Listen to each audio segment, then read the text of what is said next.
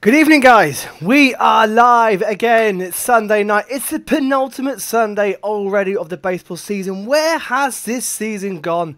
And we have plenty riding on the games tonight.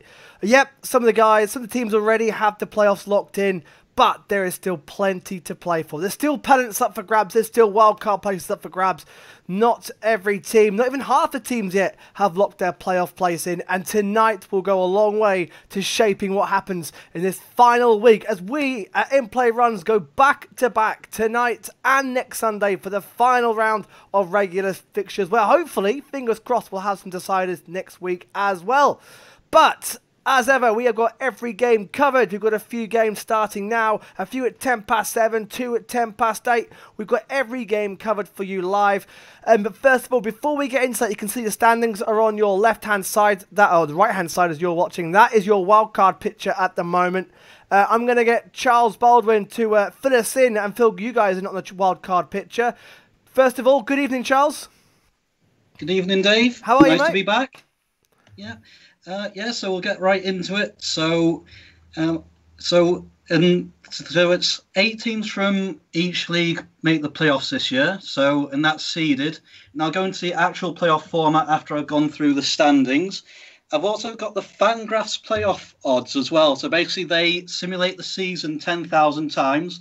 So say your team makes a season 5,000 times, you'd have like a 50% chance of making the playoffs. So in the NL, as you can see there, the Los Angeles Dodgers at 38 and 15 are at 100%. The Chicago Cubs at 31 and 21 are at 100%. The Atlanta Braves at 30 and 22 are at 100%. And the San Diego Padres at 33 and 20 are at 100%. And that's the top 4. But it gets really interesting the further down you go. So in 5th place, we have the Miami Marlins at 27 and 24. With an 81.8% chance. The St. Louis Cardinals at 25 and 24 with a 76.1% chance. The Philadelphia Phillies at 27 and 25 with, interestingly enough, an 87.2% chance. That's actually the 5th best chance of making the playoffs in the NL at the moment. And the Cincinnati Reds at 26 for 27 and 44.5% chance of making the playoffs. But the Brewers and Giants are both under one game under 500 as well. But the Reds are in at the moment by virtue of a 491 win percentage versus 490 for the Brewers and Giants. The Mets are the next best team at 4 games under 500. Fangraphs, interestingly, gives the Brewers a 55.6% chance of making the playoffs, which is actually better than the Reds. My own personal belief, and I think you'll like this one, Dave, is I believe the Reds will overtake the Cardinals and the Marlins when you factor in strength of team and schedule difficulty for the rest of the week. I would put the Marlins at 2nd in the NL East and 6th in the standings, just based on the strength and depth of their rotation compared to other teams. As we know in the NL, rotations have been very inconsistent in general. And then with the Reds in 2nd, I'd put them in 5th. I know that Sonny Gray's missing at the moment, but they have been on a good streak over the past week, winning 6 in a row. Then I would put the Cardinals finishing in 7th and the Phillies getting the final spot. Oh, really? What's that, sorry? Really? You think you can go higher, Dave? I think we can beat the Marlins. Fatalistic? I think we can beat the Marlins. We've got 4 games against Nationals next. And they're not playing well, Dave. They're not playing well at all, so... Even with our banged-up bullpen and pitching, I think we've got every chance of pipping the Marlins. No, we'll have to see. But I'm ever the optimist, mate. As everyone knows, I am ever the optimist. I was gonna say, it's good to hear you being optimistic for a change. So I'll explain more about the playoff bracket in a second after I've gone through the AL, but the AL is a lot more straightforward in terms of how the top 8's looking. Tampa Bay are 35 and 18. The White Sox are 34 and 18. The Oakland A's are 33 and 19. The Yankees are 31 and 21. The Twins are 32 and 22. All those teams have a 100% chance of making the playoffs. I think they've all pretty much clinched. The Houston Astros are 26 for 26 and have a 98.5% chance of making the playoffs. The Indians are 28 for 24 at 99.9%, and the Toronto Blue Jays are 26 for 26 at 92%. The Seattle Mariners are next closest team at 23 for 29. Obviously, with the amount of games left, that's going to be quite a task for them to pull it back. And Fangraphs agrees with that, giving them only a 3.8% chance of making it. So Charles, pretty much everybody in the playoff picture in the American League is pretty much what we're going to see going into to next week. Yeah, the one extra comment I want to make in terms of home field advantage, I would say it's quite important for the Yankees. I know Jack will be feeling pretty confident given how well they've been playing recently, but if you think about that offense in that park, it's just such a good fit. And also at the moment, if the standings did stay as they would get home field advantage against the Twins as well, who I believe they've beaten in their last 5 playoff series against them. So all's looking good for the Yankees as long as they can keep that home field advantage. The Astros, obviously, with the news about Justin Verlander being out and the slew of injuries they've got, it could be a long road ahead for them. And in terms of a dark horse, I'd say the Indians with the pitching. Obviously, it depends on whether they can hit as well. But if you can pitch, that's half the battle won. And with as deep as they can go in their rotation as well, I think that could give them an advantage potential advantage against a team such as the Rays or the White Sox. And of course, all the games are played at neutral venues pretty much, aren't they? Yeah, they are, yeah. I'm just going to get on to that now, Dave. So to go into the first part of the playoffs, so at the moment in the NL, at the top of the bracket, you'd have the Reds going to Dodger Stadiums for 3 games against the Dodgers. The Marlins going to Petco Park against the Padres. And that's the top of the brackets. The winners of those 2 games would meet each other in the National League Division Series. At the bottom of the bracket, you'd have the Phillies going to the Cubs and the Cardinals going to the Braves. And then again, the winners of those 2 games would meet each other in the National League Division Series. In the AL as it stands, the Blue Jays would be going to Tampa. Oof. The Twins would be going to face the Yankees at Yankee Stadium in the top of the bracket. And then at the bottom of the bracket, the Indians would be going to face the White Sox. Oof. And the Astros would be going to face the A's in Oakland. Oh, so we've already got some potential divisional matchups already lined up for the postseason. But Charles, thank you for that, mate. We'll get back to you. Oh, Dave, can I quickly just go through the playoff format very quickly? Yeah, go on, mate. Yeah, for those that don't know, this will be the playoff format. Charles, we've got a week left of the regular season. How is the playoff format going to work this year? Of course, it's very different to what you've seen in previous years. Yep, so the first round is a 3-game series. So the higher seeds, as I stated just then, all get home field advantage for those 3 games.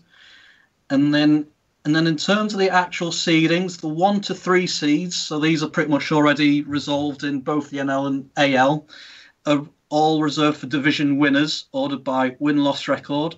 The 4th to 6th seeds, which are still in play, maybe necessarily not in terms of who qualifies, but in terms of who's going to finish 4th, 5th and 6th, are reserved for the division second-place teams, again, ordered by win-loss. And the 7th and 8th seeds are the next 2 teams from any division with the best record. In terms of the tiebreakers, if there's a tie for any position in the regular season rankings, the following tiebreakers will apply. Head-to-head record, intra-division record, so this is your team's record against your own division. So this is the importance of winning games against your division. So if you're winning a lot of games against the other league and you're not winning many against your own division, it could become a problem in terms of where you finish for the playoffs. And then if that's still tied, then there is the final tiebreaker is the record versus division over the final 20 games of the season. And if that's still tied, they add a game on until the tie is broken. And then after the 3-game wildcard round, the playoffs will revert to its traditional format of a 5-game division series, 7-game championship series, and 7-game World Series. And as you alluded to, Dave, it will enter a bubble. So the NLDS will be played in the Houston Astros Minute Maid Park and Texas Rangers Globe Life Home Park. The NLCS will be played at Globe Life. The ALDS will be played at San Diego's Petco Park, and the Dodgers home park, Dodger Stadium, and the ALCS will be played at Petco Park, and the World Series will be contested at Globe Life Park. Beautiful. Charles, thank you very much, mate. Let's get Welcome. into the action. As you can see, some base runners already off and running. Rays Orioles. The Rays have already got a man at first base. Rays have, as you can see, already clinched their playoff place and are nearing a pennant ahead of the Yankees, who suffered some mid-season dip. Let's go to the Yankees versus the Red Sox. The first game, we have Jack watching that one for us now. Jack, well, you got a long way to catch those Rays for a pennant, but the playoffs should still be within reach for you. Yeah, Dave. Evening, everyone. It's just we've gone on this 10-game winning streak, but the Rays just keep winning enough games to stay ahead of us. We sort of draw back quite a few games, but I got the feeling the division's out of our reach. But as Charles just explained, apart from the first wildcard series, the sort of home field advantage isn't there. So, just a case of getting in, making sure you're in the playoffs and taking it from there. And how's the game started so far? Of course, even though the Red Sox have had a terrible season and the Yankees are near enough, well, they've clinched a playoff place already. Can they catch the Rays for the pennant? How's the game started? Houck, DJ LeMahieu flied out to right field, and that brought up Luke Voigt, and Houck, with his first pitch, Luke Voigt hit him in the shoulder, his leading shoulder. So it was very close to his head, but it wasn't too intentional. But so we got a runner at first, 1 out, a 1-2 count to Aaron Hicks at the moment. Yep, the Yankees and the Red Sox, not a lot. The Red Sox are playing for pride, of course, a big rivalry with the Yankees. Any win, they will take over the Yankees. And, of course, it should be, on paper, formality for the Yankees. But we've seen some big shocks in in-play runs already. Most of them happening against the Red Sox this year. Let's go to Detroit, where we have the Tigers against the Indians. And we've got Pete watching that one for us. Good evening, Pete. Evening, Dave. How you doing? I'm very good. So the Indians, despite with a fantastic 28-24 record, despite being 5 places clear of the wildcard contenders, are third in the division and are heading for a wildcard. Just sums up what a crazy Central this has been this year. Yeah, deja vu for me, really, Dave, because every time I've done in-play runs, it's been AL Central games for the Indians, and this one's no different. It's the Tigers again. Cookie Carrasco on the mound for the third time from in-play runs. The series here is tied one apiece. Both teams are obviously gunning for the series win. Although, to be honest, the division's long gone. I think it's probably down to the White Sox now. The Indians, like you say, third, 6 games back. The Tigers fourth. I think they're like 11.5 games back. The Tigers have been, well, the Tigers, rubbish. But the last time we spoke, the Indians were in contention for the division title. That's right. But they've been absolutely rancid the last couple of weeks. 8 defeats in the last 10. The bats have been dead. They lost to the Tigers last night, a game I was stupid enough to stay up for. It's just been really bad. Again, relying a lot on the pitching, which let them down yesterday. Essentially, they're limping into the playoffs, and I've got to be honest, I do not expect them to make a serious dent in the playoffs if they get there. I don't know what to say, to be honest. It's the final road game of the season for Cleveland. Like I say, Carrasco on the mound, Matthew Boyd starting for the Tigers, and I will let you know what happens. And of course, the Tigers had the faintest of hopes. It's a long shot from here. I think they're 4 games back from the wild card. That's a tough shot. The Tigers have probably gone a bit better than what they would have expected, or is this about on par? They're not too well, 22 and 29. I'd say it's about on par for them. I just think I think the Indians expected to be closer to the Twins and the White Sox than they've ended up being. The bats have just been absolutely dreadful all season, to be honest. So we'll see if they can get any better today.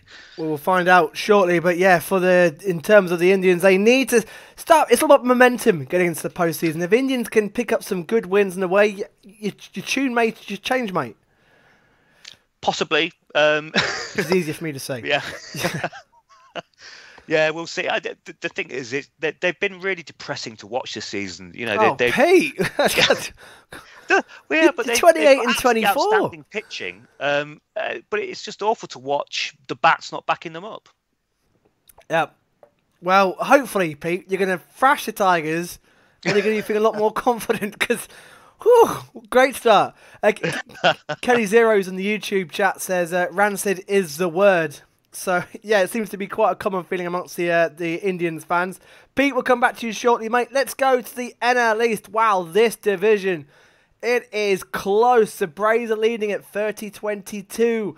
But the Phillies and Marlins are on their tails. The pennant, the division is still up for grabs with 3 teams.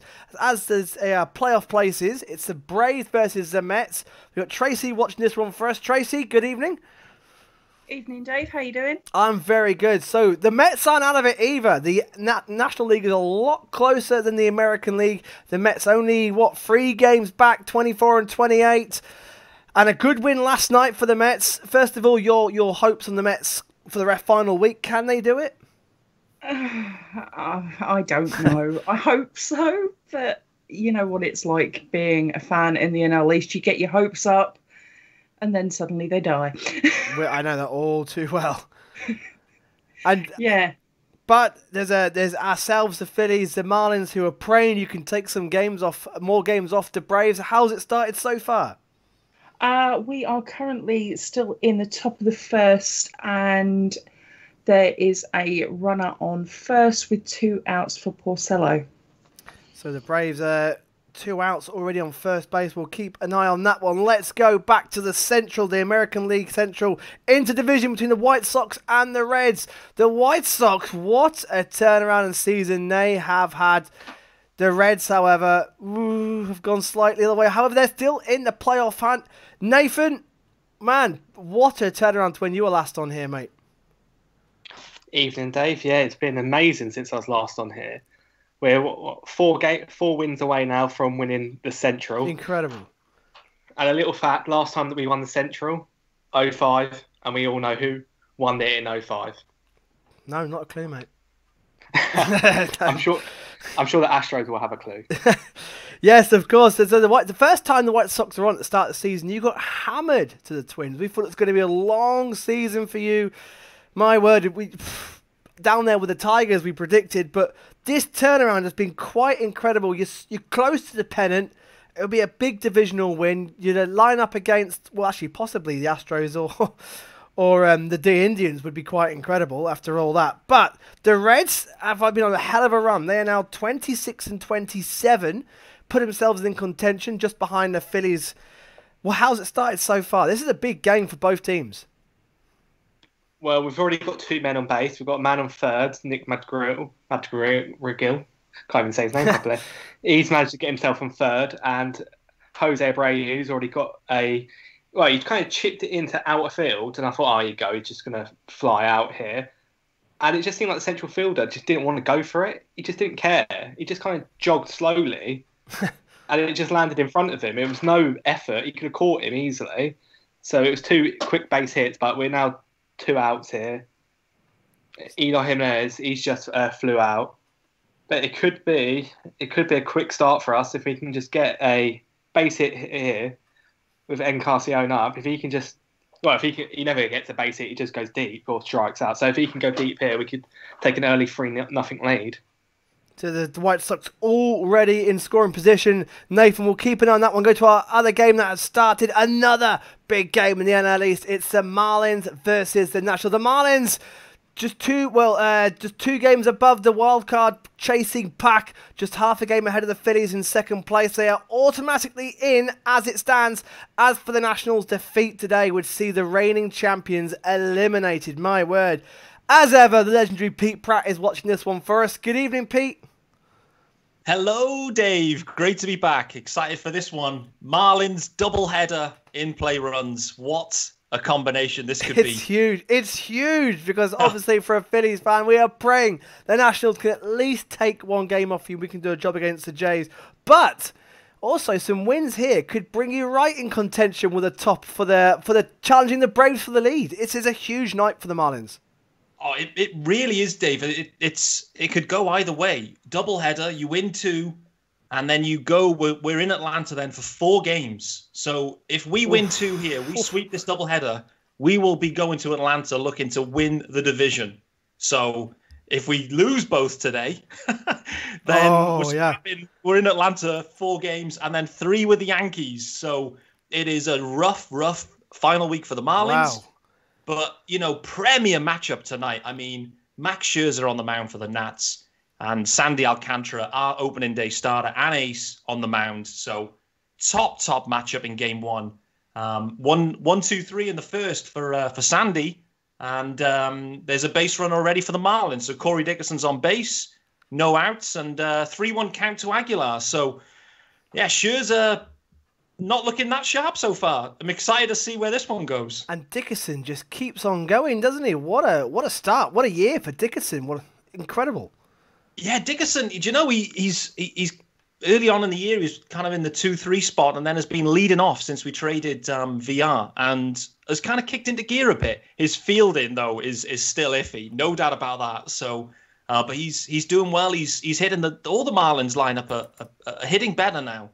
The offense has definitely come around a bit. So, this is going to be, these are 2 huge games for the Marlins, huge games for the Phillies, in many ways, huge games for the Braves too. So, this is really how this series goes will have a big factor on how the East plays out.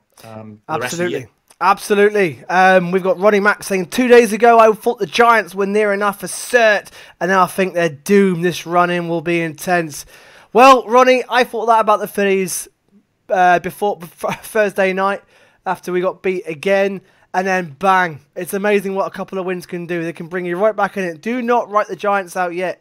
Don't write anybody out yet. The National League is going to be wild, as Pete would say. One of your cliches there. Already got some runs at the only game we don't have anyone at. The Rays have gone 2-0 down. Music to Jack's ears. And Yankees fans, the Rays are already 2-0 down to the Orioles. The Baltimore Orioles, who are pretty much out of it, they're going to have to go a long way to get into the wildcard race. But they are 100% win rate on in-play runs, and they're already at it. 2-0. Jack, how's it going at that Red Sox game? With the Rays losing, that's music to your ears early doors. Well, it is. It's what you're hoping for as a Yankees fan for the Rays to start losing some games. But Rafael Devers had a big Fenway Park double right off the top of the monster, so he was on second with 1 out, and Devi Garcia got Martinez to fly out, and I think it was Dolbeck to strike out. So still 0-0. End of the first. Yankees come out to bat. Yankees up to bat, so bottom of the first, they're heading there. The White Sox could not cash in. I can see the Reds are now at bat. Let's just quickly preview the games we've got coming up at 7, starting with the D-backs versus the Astros. The D-backs are all but out of it. They're gone. Forget them. The Astros, however, are clinging on to a final wildcard spot. I didn't think we'd ever be saying that. Good evening, George. Hi, Dave. How you doing? You all right? Very well, mate. Very well. So the Astros, what on earth has happened to the Astros this season? And in the last couple of weeks that we've been off, the Astros were flying high. They were just behind the A's in the West, and now the A's are about to clinch a division. And what's happened? What's happened?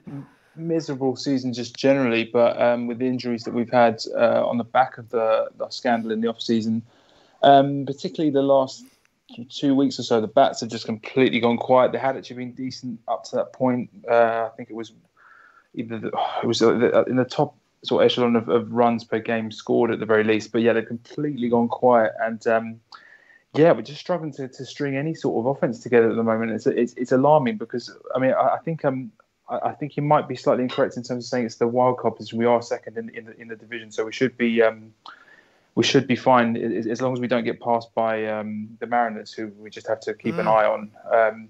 So we are in the second spot with the expanded postseason for sort of making automatic qualification to October, just by virtue of the format, really. But yeah, I mean, we've played some dreadful baseball at times this season. We've had some bright spots of the rookie pitchers who've had to stand up and take the place of the many absences, injuries, and so on, especially in the bullpen.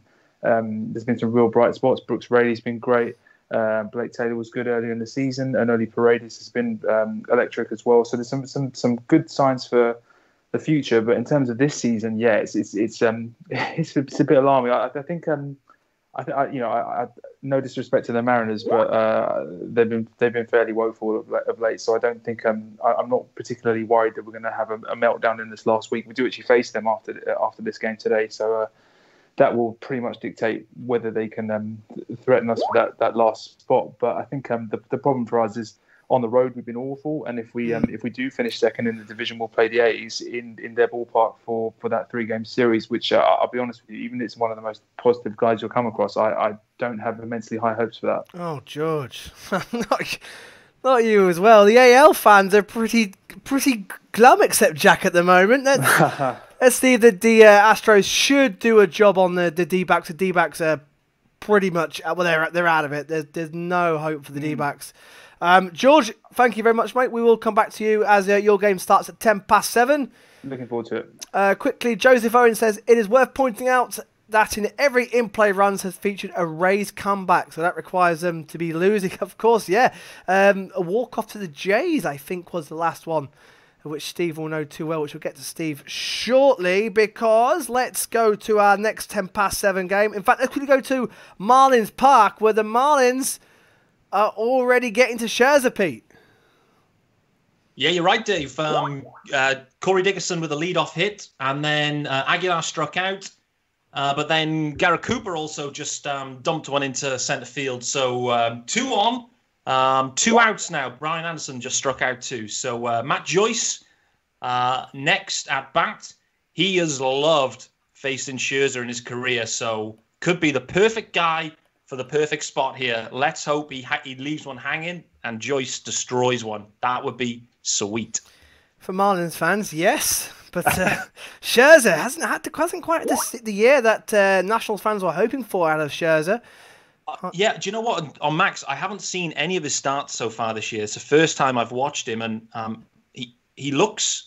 It doesn't look as electric, is how I describe it so far. No, he hasn't. He certainly hasn't at all when the Phillies faced him. In fact, they got to Scherzer quite early on, as they do to a lot of pitchers. They got him at the game quite early, but Scherzer just does, like you said, does not look electric as he used to at all. However, hopefully tonight he will. And so we'll keep an eye on that. Let's go to the Royals v the Brewers. And we've got Mark watching that one for us. Now, the Royals are, of course, interdivision games. Central, the Royals, 5 games back. They're gone. They're all but gone. They're pretty much out of it. However, the Brewers, Mark, are still sticking around. They're 2 games back from the wild card spot. And they could nick in the final weekend. Yeah, they can. It's been a bit of a strange season for the Brewers. We've pretty much stayed at 500 or below pretty much the entire season, but somehow we're still in contention for postseason. So it's a strange season. We've got obviously most of our games that are remaining against. Please excuse my little baby on my lap. That's fine. Basically, most of our games remaining are now against the Reds and the Cardinals. So basically, it's in our own hands to actually get into the postseason. And obviously, someone's taken a bit of a disliking to this.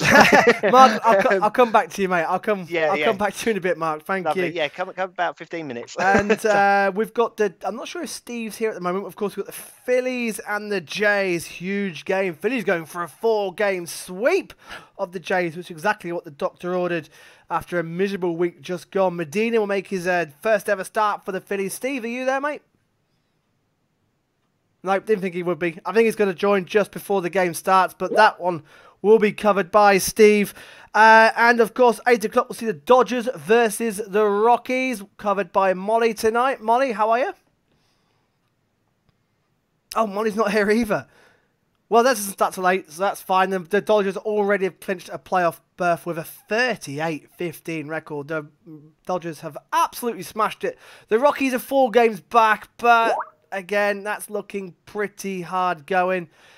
So that's our games tonight, our early games tonight. Let's get to Pete. Did the Marlins tag any runs in that top of the first, or bottom even?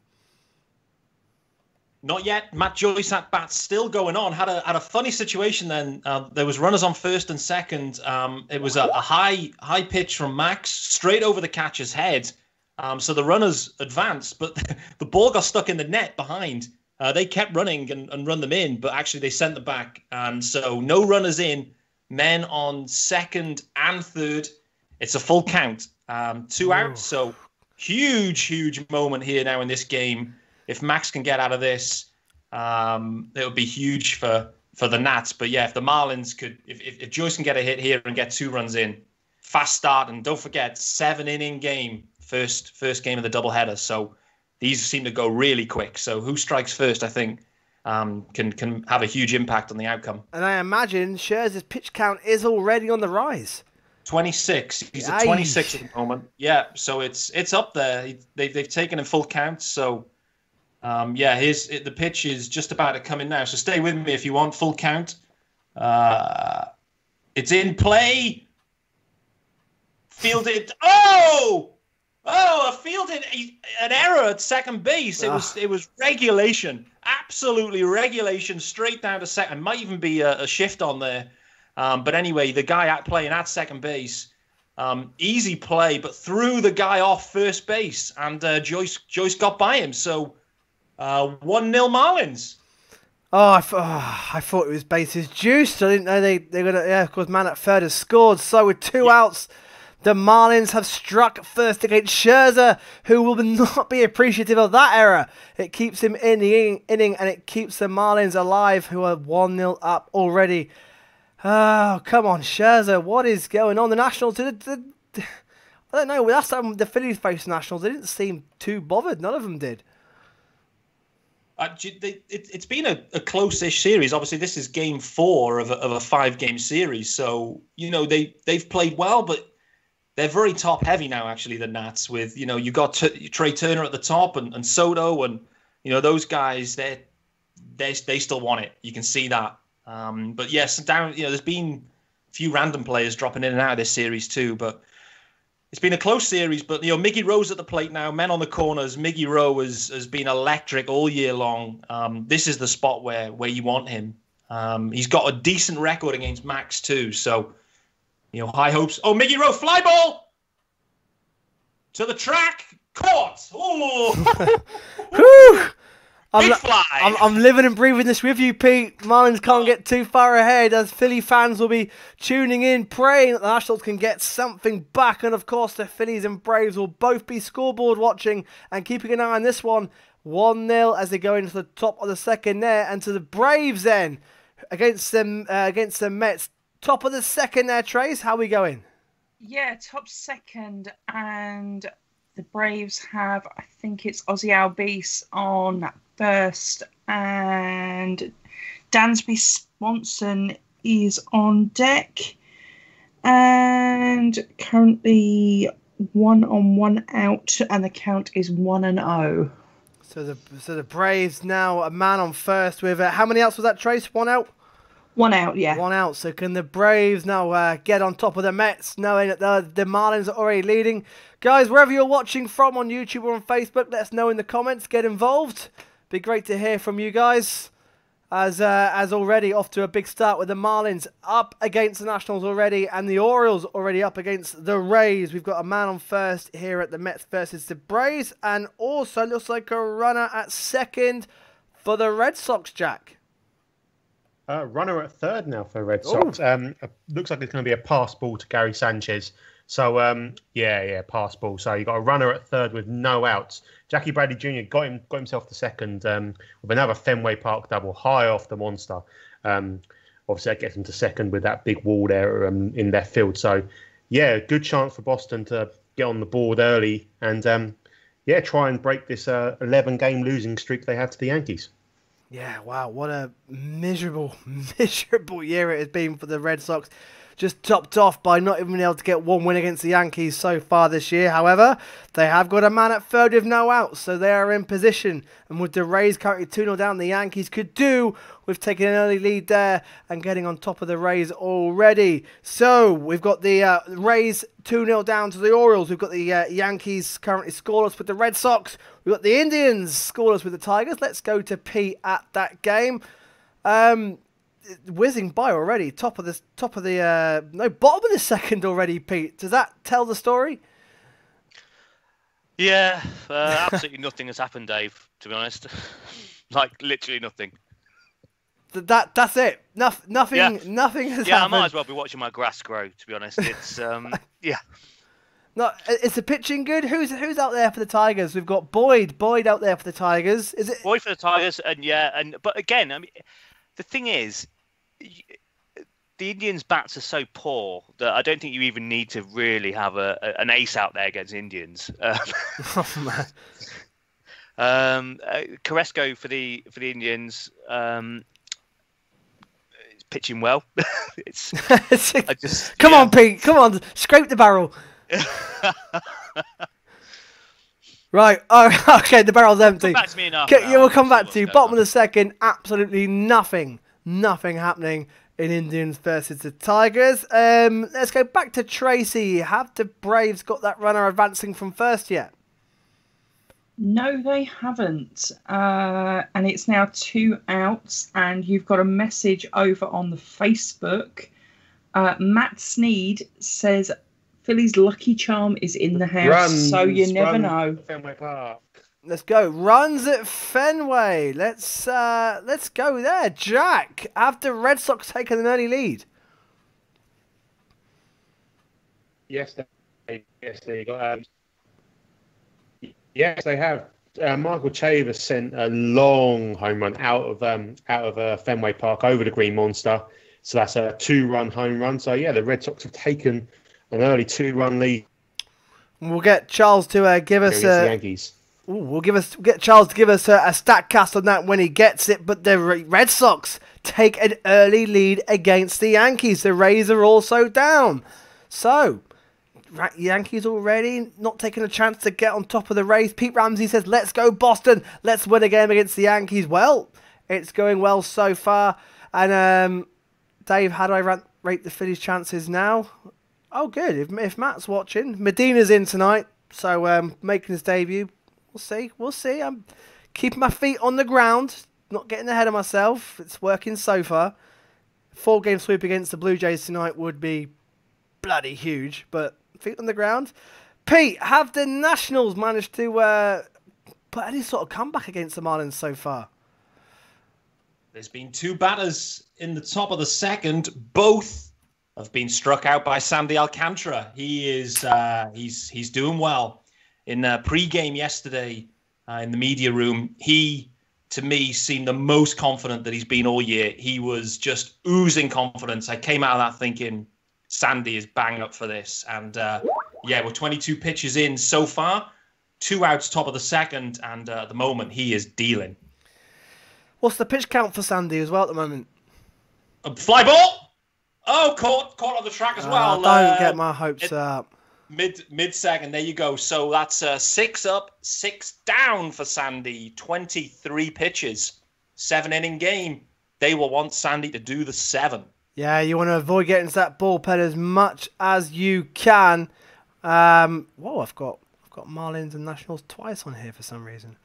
There we go. Pete Ramsey says home run. Yes, big home run for Boston. They have taken the lead against the Yankees.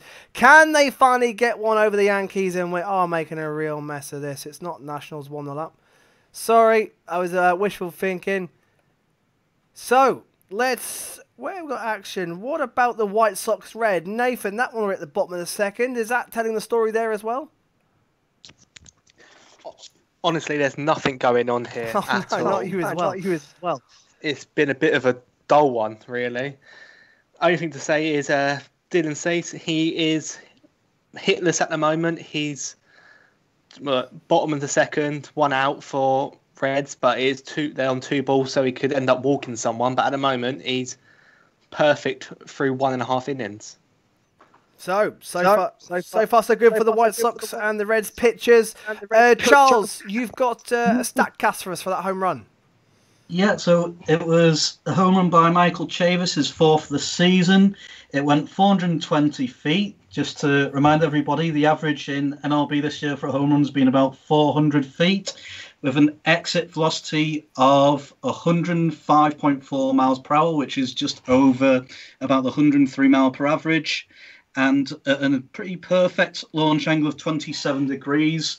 They're mostly aiming for 26 to 30 degrees, ideally.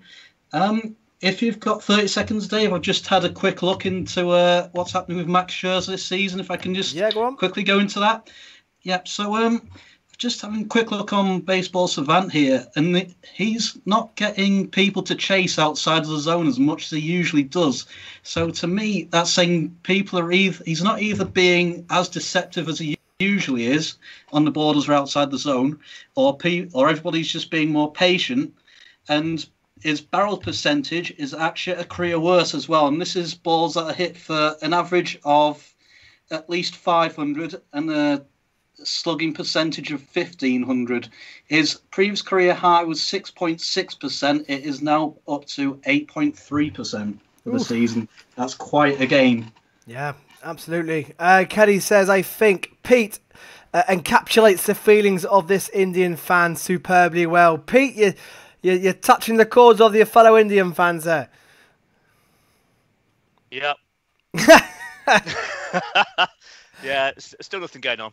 Still right. We'll come back. We'll come back, Pete. Jack, did the Red Sox look like they could cap on some more runs here? Yeah, Dave. They're getting to Devi Garcia's another single by Puello. I can't say his name. Oh, no, don't get their names wrong. Yeah, I know. We have the Red Sox fans on kicking off, don't us? I know. He's not really a household name, we say that, but yeah, he's singled off Devi Garcia, so it's 1 on, still no one out. 2-0 Boston in this bottom of the second. So the Yankees, of course, with Garcia. Garcia's had an okay season so far for the Yankees. Yes, he has. He's sort of been our bright young spot in the rotation when we because we lost Severino before spring training, so he's always been highly touted in the Yankee system. So it's nice to see him come up, and he's had some really. He was the one that turned our sort of form around this season against the Blue Jays. He got us that first win after we lost. I think it was 6 or 7 in a row.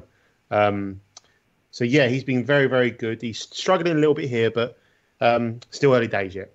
Still early days. And Nathan, looks like the Reds have got a runner on board. Literally, after I spoke to you, they got a hit. Ended his perfect game. It's that old tale of don't mention that it's going on. Completely ignore it.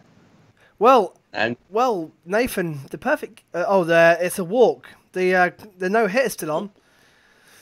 Oh yeah, my app keeps on crashing on me. So when it came back, there was just a man on base. So it was a walk. It was a walk. So the no hitter. That's the no. The no hitter. The no hitter is still on. Oh, I'll pretend I never heard any of that. What you've just said. Are you trying your best to jinx it there, Dave? I've done nothing. Just pointing out to the viewers what's happening. But the Reds, if they can win, wow, they're going to put pressure on that last wildcard spot. The Phillies and the Phillies are going to have to keep raising their game and keep winning the games because the Reds are not going away, and they are in scoring position against the White Sox at the moment. The Red Sox have not yet cashed in. The Rays are still 2-0 down against the Orioles. That's now at the top of the third already. They're rattling on by quite nicely. Nothing happening at the Indians versus Tigers. No point going there. So let's go to the bottom of the second inning at Marlins Park. Pete, already back to the Marlins batting. Oh, Dave, there was almost an airwave buster. It would have been insane.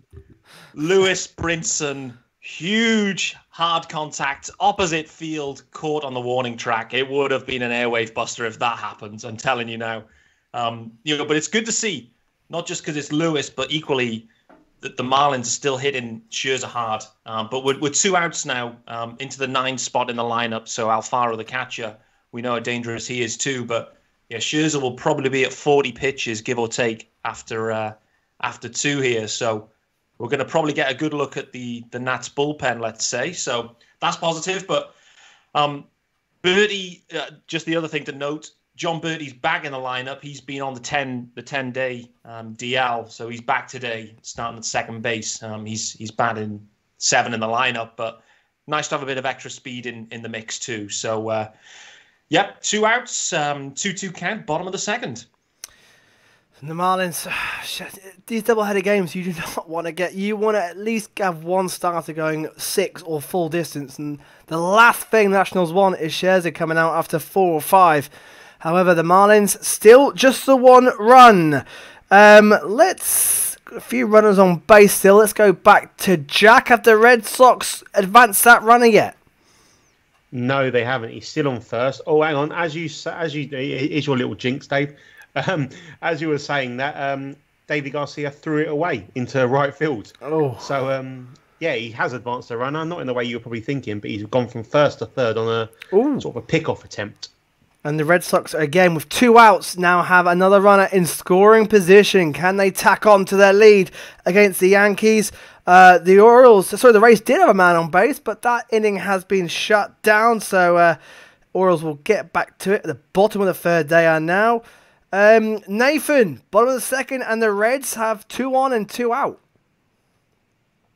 Yeah, so they now have a man in scoring position, and it's another walk again for another batter. So we've walked 2 now, 2 out. So hopefully we could just get a little tap into infield to just get 1 out or a nice fly out here. But we are notorious for losing on in-play runs. So you are, yep. Bases loaded. Oh, bases are juiced for the Reds. Big moment for the White Sox already. And can the Reds cash in? Who's coming up to bat? I will tell you when they're just the replay is just going on. I can't. It should be. Let's see if I can nick it for you. Let's see if I can nick it. Looks like Freddie Galvis. Yeah, he got. Acuna's not a happy bunny. We'll quickly pop to the Braves-Mets game. Tracy Acuna, not a happy man. The Braves are still 0-0 with the Mets. Yeah, he just got hit by the pitch on his elbow by the looks of it on the slow-mo and threw his bat down in disgust and stomped off to first. Oh, so, however, he is on base and the Braves are 1 out. So 1 out and 1 on for the Braves. But bases loaded. For the Reds with, it's Barnhart. Barnhart coming in. So Galvis was the man walked. It's now Barnhart. Go on, take it away, Nathan. Now, you've already had one grand slam against you in in-play runs. Yeah, well, I think we've had 2. I think we had 2 in that Twins game against us. You did. Yes, you had a double grand slam against you. So this, 3rd time's the charm and all that. So 2 out, bases juiced to count 0-0. And for your pitcher, he's had a good year so far. He doesn't really allow these opportunities too much, does he? Oh, Cease has had a really good year. He's been... straight to a break-you. In and over. Lovely. Yeah, he's had a really good year. He came into the year looking to be the 3rd starter with Keuchel, Gio in there. So he was competing with Lopez, Rondon... But he's been brilliant. He's definitely nailed down that 3rd position. He's been Gio a few years ago when he came in, and he had an average season when he came over from the Nationals. And then he had the bad year and became brilliant. So hopefully Cease will just skip the bad year and just get better and better and really push for a number 2, number 1 spot. Well, he's got out of it. The bases are unjammed. He's got out the jam. Big moment for the White Sox with the bases loaded. No Reds runs scored. So that is a huge relief. And we've got, believe it or not, a man on base at the Tigers-Indians game. Pete, something happening? Yes. It's for the Tigers. So I'm just delighted that someone's done something. Austin Romine has just lined... a signal into Delano DeShields. We've got a man on base. Something's happened, Dave. And no outs. There could be another one. Let's not get ahead of ourselves. I'm just happy something's happening. So, no. I'll tell you what, every time we've covered the Tigers and Indians in whatever games they've been in, it's gone the same way pretty much. The hopes for this are pretty low. Pickoff at the Braves-Mets. It's a big one. Tracy, what's happened? Yeah, Acuna Jr. just got picked off at first. Throw from Porcello. It went to umpire review and the decision was upheld. And so he just went for a little wander back to the dugout and not a happy boy. No, unhappy at bat, and now he's been picked off, especially with Freddie Freeman now at the plate for the Braves. That's a big pick-off. Neil B says on Facebook, as a Nats fan this season, been all about watching our window close and the barren farm system coming home to roost. Oh, that sounds pretty ominous for the rest of the next few years, doesn't it? Our GM, Mike Rizzo, is a superb trader, but our drafting has been a series of high-risk gambles towards Boras clients. Yeah, I know that feeling. They that have largely failed. So, wow, that's... Shouldn't complain, as we were GM by Jim Bowden for far too many years. He also says, Pete Pratt, if you are about to get to the Nats pen, you'll have a long look. The unit's been dismal, and the best at the bench has been Tannerini, who won't be back this year. Oh, wow, that's more depressing than I thought. So, reading that from Nats fans, it could be a couple of years of barrenness, of nothing coming. Dave. Yes. It's all going off here. Daz Cameron's just walked for the Tigers, so 2 men on base, no outs, bottom of the third. Ooh, Pete, there could be a run. Now, let's keep our feet on the ground here. Hang on, let's stay calm. Yeah, and it could be against, and the Tigers have upset a couple of times when they're on in-play runs. Oh, beautiful catch. And a beautiful catch, and it sounds like the Mets have got the Braves out the inning. Yes, Andres Jimenez ran over from short and caught it close to the dugout, and Freddie Freeman walked off, and he, again, wasn't a happy boy. Interesting. So, the Braves unhappy at the moment, still scoreless as the Mets come in to bat at the bottom of the third. Charles, some injury updates for us on those Rays.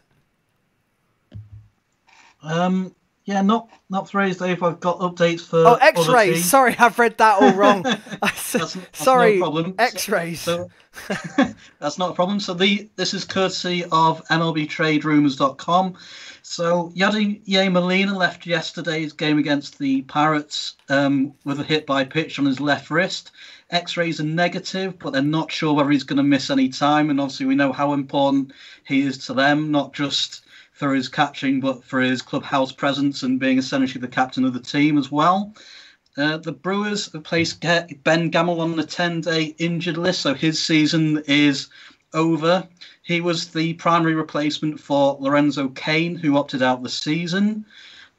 Walker Buehler in a big return for the Dodgers. He threw a 90-pitch simulated game yesterday and is looking to be activated off the 10-day IL for Thursday, so he'll get to pitch against the A's and a warm-up start for the playoffs. And in a activation which will likely have wildcard implications and also second-place implications in the NL Central, Sonny Gray is likely to return on Tuesday against Mark and the Brewers. Oh, not good news for the Brewers if Sonny Gray comes back in fine form. Pete Ramsey says, Charles, have the times of the playoffs been released yet? I don't think they have they?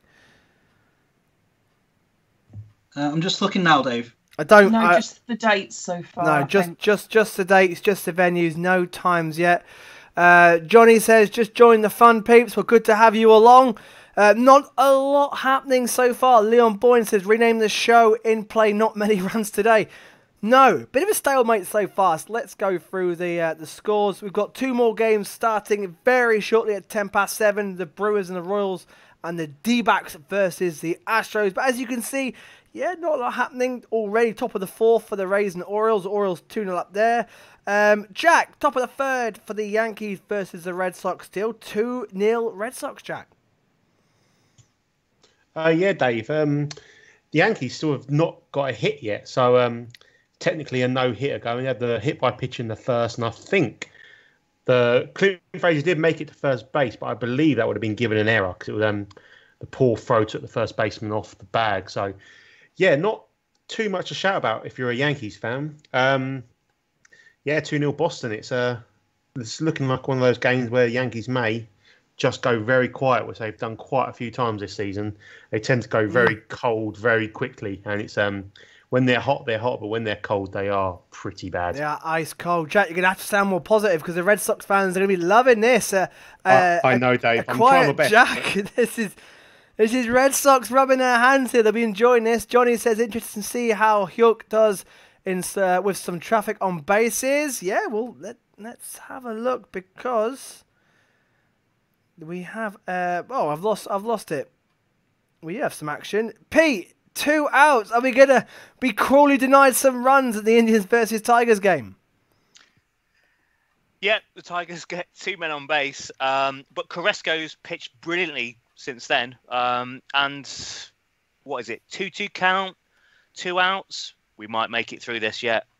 So the Indians and Carrasco are pitching their way out of it as it looks. Can the Indians come out with no damage done? What about... Let's go back to Marlins Park. We're at the bottom of the third there. Pete, the Nationals, nothing going for them at all.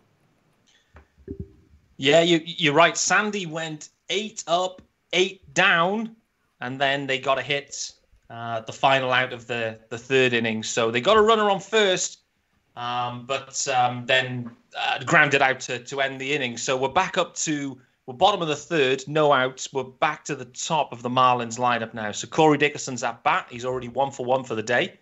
0-2 count already. So Scherzer will probably pitch around and flurry of sliders, no doubt, from Max. But yeah, from a Nats perspective, they've looked a little bit flat, although they did have a couple of flyouts in the second. So yeah, I mean, what's left to play for the Nats? That's the question, right? You know, are they up for it? I don't know, but the Marlins are bang up for it. So, you know, for me, if the Marlins can get a couple of runs lead here, I think they can cruise this one. Sandy, through 3 innings, he has thrown 36 pitches. So that's the point. We're looking for Sandy to do the 7 if we can get it out of him. Yeah, that's bad news for the Nats. Hopefully the Nats will keep this poor form going into the series with the Phillies. Strikeout and no runs scored in Detroit, Pete.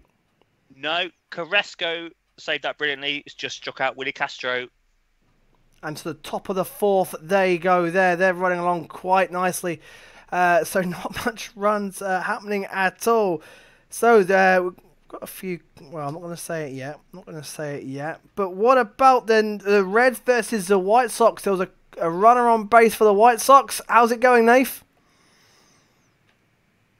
It looks... he's just been caught trying to steal second. Oh, picked off again. He kept on trying to take second, and they kept on trying to pick him off at first, but eventually he did go for it, and he had no chance really. He's done it a couple of times this year. He tries to steal second, and he gets picked off. Oh, he's done it on second, trying to steal third. Obviously, he's a rookie, and in a few years, his decision making will get better. But it's getting a bit annoying when you've got a good man on batting, and then you've got him trying to steal a base in a 0-0 game in the third. It's not like it's in the 8th, 1-1. Yeah. Try and get an insurance run. So, as it stands, the White Sox 0, Reds 0 to the bottom of the third. They go there. The Rays have tacked one on. It's the Rays 1, Orioles 2. So the Rays already up to their comeback tricks. They've come back in every game. They've been on in-play runs so far to win late on. And already they're working on the Orioles lead now. 2-1 to the Orioles. Johnny says, cheer up, Jack. Is there much to cheer about so far? Not really. Not really. For a Boston fan, if you're a Boston fan, you're very happy with the way things are going. But being a Yankees fan, there's not really been a couple of walks, hit by pitch. There's not. Well, we haven't had an extra base hit.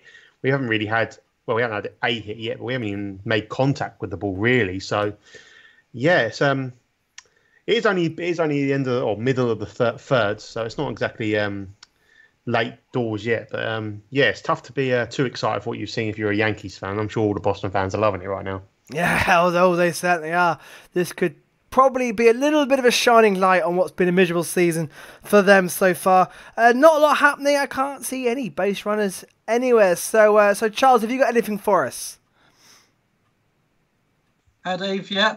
I was just about to update the chat on Twitter. Willie Adamias of the Tampa Bay Rays has blasted a home run off the left centre field wall to make it 2-1 against the Orioles for the Rays in the top of the fourth. So they've clawed their way back into that game. But obviously there's still a long way to go. I'm still waiting for the StatCast to come through on that. If I've got a minute, Dave, what I did since last episode of In Play Runs is I've got together the top 5 hottest and coldest teams in each league by ERA and OPS, just to give us an idea who's been trending in the right direction and who hasn't. So in the NL, the hottest teams in terms of pitching have been the Los Angeles Dodgers with a 3.14 ERA, the Chicago Cubs with a 3.50 ERA, the San Diego Padres with a 3.58, the Milwaukee Brewers with a 3.71, and I don't know if this will be a surprise to you, Dave, but your Philadelphia Phillies with a 3.85 have been the 5th best pitching team by starting pitching in the NL since the last episode of In Play Runs. All right, starting pitching. Yeah, Nola, Wheeler, Eflin have been great. It's just when they leave the game and the bullpen comes in. In terms of coldest, Dave, not many surprises here. The Atlanta Braves have been the worst at 6.67. The very poor Washington Nationals at 6.38. The Pittsburgh Pirates at 5.99. The San Francisco Giants, much to my joy, 5.98. And the New York Mets at 5.89. In terms of relief pitching, the hottest teams have been the Giants at 2.52, the Padres at 2.64, the Cubs at 3.09, the Pirates at 3.35. Yeah. No, not quite. Not quite. Oh, Wilson Ramos with a lovely double for the Mets. Ramos with a double. So the Mets are in scoring position, Tracy. Yes. I just hope that they can actually make something of it because I think we've still got the worst thingy-me-doodah with runners in scoring position. I've lost my words. Record? I don't know.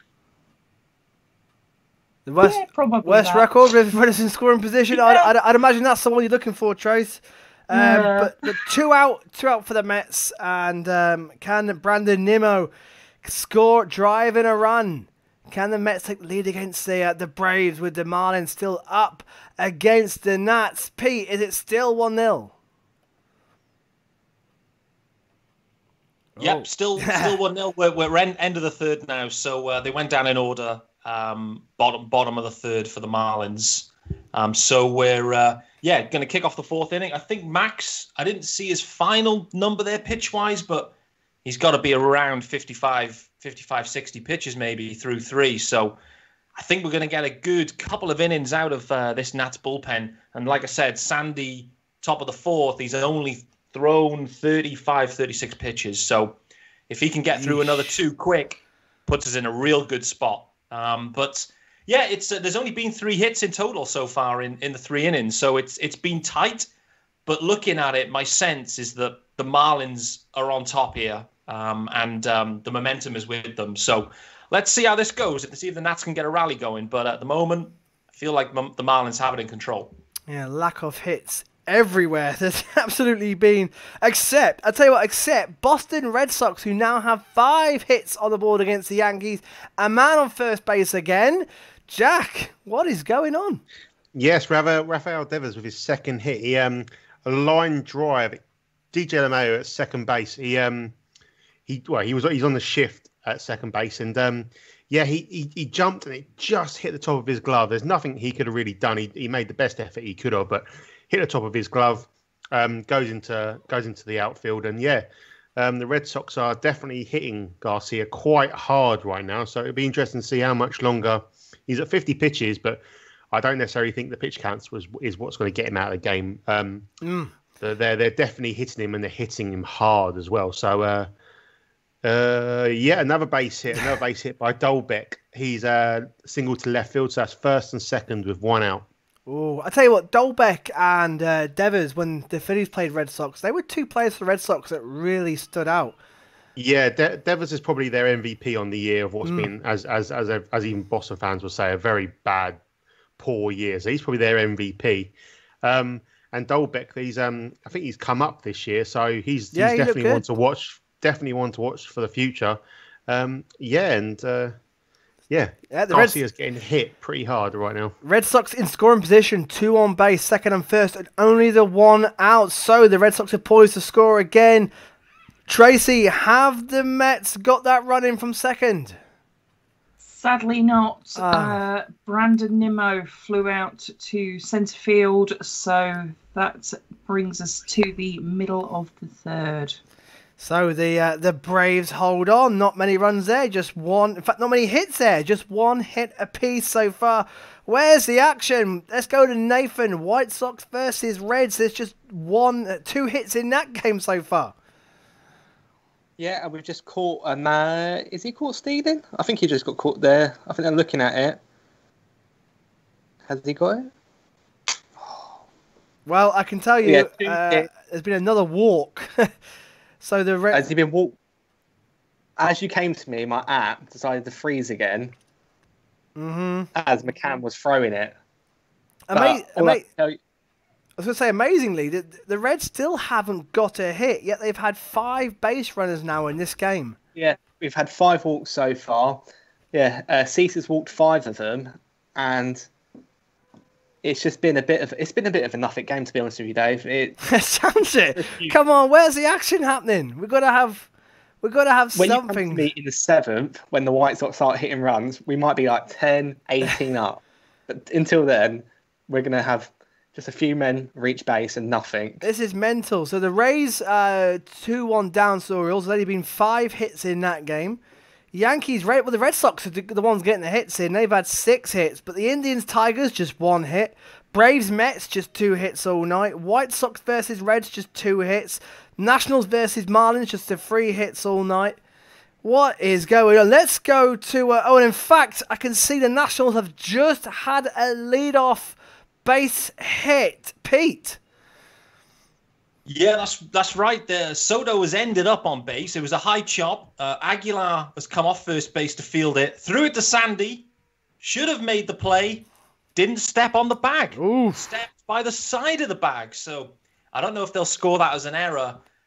He was, I guess, just trying to make the catch from Aguilar. But then just, they've given us a hit. So, yeah, he's on first. But, yeah, Sandy could have made the play. He literally was stood next to first base and just stepped but missed the bag.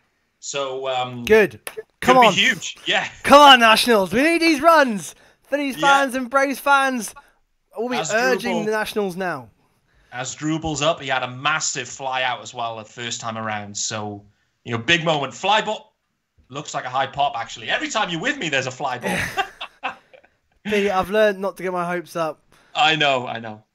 Johnny makes an interesting point in the comments. Should note that the Red Sox are 3rd in the league in hits. The problem is runners in scoring positions and worse ERA. So yeah, it's just clutch hitting from the Red Sox has been the sour note. Neil B says the Nats are, I think, the oldest team in the league on average. Oh no, this gets even worse. This despite having Luis Garcia at 20 years old, Juan Soto at 21, and Victor Robles at 23, and Keita Kaboom in the lineup. But all the hitters and Will Crowe is your best pitching prospect, and Max Straz and Corbin all in their 30-somethings. It's going to take the Lerners dollars to keep the Nats competitive in an increasingly tough division. Yeah, that looks... But by the sounds of it, the Nats want it in their window of opportunity, which is what you've got to do. Yeah, look at the Royals. They want it in their window of opportunity. They've tailed away for the last few years. The Giants won it 3 times in their window. You've got to win it. Your window comes around, once every few years. You've got to make the most of it. And the Nationals have done that. So at least you can go into a little bit of a barren spell knowing we've done it, we won it, and we'll be back. Everyone comes back eventually. Even the Marlins. Look at the Marlins. The Marlins are coming back. Let's go to the D-backs versus the Astros. They are just starting there. George, good evening, buddy.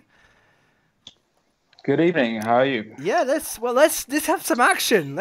Come on, we're building the sport up as an exciting, entertaining baseball. This game hasn't started yet. So I'm just I'm pacing myself. I'm ready for a big display from the Astros today. It's just first pitch is just about to take place. Just to give a little bit of context on this game, it could well be the last games as an Astro at Minute Maid Park for Yuli Gurriel, Michael Brantley, George Springer, and Josh Reddick. So there's a lot to be decided in terms of that, whether we do try and re-sign any of these players. First pitch to Josh Rojas from Jose Urquidy is a strike. Second one is a ball, so it's 1-1.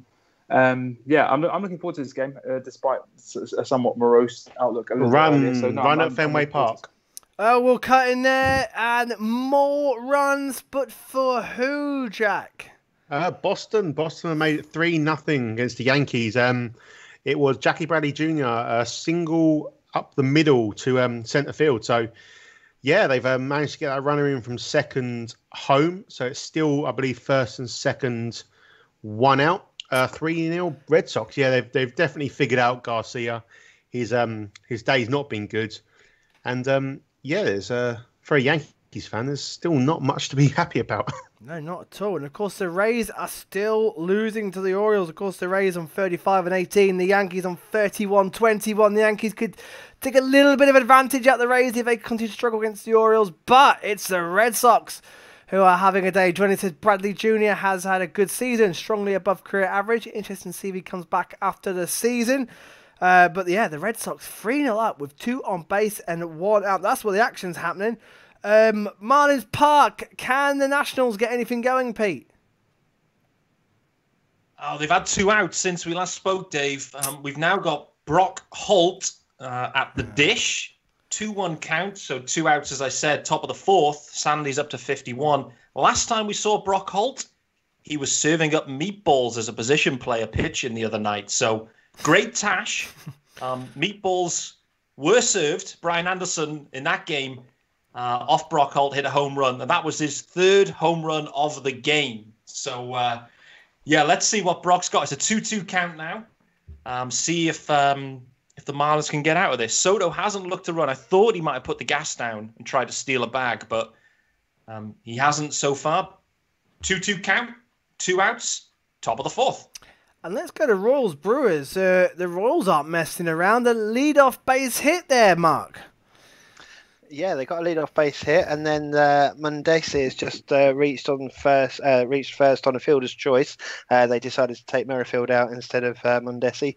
So they've had 2 batters up, 2 hits so far, with 1 out. So they're looking to put some pressure on the Brewers, who obviously need to win the game. So it looks like they've basically got no pressure on them because their season's pretty much done. Yeah, the Royals, every time an in-play runs, the Royals have done all right. I'm quite surprised they're on a 21-31 record. They're 5 games back off the wild card. That's all but done. That's no chance in that American League. But the Royals have proved to be a tough cookie this year. So, Yeah, they've done quite well in this series. They've scored quite a few. Well, they got blanks last night, but the night before they put 4 up before we had to start playing. So, they can be a handful. Yeah, they've also got their best pitcher on, I think. So Brad Keller. He's starting. He's got 2.03 ERA. So it's going to be tough for the Brewers to get some runs off this one, I think. And of course, the Brewers just 2 games back off the wild card, and of course, with the Reds currently tied against the White Sox, these games are huge for them right now. Also, action. Let's go to Marlins Park, where there's been a challenge, Pete. Yep, I was just going to say, Dave, just literally as we stopped talking, Soto went for a stolen base, and he was called out at second, but they challenged it. Looking at the video, he pulled the swim move. He had the swim move on him. I think he's going to be safe. So they're just, these reviews, they take forever, don't they? Do you know how many times you need to look at it? But for me, he looks safe.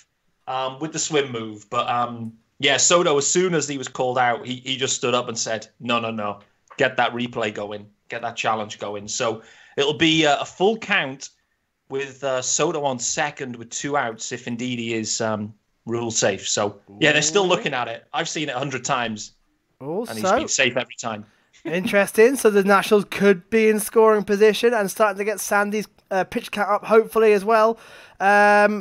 Bottom of the 3rd, Yankees versus the Red Sox. Red Sox 3-0 up. The Red Sox. Whoa! They called him out. What? Unbelievable! Why'd you do this to me, Pete? Mate, I'm telling you, you know, I'm a Marlins fan. I'm watching this, and he looks safe as can be. And that's what I was saying to you. How many looks does it take? And in the end, they call him out. I just don't get it. How the videos there? How are these decisions not being made correctly? But there you go. The Marlins get out of it. We'll go to the bottom of the fourth. I haven't even seen it, and I'm angry. Come on, come on. That's ridiculous. Yeah. Ridiculous. Come on. So the Marlins, so that's Nationals out, and it's bottom of the fourth already in the 7-inning game, and the Marlins are back up to bat with a narrow 1-0 lead.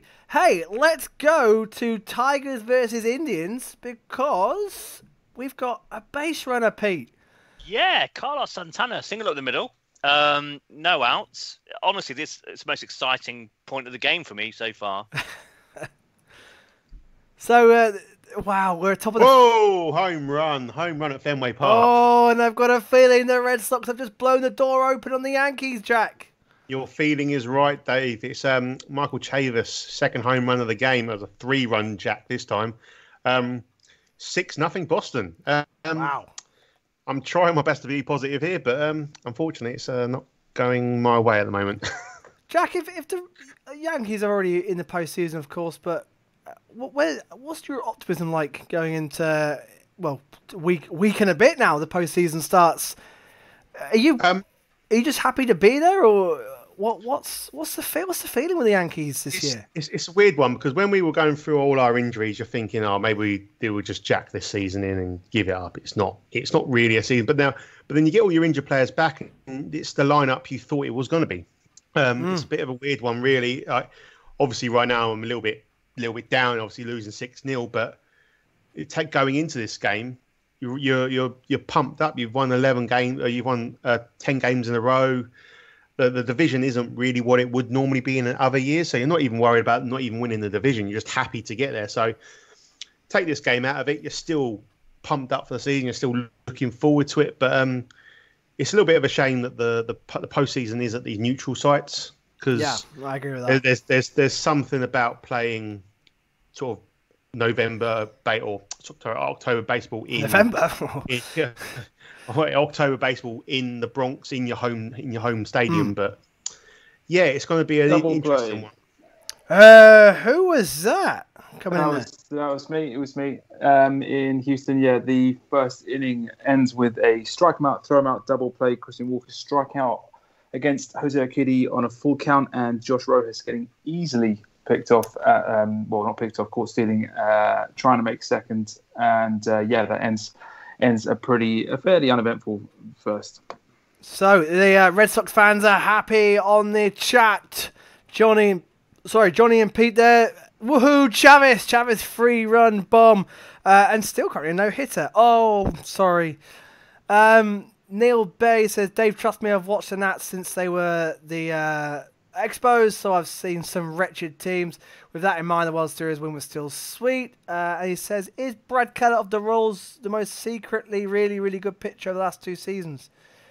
Open up to the comments. Is Brad Keller, do we think Brad Keller is the most secretly really, really good pitcher of the last 2 seasons? So what you're saying, a bit underrated, Brad Keller, not getting the recognition he's deserved so far? We'll throw that one out there. To be honest with you, I've not seen much of Brad Keller at all. Pete and Nathan, have you seen much of Keller? They're in your division. Pete? No. I knew that was coming.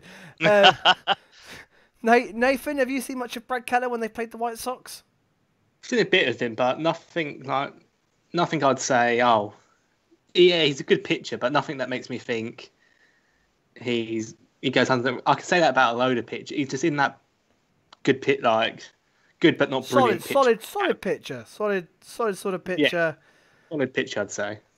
Dave, we've got another base runner. I was just gonna say. Yeah, Tigers, Indians. Franmil Reyes has walked. So Santana to second, Reyes to first. No outs. Top of the 5th. again, like your game, like the Reds White Sox, just 2 hits in that game and a lot of walks. But let's see what they can produce. Can the Indians start getting the bats? Oh, here we go. Oh, here we go. Oh, go on. We've got a run in. No. Tanner's just scored, so it's Cleveland 1, Detroit 0. There you go. Who drove him in? Let me just check who. That was Oscar Mercado. Oscar Mercado. So the Indians have got the bats going, and they have taken the lead against the Tigers. And that's well. How far back are the Indians from the Twins? Let's have a look. 6, I think. 6. Yeah, you are literally. Well, no, that's from the White Sox, isn't it? So you're 6 back with the Twins already. What, 1? Let's have a look at the stats, shall we? So the Indians, still quite a way back. So really, this final week for the Indians is just sort of trying to get some momentum, really, going into postseason. I think so, yeah. I mean, that's all we've got going for us, really. I mean, like I say, the pitching has been absolutely outstanding, but the batting has been dreadful. Yeah, but let's not beat around the bush. Yeah, as the Indian fans agree with you as well. So Baseball Mole says, I'm back. What did I miss? Well, you've not missed a lot, but it's starting to heat up now. We've got the Red Sox thrashing the Yankees 6-0. They're only in the top of the 4th there as well. The Indians look like they could tack on some more runs against the Tigers, Pete. Yeah, actually, it was Mercado was at a bat when so he didn't drive in the run, but he laid down a sacrifice bunt, and he's advanced the runners to 2nd and 3rd. So 1 out, we could pile on some runs here. Which is exactly what the doctor ordered for the Indians. Can they put the Tigers? Who's pitching for the Tigers? It's Boyd, isn't it? Who's had a pretty poor season. Yeah, I don't know. +6. I think he's a +6 ERA this year. Here we go. Oh no, it's just a line drive. Is it? No, they've held the runner at 3rd, so still 1-0. Still 1-0. Nathan, the White Sox have got another base runner, but still just 2 hits all night in that game as well. Yeah, we had another walk. Brayhew was walked. Then just straight afterwards, we had Encarnacion come up, and he got struck out, but it looked like he did. It was a kind of check swing. It looked like he did pull it back in time, but apparently he'd swung too much, and he was on a 3-2 count, and they called it another strike. But we've got James McCann up to bat now. He's done well for us this year. I think he's batting over 330 this year. He's been a great, solid backup catcher, out of contract as well at the end of the year. I can see him. I want us to re-sign him, but I can see him going somewhere else. Maybe to like the Mariners or something who need a catcher. Well, the Phillies might yet. yeah, the Phillies. Well, you might. Let's not go into that. Another lovely catch from Jimenez. So Jimenez keeping the Mets in the game. Runs. That's runs at Detroit, Pete. Yeah, it's now 3-0 Cleveland. Oh. Sandy Leon has just driven in. Yeah, 2 runs. Superb. Look at that. And Pete's tone has changed, ladies now. and gentlemen. Yeah. Pete's a little bit more happier. 3-0. That's more like it from the Indians, who have come up clutch in the, where are we? Top of the 5th there. East Midlands MLB Meetup says, why the hell is Macedo bunting? He's the only one who can hit coming up. Well, that's one of those where it will look like the manager knows what he's doing, isn't it? Yeah, and that's Sandy Alomar at the moment. Tito's been off for a long time with illness. So, Alomar's done quite well. I mean, we just had a very long losing streak, but I think overall Alomar's done a good job in the dugout. Good stuff. So there we go. Pete's cheering up. So the Indian fans, 3-0. Uh-oh, I can see a base runner for the Marlins, Pete. Uh-oh, indeed. Matt Joyce just dumps one into to right field. The bottom of the 4th here. Brian Anderson, full count, was called out looking, but went the full count. Then Joyce was just fouling everything off. They are chewing. He's a tough out, isn't he? Say again? He's a tough out, is Joyce. He is, and then he ends up just dumping it off. So Scherzer, bottom of the fourth, 1 out, 75 pitches. Yeah. Runner on first for the Marlins. So they are. He's just not as electric. It's not as swing and miss that I've seen in other years for Max Scherzer. He's, when you're seeing foul after foul after foul, it's a bad sign. So Miggy Rowe at the dish. Miggy Rowe's come up in some real big spots for us all year. Let's see if he can deliver here. But at the moment, 1 out. Right, so still one of there, but a home run in the Brewers-Royals game. Who's it gone to, Mark? It's gone to the Brewers. Daniel Vogelbach has come up with 2 outs and Ryan Braun on base and has hit a bomb straight down the middle of centre field and the Brewers now lead 2-0. Good start. And the Brewers, so they're not hanging around, are they? Straight in the bottom of the first. No, we're pretty good when we've scored first. We just don't score first very often. So. It's taking the lead, that's the problem. But yeah, there you go. So the Brewers, who are, don't forget, just 2 games outside the wildcard race, they are picking up momentum, and their win tonight would be huge for the Brewers. And they are off and running, and the Reds are still scoreless there, aren't they? So the Brewers already putting some pressure on the Reds, who'll be scoreboard watching, and they will see that come through, that the Brewers are up. My word, that NL Central is tightening up nicely for the wildcard places. Let's go to Houston, where we've got 2 base runners there as well, George.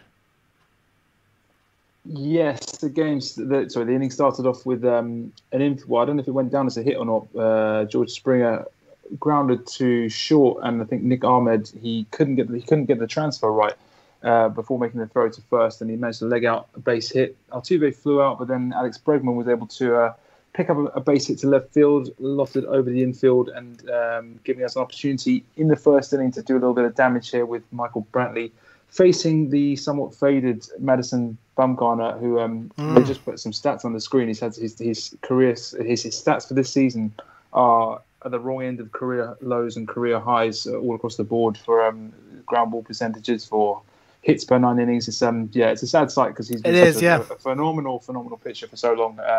I think unfortunately we're seeing his powers very much wane and drift away. So it's a chance here in the first. So the Astros looking like they could get some runs early doors. Neil B says, I was about to type that Keller hadn't given up a home run all season, and Vogelbach just ends that stat in a hurry. So we've got the Rays, who are looking like they're going to, in scoring, well, a man on first with no outs. They are 2-1 down, but they are traditionally in play runs the comeback kings. So no disaster there. Charles, you've got some stat cast for us, mate, from some home runs we've had. Yeah, so the Michael Chavis home run was his 5th of the season on a line drive to left field. He hit it 372 feet with a 102-mile-per-hour exit velocity and 26-degree launch angle off a 78.1-mile-per-hour slider.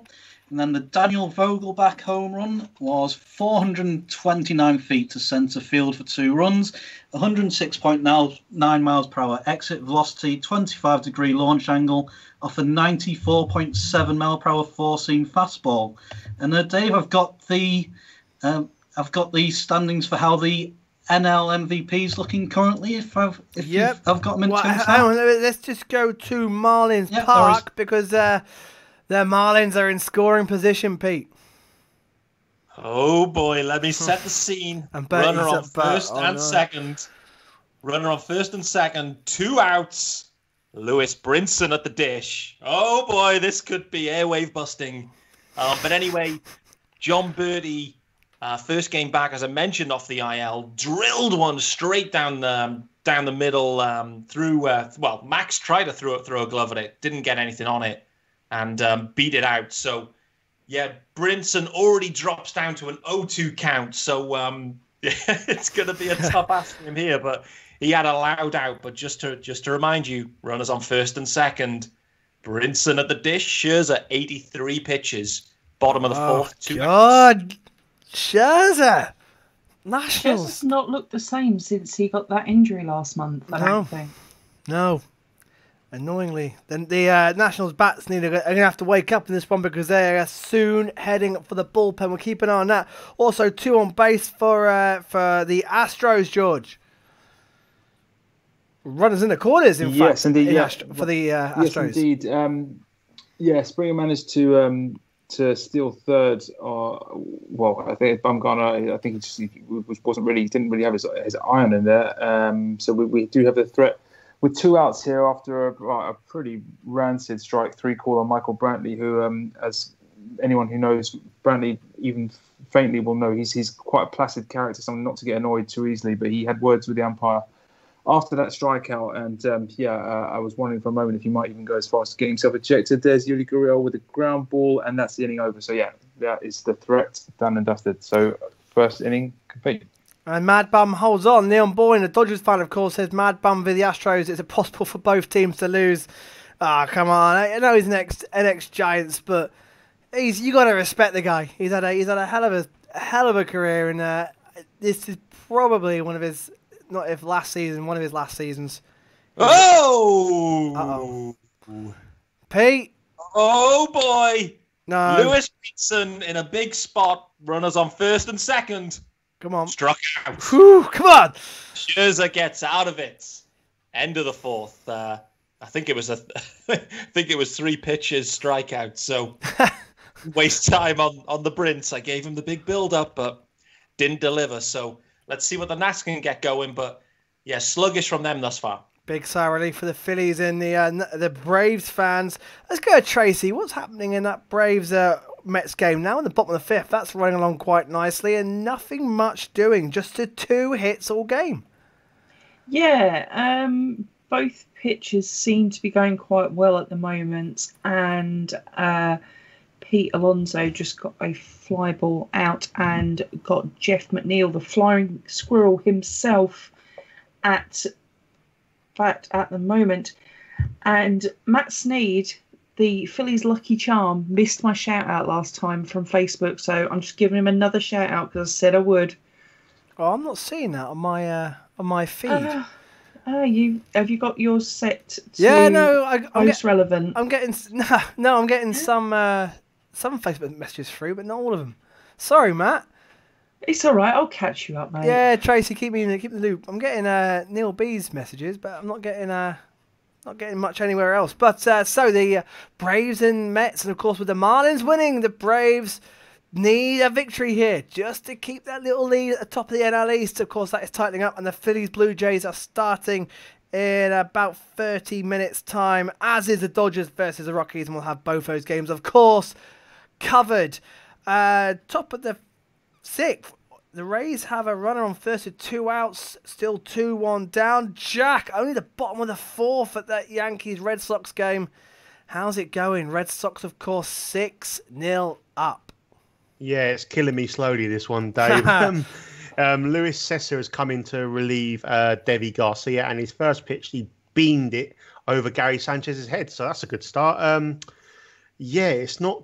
I would like this game to be moving a lot quicker.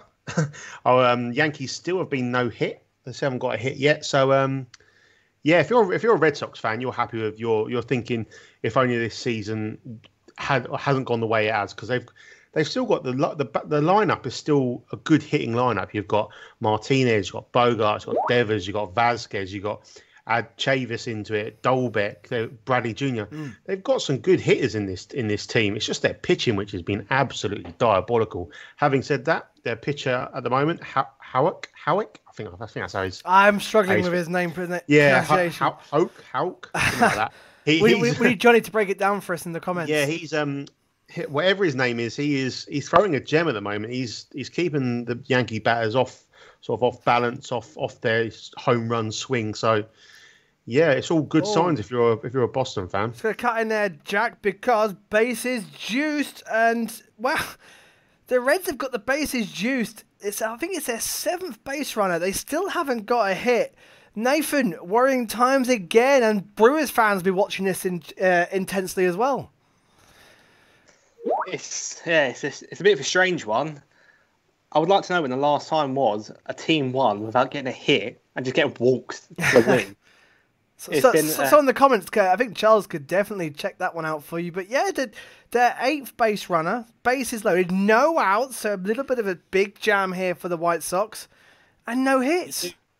We do have a pitching change though here. We've got Ross Detweiler coming in. Cease has been taken out now, but this game's had 2 walks per inning at least. Only the bottom of the 4th there as well. Detweiler's ERA of 1.47, so this is the man you need in this sort of situation right now. Yeah, we do. We need just if we can get a quick strikeout here and then a little ball tapped into the infield so we can just get a double play, get out of here. Hopefully not concede any, but I can see us going maybe 1 or 2 down here. The way we're playing, we do this. You take a double play, wouldn't you? You take a double play and get 2 outs for 1 run. I would happily take a double play for 1 run here, without doubt. Well, Nathan, keep us updated on what's happening there. And the Nationals have a lead-off runner, Pete. Is correct. It was a walk actually. So Brock Holt's been walked. It's a walk. It's a day of walks, isn't it? Everywhere. Seems. I think that was Sandy's first walk, perhaps. But it was. He actually got nowhere near throughout the 4 balls. So it was poor. And actually, you've got Yan Gomes at the plate now. Yan Gomes has looked very dangerous all series long. Count is 3-1 count. Actually, that was a very close pitch. So 3-1, top of the 5th, no outs, runner on first. Could be a big spot.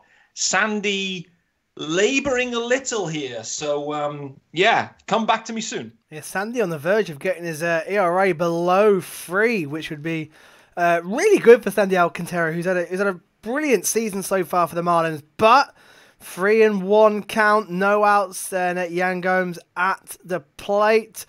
There's still a pitching change in the White Sox red game with the bases due. So there's a runner on base in Boston, Jack. Yeah, Vasquez, he worked a walk. And then Devers came up. He flew in the end. He flew out to centre field, but he hit it just off the edge of his bat. And Aaron Hicks sort of gave it a weird route at centre field. He looked like it was going over his head, and all of a sudden he had to start running in quite sharply. And it was in the end he made the catch, but it was a bit of a worrying time. You're thinking, it's going to be one of them days, is it? So quite a sunny day at Boston. So I'm struggling for positives if you're for the Yankee side. Mate. Oh no, Jack! 2 runners on for the D-backs. I was just going to say, let's go to Houston, where the D-backs have made a good start to the top of the 2nd inning, Jack, George. Yeah, there was an infield hit that was legged out by Eduardo Escobar, which was into the shift, which Altuve had no chance to make a play on. But David Peralta's just picked up a base hit to left field himself to give the D-backs 2 on with 1 out.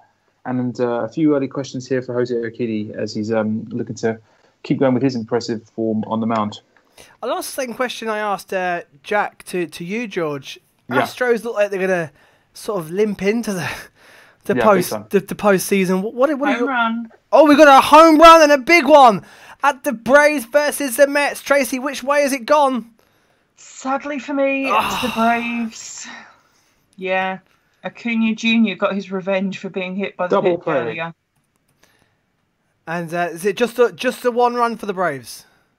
It is. It was a solo home run for Acuna Jr. And that is a big, big run as the Braves try and keep that little gap at the top they have of the NL East. So it's all down again as it stands to the Marlins and to the Phillies. And last we went, Sandy was a little bit of a jam. Pete, how's he getting on? So he actually struck out Gomes. Luis Garcia is up at the moment, 0-2 count, and just fouled 1 off too. So maybe Sandy's looking to home run. Oh, Jose Ramirez. Has wow, no way! He smashed one. Cesar Hernandez had got onto second with a line drive to centre field. It dropped it behind Victor Reyes. And then Ramirez steps up and has absolutely crushed it. 5-0 Cleveland. Pete, that is a complete contrast to how you were sounding at the start of this broadcast. I love baseball, Dave. Yeah, he's got his mojo back. Pete is back. That's a huge home run as well. And the Indians now 5-0 up. Nathan, what is going on? No hits and the Reds now lead. No hit. Oh, he was. Well, it was a line drive to Tim Anderson. I thought it went across the ground. Well, anyway, it was a line straight to Tim Anderson, and he managed to get to second base. And then it was a case of he can't go anywhere for the double play. It was the most perfect infield hit. Well, they haven't given it. They haven't. It's not come up yet as a hit. I wonder if they've done it down. It's not an error either. So I don't know what they've. Well, he made it to first. So it'll be a force out. So yeah. Oh yeah. It'll be a force out. So no, it'll be a force out. It won't class as a hit. Yeah. So yeah, unbelievably, the Reds have now had 9 base runners no hits. Yeah, it was the most perfect. The Reds they could have asked for a home run. That would have been the best possible play, but. Oh no! That's so 2 strikes again now. So hopefully we can take a strikeout here, then another strikeout again, and then get out this 1-0 down. And of course, Cisse will not have the. Sorry, he'll have the run against him. It won't be Deepwiller. It'll be Cease will get it. Cease will have the run. Yeah, he's in. All the runners were his inherited ones. So anyone now who gets in. So, bad news for Brewers fans and for Cardinals fans. The Reds have taken the lead. Let's go to Milwaukee. Mark, that's not the news you want to hear. Oh, it doesn't matter. We're going to beat them 3-0 anyway. That's the spirit. That's the fighting talk. No, to be honest, we would rather they lose, but at the end of the day, it's in our hands, so we just have to win. So they can do what they like tonight, really. In our game, we're no outs. We've got a runner on base at the bottom of the second, so we're doing our best to try and keep up. So a win tonight puts us back at 500, and I think the Reds would be at 500 as well, so we'd be tied. So interesting. The NL Central is not the division that we thought it was going to be prior to this season, but it's interesting nonetheless. Absolutely right. Pete, talk us through this situation we've got here right now. How long have we got? There's been a lot of action since we last spoke. Literally, as that home run happened in Cleveland, Luis Garcia absolutely laced one for a single opposite field. So they had runners at first and second. Then Keyboom drilled one up the middle, got the guy at second, couldn't turn the double play. So now runners on the corners. So first and third, 2 outs. Stevenson at the dish. He's 1 for 1. He's 1 for 1. And actually, I've never seen him before this series. I didn't recognise the name. No, he's hit well, though, in this series. So he's batting in the 9 spot. I don't think he's played many games at the major league level before, but he's actually hit pretty well. So, it's 2 outs, so the fly won't do it for him. But runners on first and third. Sandy's up to 73, top of the 5th. So... and it's a 2-2 count now. So, it's tight. This is big moments in this game. If Stevenson can get a good hit and get one in, tie it up. Let's see. Braves and Phillies fans will be watching this with a lot of intrigue, because I am. However, let's go to Nathan, because it's 2-0 Reds. They've got their 11th base runner and still yet to have an official hit, Nath. Another force out again, and incredible. It's the same thing again, straight in between the second and shortstop. Force out, get straight, and get the man from third in. They're playing. They're just whatever they're doing well. To be honest, but the Reds are getting on base. That's what they're doing. They're just getting walked, and then is that another? Yeah. Another 2-0 count now. It looks like they could end up with another walk and another bases loaded. But it is 2 outs now. Big moment at Marlins Park. Full count, 2 on, 2 out. Runners in the corners, Pete.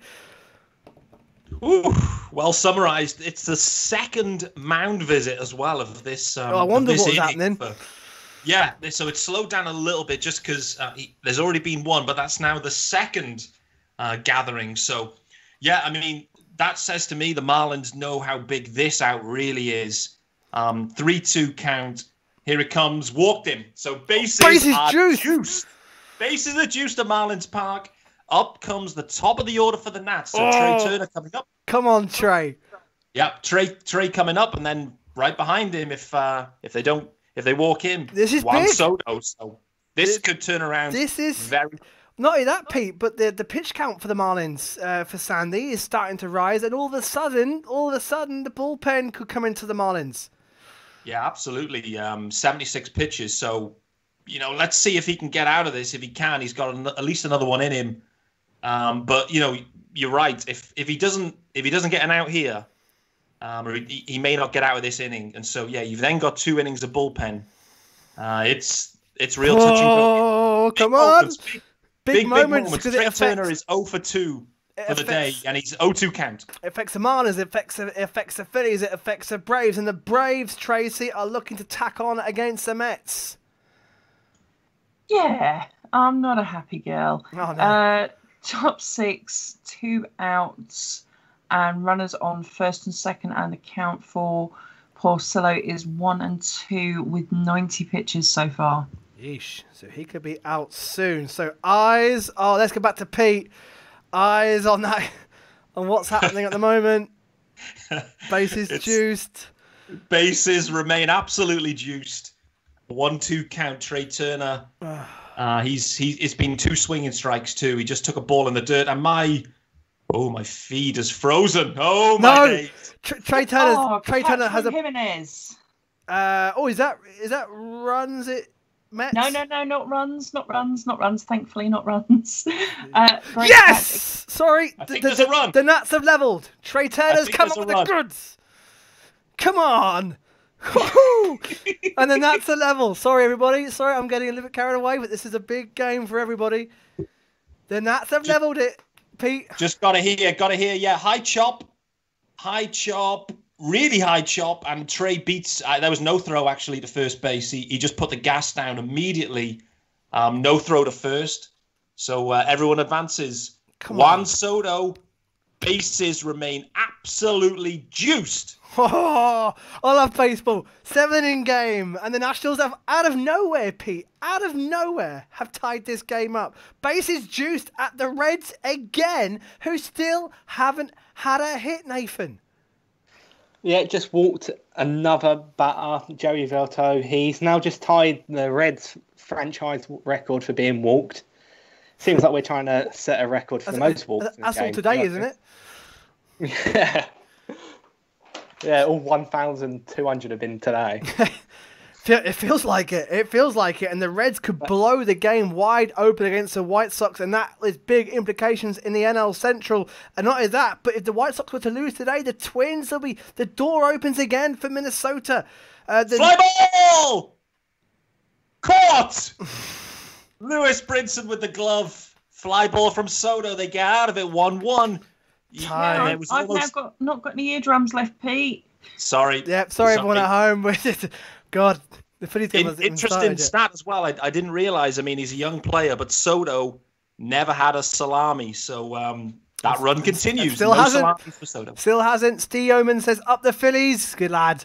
Les says you did better than me, Tracy. I've been seeing a lot of that Braves bombs. Yeah, we all have. Matt Steve says Phillies lucky charm in the house. Oh, now they're coming through. Neil Bay says, as a Nats fan, this season's been all about watching. I've read these already. We've had these. Right. So, Neil Bay says Stevenson, 2nd round pick in 2015 out of LSU, terrific fielder whose bat hasn't come around.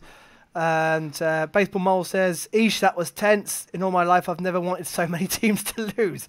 Ronnie Mack saying that. Sorry. So. Ronnie Mack. So that wasn't your view there, Dave. No. Right, let's take a breather. That was in a pretty intense 10 minutes there. We're about to have the Jays and the Phillies starting, and the Rockies versus the Dodgers. The Rays are 2-1 down, and the Orioles have got 2 on base now at the bottom of the 6th there with 2 outs. So are the Yankees.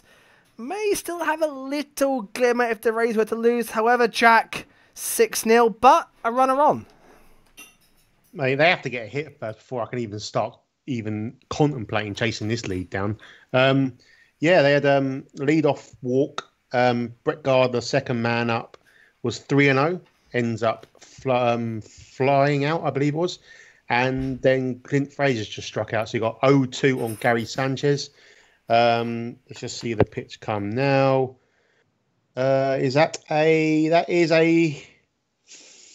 No, it must have been a foul ball. Sorry, you can't really see it at Fenway because you've got that big, the stand juts out. So it was a foul ball. It would have been a double if it had landed, but no, foul ball, back to 0-2 count. Back to let's go to Detroit. Pete, this inning's running on a bit, isn't it? Yeah, although Oscar Mercado just struck out for this second out. But yeah, we got 2 men on base, second and first. It's livened up a bit, Dave. I'll be honest with you. It certainly has. You got 5-0 up, still 2 men on base, 2 out now. Chance of more runs for Cleveland. Yeah. It's gone from. I mean, there's been a pitching change, and I think things have livened up. I'm happy with baseball, Dave. Good. Let's go to Braves versus Mets. The Mets now in the bottom of the 6th there. Can the Mets respond to going behind, Trace? I hope so. I'm not holding out much hope, but a sort of, little glimmer. We are bottom 6, 2 out with none on, and Ramos just didn't do very much, really. So Brandon Nimmo is at bat now. So can Nimmo get the Mets on the board? Now to that crazy game with the White Sox and the Reds, where the Reds are 3-0 up. They've got the bases juiced again in the bottom of the 4th, and still haven't recorded an official hit, Nathan. We just had a hit. We've just had a... I don't know why I'm getting excited because we've just gone 5-0 down, but we've had a hit for the Reds. Finally, we walked someone to make it 3-0, and they've just finally got a hit, and they've gone 5-0 up. There you go. So the Reds' first hit of the game, and it's to put them 5-0 up. And the White Sox, they don't go well on in-play runs, do they? And they're down again, and it may open the door for the Twins. They're looking almost, but for the Reds, however, they are on a charge and are definitely in the mix for that wild card spot in the Central. So it affects the Brewers. Let's go to Mark and let's see how the Brewers are getting on. So we're in the top of the 3rd. Brewers are still winning 2-0. We jinxed Brad Keller, by the way. We really did, didn't we? Yeah. He's had 50 pitches in 2 innings, so he hasn't recorded a strikeout and has walked 3 so far. So I think we probably ought to not try and praise him too much, and he might come back for the Royals. You never know. Although saying I might carry on, just hope it jinxes him even more. But other than that, Lindblom is not doing his normal thing. He seems to be very in control. He's currently on a 24 pitch count at the top of the 3rd, has only 1 strikeout. And basically, Kansas City have had 3 up, 3 down in the first 2 innings. We'll see if they'll do the same again in this inning. Brewers have looked quite good with their bats. So, it's just an interesting game. Very interesting game. Very interesting developments, of course. With the Reds now blowing the door open. It's just that series with the Reds with the Brewers is going to be huge this week. Yeah, it's going to be massive, isn't it? And then also next Sunday we've got obviously the finale against the Cards as well. Ooh, so as we speak, Oliveras has just hit into left field and has got to first base. So Kansas City have a hit. And not many hits around today. We've just had, the Yankees are currently through 5, been no hits. There you go, Jack. I've done it for you. See if that breaks the jinx. Detroit. Something needs to happen, mate. Detroit have just had 1 hit. The Mets have just had 1 hit. The Reds are 5-0 up. Bases juiced again. Have just had 1 hit. So pretty quiet. Some teams really struggling out there. And fun enough, it's the teams that aren't really running in the running this year.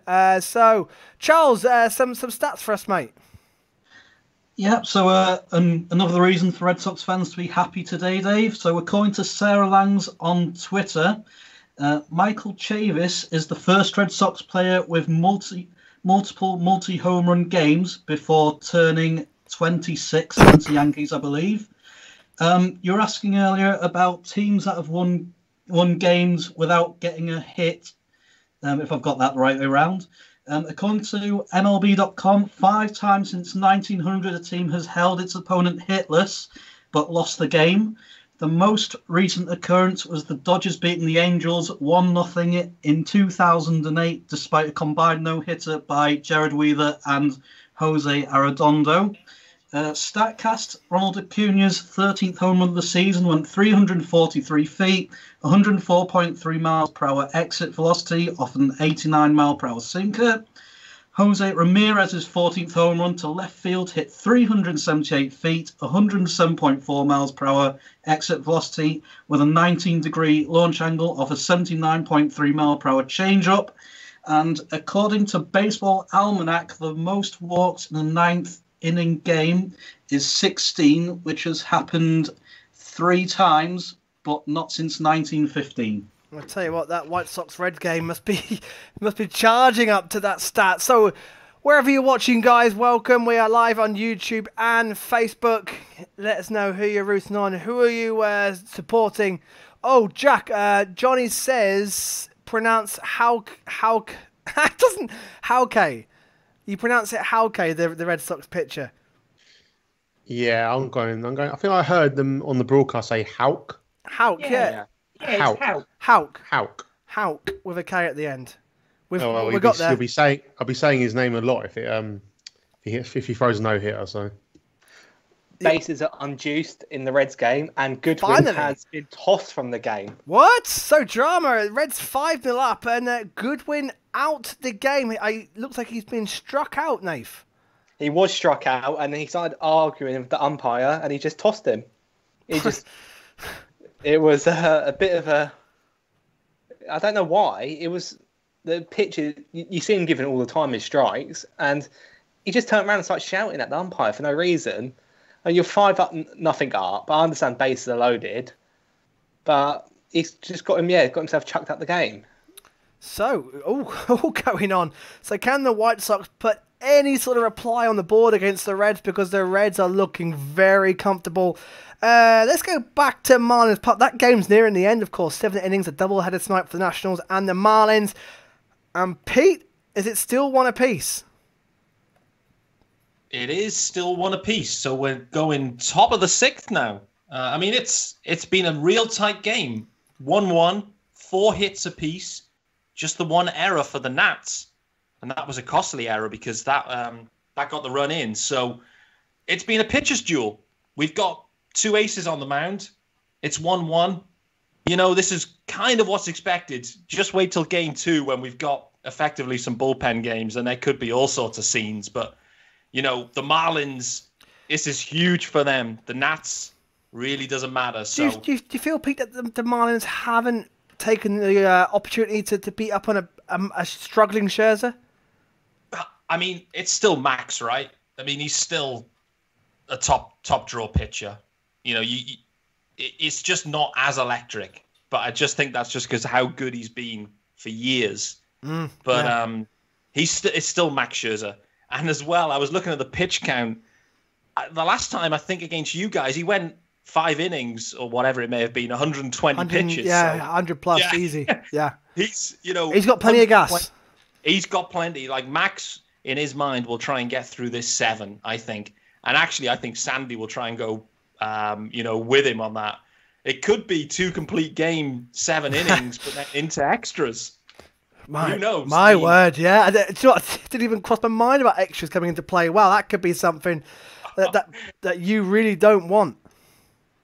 We're okay with it. I think we're okay in extras. We've been good. We got some speed. You know, we're used to being aggressive on the base pass. So we'll see. I hope we can get it done before then. We're the home team, obviously, so we'll be hitting last in the 7th if we need to. We will keep a sharp eye on that one. The Rays have got a man on first with 2 out. They're still 2-1 down, but as we know in play runs, they are the comeback specialists, and they usually leave it for the top or bottom of the 9th. So let's just keep an eye on that one. Don't write the Rays out yet. Oh, my word, Jack. More misery for the Yankees. 6-0 down, and the Red Sox have another man on base. Yeah, they do. Jackie Bradley had a single to centre field. That man Chavis is up again. So if he hits a third home run here, there'll be three home run or multi-hit home runs. So hopefully I've jinxed him there. Just Cesar's about to deal the pitch. Here it comes. In the air, it's going back. Fraser's he's caught it. Fraser's caught it deep right field. Had a chance. It looked like it could go out for another home run, but he's fine. We finally managed to figure him out, get him out, but the damage has already been done, I think. Wow. So, the damage is well and truly. That's the Yankees can pull off a remarkable comeback. Double here, Dave. I was just going to say, there's base runners in the Astros game. We'll go to that very shortly, but double for the Nats, lead off. Yeah, lead-off double from Asdrubal Cabrera. First of all, what a haircut. What a colour as well on that lid. He has gone Eminem, Slim Shady styly. But anyway, interesting. He hits it, and he gave the look like as a fly-out. And he thought he was out, but it just kept carrying. I think the Marlins may have had a weird defensive position. Anyway, Joyce gets his glove on it, but it drops fair. He gets around a second. And they've actually taken Asdrubal out of the game. So Michael A. Taylor, I think, is now pinch running. Yep. Eric Thames at the Big dish. bat. So Come on. Out. Yep, no out man on second. Eric Thames and the biceps are up. Here we go. And also the Marlins bullpen is stirring. So, lot going on here at Marlins Park. Okay, well, let's go to Houston. George, not a lot's happened there so far, but... the Astros do have a base runner. Yeah, really, really quiet ball game. I wish I had more to report back on. There was a lead-off walk from Dustin Garneau to start the third. Then Springer flew out to centre field, and Altuve struck out as his travails continue. Oh, that's not going to be a base hit. That it's going to be the inning over. So yeah, Bregman grounds out to the third baseman, and we're scoreless 3-3. So it's Steve there. Let's go and get a preview quick on the games about to start. First of all, Blue Jays versus Phillies. Steve? Good evening, Dave. Nice to speak to you all. How you doing? I am good. I am a bit nervous about this game coming up. Both of us have losing records. In fact, both of us have 100% losing records and in-play runs, so something's got to give. Philly's going for the 4-game sweep. Yeah, no, absolutely. I think... Phillies have played well over the last 3 games. The Blue Jays have really hit a slump in form, 6-game losing streak. The Yankees obviously battered us out of town in that series. We just haven't picked up again against you guys. And we desperately need to get some wins back on the board. We're fortunate that the Mariners are a little way behind us in the table. So we're holding on to that 8th spot for postseason. But even if they do squeeze in, I question how far they're going to go on the way they're playing at the moment. So every day I wake up thinking today's going to be the day that we're going to break this streak, and it hasn't been yet. So maybe tonight is the night, and I'm going to get my first in-play runs win. Well, in the greatest respect, the end of our friendship as well. So Yeah. Of course, we got Mickey Moniak going tonight, who's making his debut. So I'm really interested. It could be another bullpen game, but we need to sweep. But then the Jays are quite comfortable, aren't they? Even if they were to lose tonight, there's still quite a gap between them and the wild card spot. There is. There's 3 games. But I think it's all about mindset now, rather than necessarily points on the table. At the moment, they played better. They've picked up a bit, but just not getting over the line. And I think there's been some disappointments in the team over the season as a whole. I think Vladdy probably is our biggest major disappointment in terms of the expectations that was on his shoulders coming into the start of the season. Clearly hasn't performed in the way that everybody expected him to. He's been in and out of first base, in and out of DHing. Obviously started the season at third base, so he's been around the inner part of the diamond and just hasn't really sort of found his groove at all. Obviously, other players in there have played well. Teoscar Hernandez has had a really good season. Obviously, Bo Bichette was flying up until his injury. Great to have him back on the team.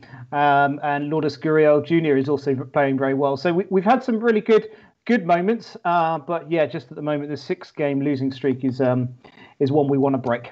Yeah, certainly is. Although the Mariners and the Angels, your nearest competitors, are not really capitalising yet. Let's quickly go back to Marlins Park. There was, of course, a lead-off double. Have the Nationals cashed in on it, Pete? Oh, since then, Eric Thames and the biceps struck out. Brock Holt and the mustache fly out. So 2 outs, top of the 6th. Taylor remains at second, and Yan Gomes, I've already said it on this already, he's been dangerous both in this series and the previous one. So it would not surprise me if Yan Gomes destroys one here, but he's down 0-2. Sandy, this will be his 100th pitch. Ooh. It'd be beautiful to strike out Yan Gomes with this. It wouldn't. Let's go. Dodgers. Oh. Ground ball. Got him. So Sandy's out of it. 100 pitches, 6 innings for Sandy. Top-ish of the... So 3, 4, 5 of the Marlins order to come at the bottom of the 6th. Woo, this is a real nail-biter. It is. It is. Come on, Nationals. Wow, that's what the Braves could do with this. Let's go to the Rockies versus Dodgers. Dodgers, of course, as you can see, have already, well, they're pretty much nailed on for the pennant in the NL West. They have romped away with it. The Rockies, 4 games out. All right, it's a long, long shot for them, 22-29. But Molly's watched this one first. Molly, what a season for the Dodgers. Indeed it is. Yes, I am here. Hopefully you can hear me. Yep. Yeah, can you hear me? Yeah, sorry, yeah, yes, I've got a mouthful. That's yeah. right. I had problems last time, didn't I? So I was just double checking. But yes, yeah, an absolute stonker of a season from the Dodgers, and hopefully we see more dingers tonight. I was hoping you talk for longer. Sorry. Action in Houston. We've got action in Houston. Whoa! Home run! Jose Ramirez. Well, let's all come in at once. Let's go to Detroit. Oh, we're here at Fenway Park for the Yankees. Wow. Okay. Let's start with Detroit Indians. Shut up, Jack. Yeah. What has happened in Detroit? It's now 7-0 Cleveland. Jose Ramirez has just done what he always does and absolutely clobbered one. So 7-0. Wow, this is not what was billed, Pete. This is not what you sold us. No, to be fair, like the first 4 innings of this game were soul destroying. Last few, completely different. So perfect for the Indians. Jack, is that a home run for the Yankees? No, not a home run, mate. I was just celebrating a hit. That's how bad. Oh, a hit! Oh, no hit's been broken. I was just celebrating a hit. I wasn't celebrating anything more. It was a lead-off double by Tyler Wade. So the comeback starts here, Dave. Well, a long way to go, mate. But yeah, at least give me something to. I got another 3 or 4 innings to go yet. Well, but the no hit has crucially been broken up for your Yankees, because that could have been. You wouldn't have heard the end of that. I think I might have just you deleted the account. You'll never see me again. I think I would have been. Oh wow, Jack, that's. I would have had to have taken a sabbatical, I think. Pitching change for the Braves. Action in Houston. So let's go to Houston quickly. What is happening there, George? Yeah, a pair of base hits for the D-backs in the 4th with nobody out. They've got men on the corners. A base hit firstly from either Pavin or Pavin, I don't know how you pronounce it, Smith. And it was followed up by a base hit through the middle by Christian Walker, which advanced Smith to 3rd. And now we've got the ridiculous Cole Calhoun against us. I say ridiculous because against everyone else, he's woefully mediocre, and against us, he turns into the second coming of Albert Pujols. So he's got a big chance here to put a dent into our aspirations in this ball game right now. It's a 3-2 count that Akidi's facing here, so you might want to just stick with this for a second unless something dramatic happens elsewhere. Akidi is standing, waiting to deliver on the mound. He takes the sign, kicks, delivers, and that is a walk. The bases are juiced. Ooh, so the D-backs who are out of it, well, pretty much. But I think if they lost today, they'd be officially out of the running for a wild card. But that less pressure, no pressure on, of course. And again, the Astros, George, they're struggling. Labouring. I think. Just looking for a spark, just looking for something to lift the offense. The pitching's been fine. Aki's not having the greatest night tonight so far, but just generally speaking, the pitching, considering all the injuries, has not been a problem. I mean, the bullpen has been poor, particularly late in ball games. But the loss of Roberto Osuna has been a fairly devastating blow. But Presley's filled in where he can. It's more the fact that, like I said, the last 2 weeks, particularly, the bats just have not supported the pitchers at all, and it's pretty much only been Michael Brantley that's been able to stay relatively hot. Before that, it was Kyle Tucker who finally was having the sort of breakout season that we've been waiting for him to have over the last couple of years. But yeah, just looking for something, because it just seems a bit lifeless. Just seems a bit like they're going through the motions, and I want to see that energy, because the thing about this Astros team has been the fact that for 5 years they've been an incredibly fun team to watch, and yeah, there's a few, few smiles out there, etc. Do you think the window's closing now for the Astros as well? Yeah, absolutely. Like the Nationals, sort of your windows sliding past you now. Definitely. I think and I don't think it's something to be necessarily that downbeat about. Obviously, the Verlander news was a big blow for this season, but I never really expected him to come back after the initial announcement anyway this year. The fact that he's completely done for next year and probably never going to pitch in Astro again is a bummer, but what can you do in terms of the future? I mean, I've been vocal about how much I dislike the expanded postseason generally, but in terms of that, it would actually suit us, because if we're doing a rebuild, we'd be able to be mediocre and still make October as we've been this season, rather than having to completely tear everything down and do the sort of long process of completely breaking the club to pieces and going through years of being terrible, which I'd rather not have to go through again. But the window is definitely closing. But I think with that expanded postseason setup, who knows? It just takes a hot team in October to win it all. That's it. All about momentum. The Red Sox, Jack, looking like they could get something going here. Runners on the corners and no outs. 6-0 down. Is this it? Is it on the comeback?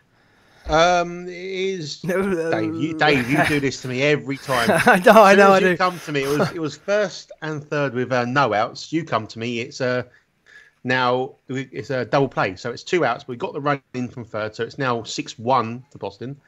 But it was a sort of a rally killer right there. Luke Voigt grounds into a double play, but 1 run is better than no runs. You got to start somewhere. Jack.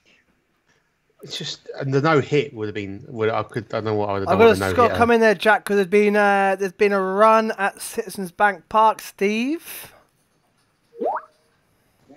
Yeah, it's just watching what actually happened there, Dave. So Blue Jays walked the first. Phillies walked the first batter, Biggio. Then Biggio got a fairly fortuitous double.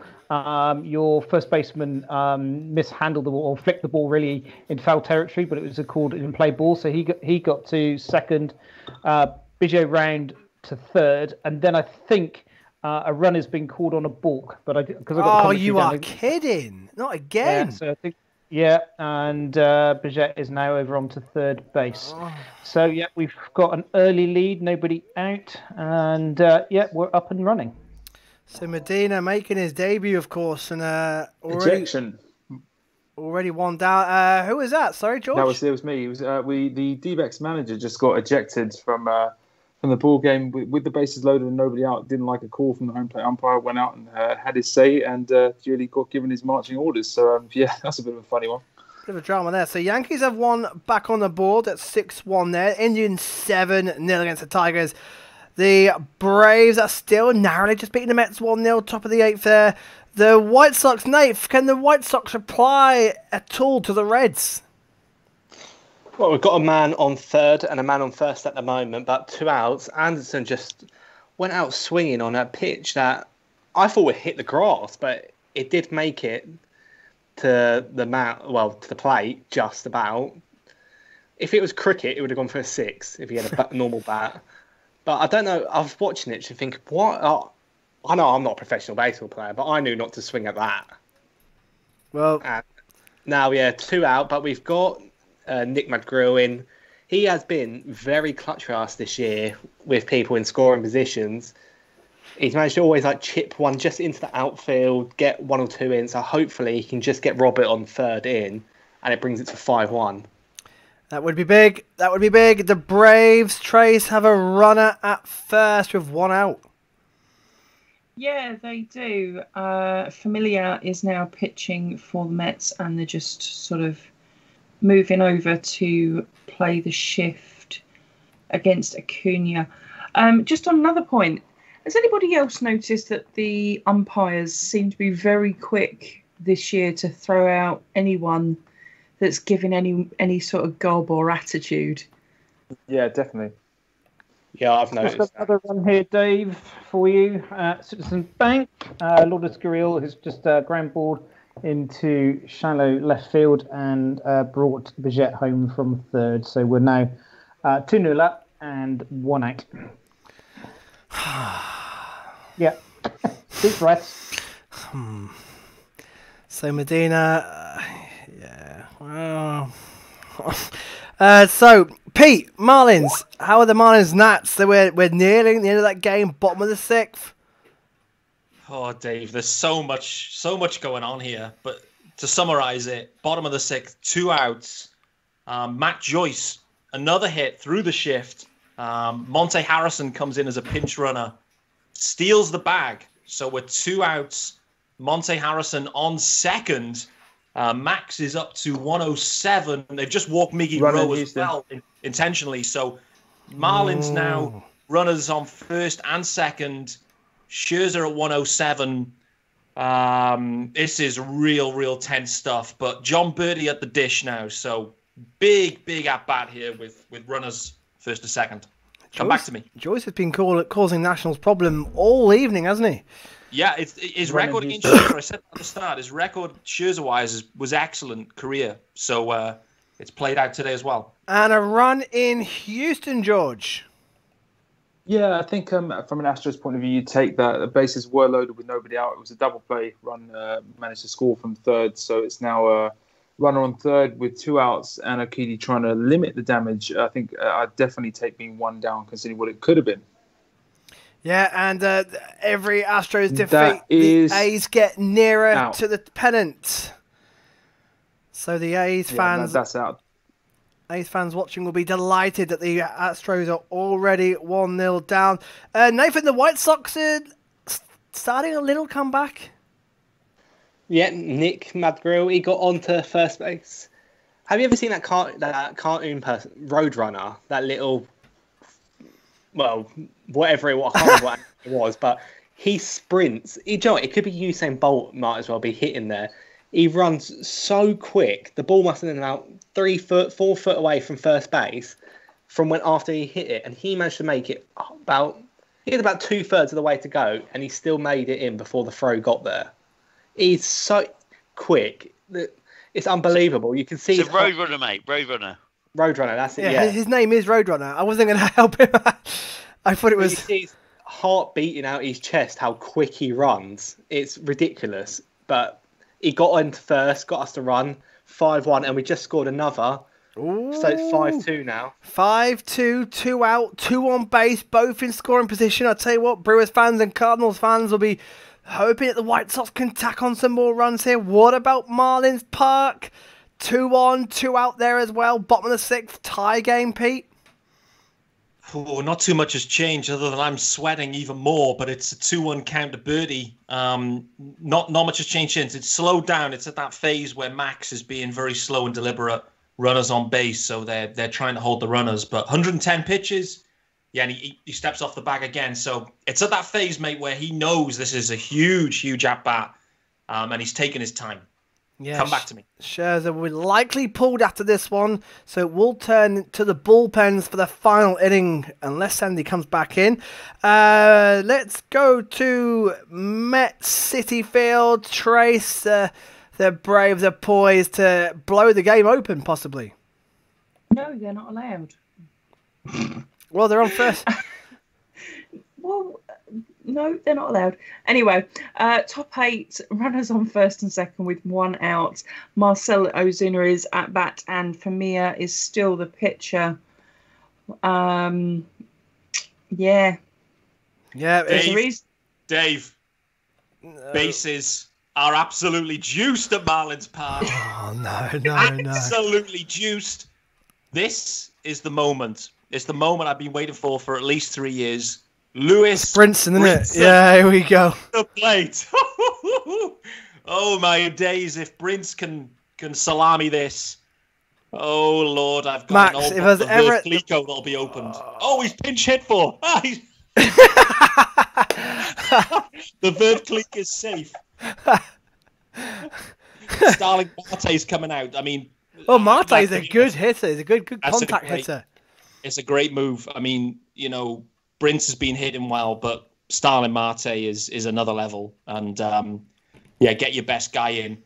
Not sure what's going on here. Scherzer, they're trying to work out whether they're going to let him go for this one or not. He's at 112. Looks like he's going to get the hitter, but Starling Marte is pinch hitting for Lewis Brinson with the bases juiced. Of course, nothing at all for the Nationals, the reigning champions. It means nothing to them, but for the Marlins, a big moment. The Braves, of course, are still 1 up against the Mets. The Phillies are 2 down. Steve, I think the inning's over, though. Yep, the inning's over. Medina finally got out. 27 pitches, I think it was, in the first inning. 27? 27 pitches, yeah. It was a bit of a long, drawn-out affair from his perspective, but we've got a couple of runs on the board, so I'm not arguing against that. We got Walker now coming in, pitching in for the Blue Jays. He was an acquisition sort of midway through the season from the Mariners. He's done reasonably well. First couple of games he looked quite good, and then he's just gone off the pace recently. So hoping that we can keep the pressure on. But yeah, just about to start the bottom of the first. So the Phillies, who are traditionally brilliant at scoring runs in the first innings, need something here. 27 pitch from Medina, that could lead to another bullpen game. Who have been stable so far. Pete, what's happening at Marlins Park? Oh dear. 2 strikes on Marte, 1 ball. Scherzer.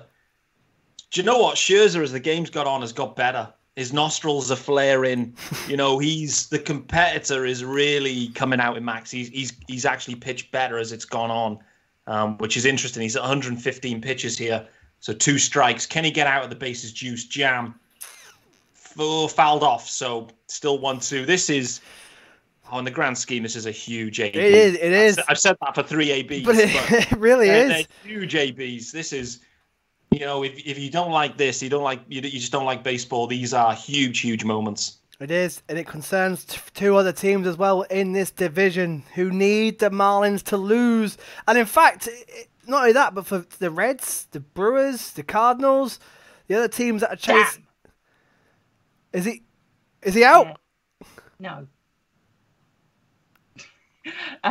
Braves are now in the lead 3-0, 2 runs in the top of the 8th. False alarm there. False alarm, Dave. Wait, I'm looking at the scores going, what's happened? But the Braves have taken a 3-0 lead. That's huge as well. Huge for the Braves, especially with the Phillies losing and the Marlins still tied. The Braves now... it was Travis d'Arnaud, former Met catcher, that got the hit. A classic ex-player doing the damage there for the Braves. So the Marlins are still 1-1, still bases juice, still just the 2 outs. Come on, Scherzer. 2-2 count now. Another ball low in the zone. It's so nail biting this to watch. Max, he's proper grinding it out, and Starling Marte just trying his best to foul off pitches. But 2-2 count for me. Scherzer will go slider away here. All day, every day. Let's see what he goes with. Slider, middle, in play. Oh, safe at first! Called safe at first. The Marlins have got 1 in. Oh, wow! Starling Marte ground down to third base. Carter Keyboom, he's been bang average with the glove all season. Zinged one across the Thames at first base. Not in time. Let's have a look at the replay. Oh, I may have peaked too soon. I'm just changing the scores. Oh, no, it's Thames. Thames has dropped it. He would have had him. Oh, No. my days. My days. Thames would have had that and got out of it, but it bounced in front and he let out of his glove. Max, oh boy, he is going bananas, Max Scherzer. Woo! Marlins 2-1. Here's the other news. Georgie Alfaro, bases remain juiced. Max out the game. Max out the game. There we go. That's how it ends for Max. Oh, my days. What a game this is.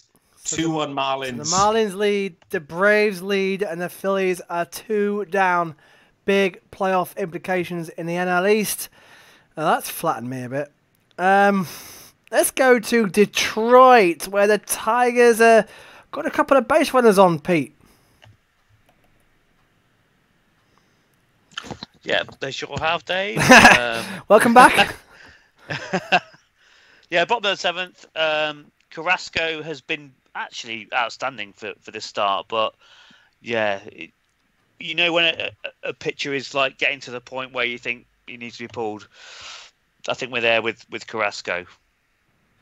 So it's been a good another. Carrasco seems to go well every time we're on in play runs.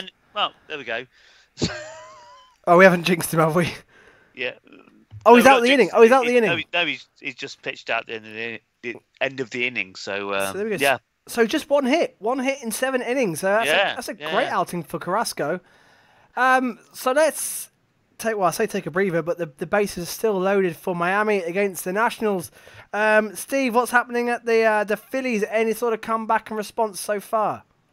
No, sadly not. Not from your perspective anyway. McCutcheon was struck out and Harper flew out. So yeah, fairly quick 1 and 2. Just got Bomb on base at the moment. At bat, and he's just gone foul. So he's still going on the 2-2 pitch.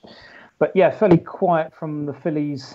Considering I was just looking at the table in terms of the first inning runs. You guys are, I think, leading the whole By far and away, yeah. First inning runs. We are lagging down in 18th position. So let's just see if we can turn the trend a little bit this evening. Well, the Orioles still 2-1 up against the Rays in the bottom of the 8th, and got a leadoff runner there in Baltimore. So the Rays, although they're still good 4 games ahead of the Yankees, they still should be cruising towards their pennant. The Yankees still 6-1 down, top of the 7th there now.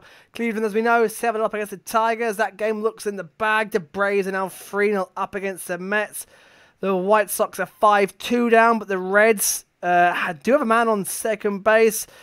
D-backs still 1 against the Astros. The Brewers still 2 up against the Royals, and nothing happening so far with the Dodgers and the Rockies. So back to Marlins Park. Can the Marlins blow the game wide open? Oh, Georgie Alfaro tried to send one to the moon then. Oh, my days. It was the hardest swing I've ever seen. If StatCast had a stat on swing velocity, Georgie Alfaro would have won it there. Will Harris is in. Bases juiced. It's a 1 strike. In play runs. George, come back to me, Dave. George has got some runs in Houston. They were down. What way has it gone, George? It's the D-backs. It's a home run for, I think, was that Nick Ahmed? Let me just make sure it was Nick Ahmed who's deposited Jose Urquidy over the wall in centre field to double the D-backs lead in the top of the 5th. Absolutely nothing coming from the Astros bats, and the D-backs showing them how it's done with there's a pitch was middle, unfortunately, from Urquidy, and Ahmed made no mistake. And then we're delighted in Oakland as the Astros go 2-0 down, and the A's start to think about pennant celebrations. Let's have a look then. So Pete, still nothing doing. In fact, they're out the inning. Georgie Alfaro struck out, left all the bases juiced. The Marlins have a save situation. Top of the 7th. Brandon Kinsler will be in. So 2-1 Marlins. Here comes a save. And in play runs, where was that? It was your beloved team, my friend. Oh! Have just scored. Yes! So Gregorius, deep right field, shot off the scoreboard at the back of the right field, managed to bring home Bohm, is it? Is that how you pronounce it? Alec Bohm, yep. Alec Bohm, yeah, he's come in to score. So Phillies are trailing 2-1, and Gregorius is on second. Didi Home run for the Gregorius. Reds. Oh dear. Didi Gregorius has been an incredible... Phillies need to keep him going forward because he's been incredible. Of course, Alec Bohm keeps on hitting. Phillies have halved the gap. Let's go to Cincinnati, where the White Sox were starting to come back, but what's 7-2 happened? now. Ooh. Home run for is it Aquilano? He's just sent one. Aquino, 450 feet away, straight onto the left field, and no chance. It was a no doubter. As soon as it hit his bat, they had a man on second anyway, so that's put them 7-2 in front. It looks like the Reds could be taking a much-needed win for them and leaving the White Sox still needing 4 from 7 for their pennant. And it would put the Reds at 500 and consolidate a post-season spot. And again, that Phil's result. Now the Phillies are currently down. That's big. It's just to see a lot of these games have so much implication on the playoff picture, especially in the National League right now. However, they do have Didi Gregorius at second and Jean Segura at bat. The Rays are on the verge. Well, the Orioles are in the same situation there. So the Orioles can wrap it up against the Rays. The Orioles are 100% win record in play runs. Saving it all for us. Jack, any chance of a Yankees comeback in that Red Sox game? It's looking less and less likely every batter that goes by for the Yankees. They do have a runner on first now, Brett Gardner. It's been, apart from sort of the last inning, even the last inning, they've not strung any hits together. The one hit they've had is the only hit, and that's you can't win games like that. You just can't do it. So the bats have gone ice cold today. Yeah, worryingly so. Again, talking about momentum going into the postseason, you've got to catch fire now. This is when you want to do it. This is when you want to get the momentum going into postseason. And it's going the other way for the Yankees at the moment. Right, the Marlins in game one of their doubleheader are in a save situation right now, Pete. Yes, they are. And Brandon Kinsler, base hit straight away. Luis Garcia again, Oppo. Wow, that dude, I tell you what, he is a Juan Soto clone. He looks just like him, and he's just pulverized one into the outfield there. So first pitch, first hit, runner on first. But Kinsler's been good in save situations this year. There you go. There's the jinx already. But next up, we've got... Looks like they're pinch hitting. Not certain who it is. Have to wait. Oh no, sorry, no. I don't know what's going on. The broadcast have got it wrong too. It's Hernandez, I think. It's Hernandez. Oh yeah, Hernandez is first ever at bat, according to this. Yeah, I mean everyone's caught out here. The broadcasts were putting up Carter Keyboom's name. It wasn't him because he's not left-handed. So if this is his first at bat as a pro, then happy days. Strike one. If it is his first ever at bat, put it on the kids. Let's see what he can do. Yeah, that's interesting. Let's go to Colorado, where not much has happened so far in the Dodgers Rockies game, Molly. No, not much so far. The first inning was 3 up, 3 down for both sides. Both Gonsolin and Senzatella looking really good at the plate, on the mound even, and looking at Cody Bellinger at the plate at the moment. So we are hoping, from a Dodgers point of view anyway, I am hoping to see Cody Bellinger do what Cody Bellinger does. Well, he hasn't done it too much this season. Yeah. Hasn't had the best of seasons. However, now, as I just said, now's the time to catch fire. She says, and he puts one straight into left field at the fence. It didn't go over, but he has got himself out at third. Out of third. Wow. Okay. Well, that was exciting for a minute. So Cody going for the triple is outgunned down at third base, and it remains scoreless there.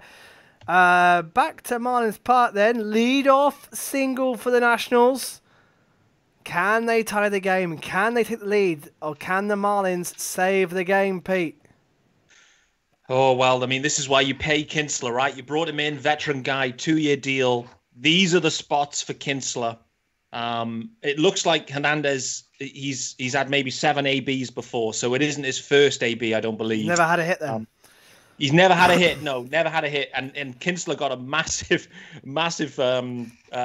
ball called as a strike as well for strike 2, but he then fouled another one off. So anyway, it's 2 strikes, 1 ball, no outs. Man on first. This is twitchy. It certainly is.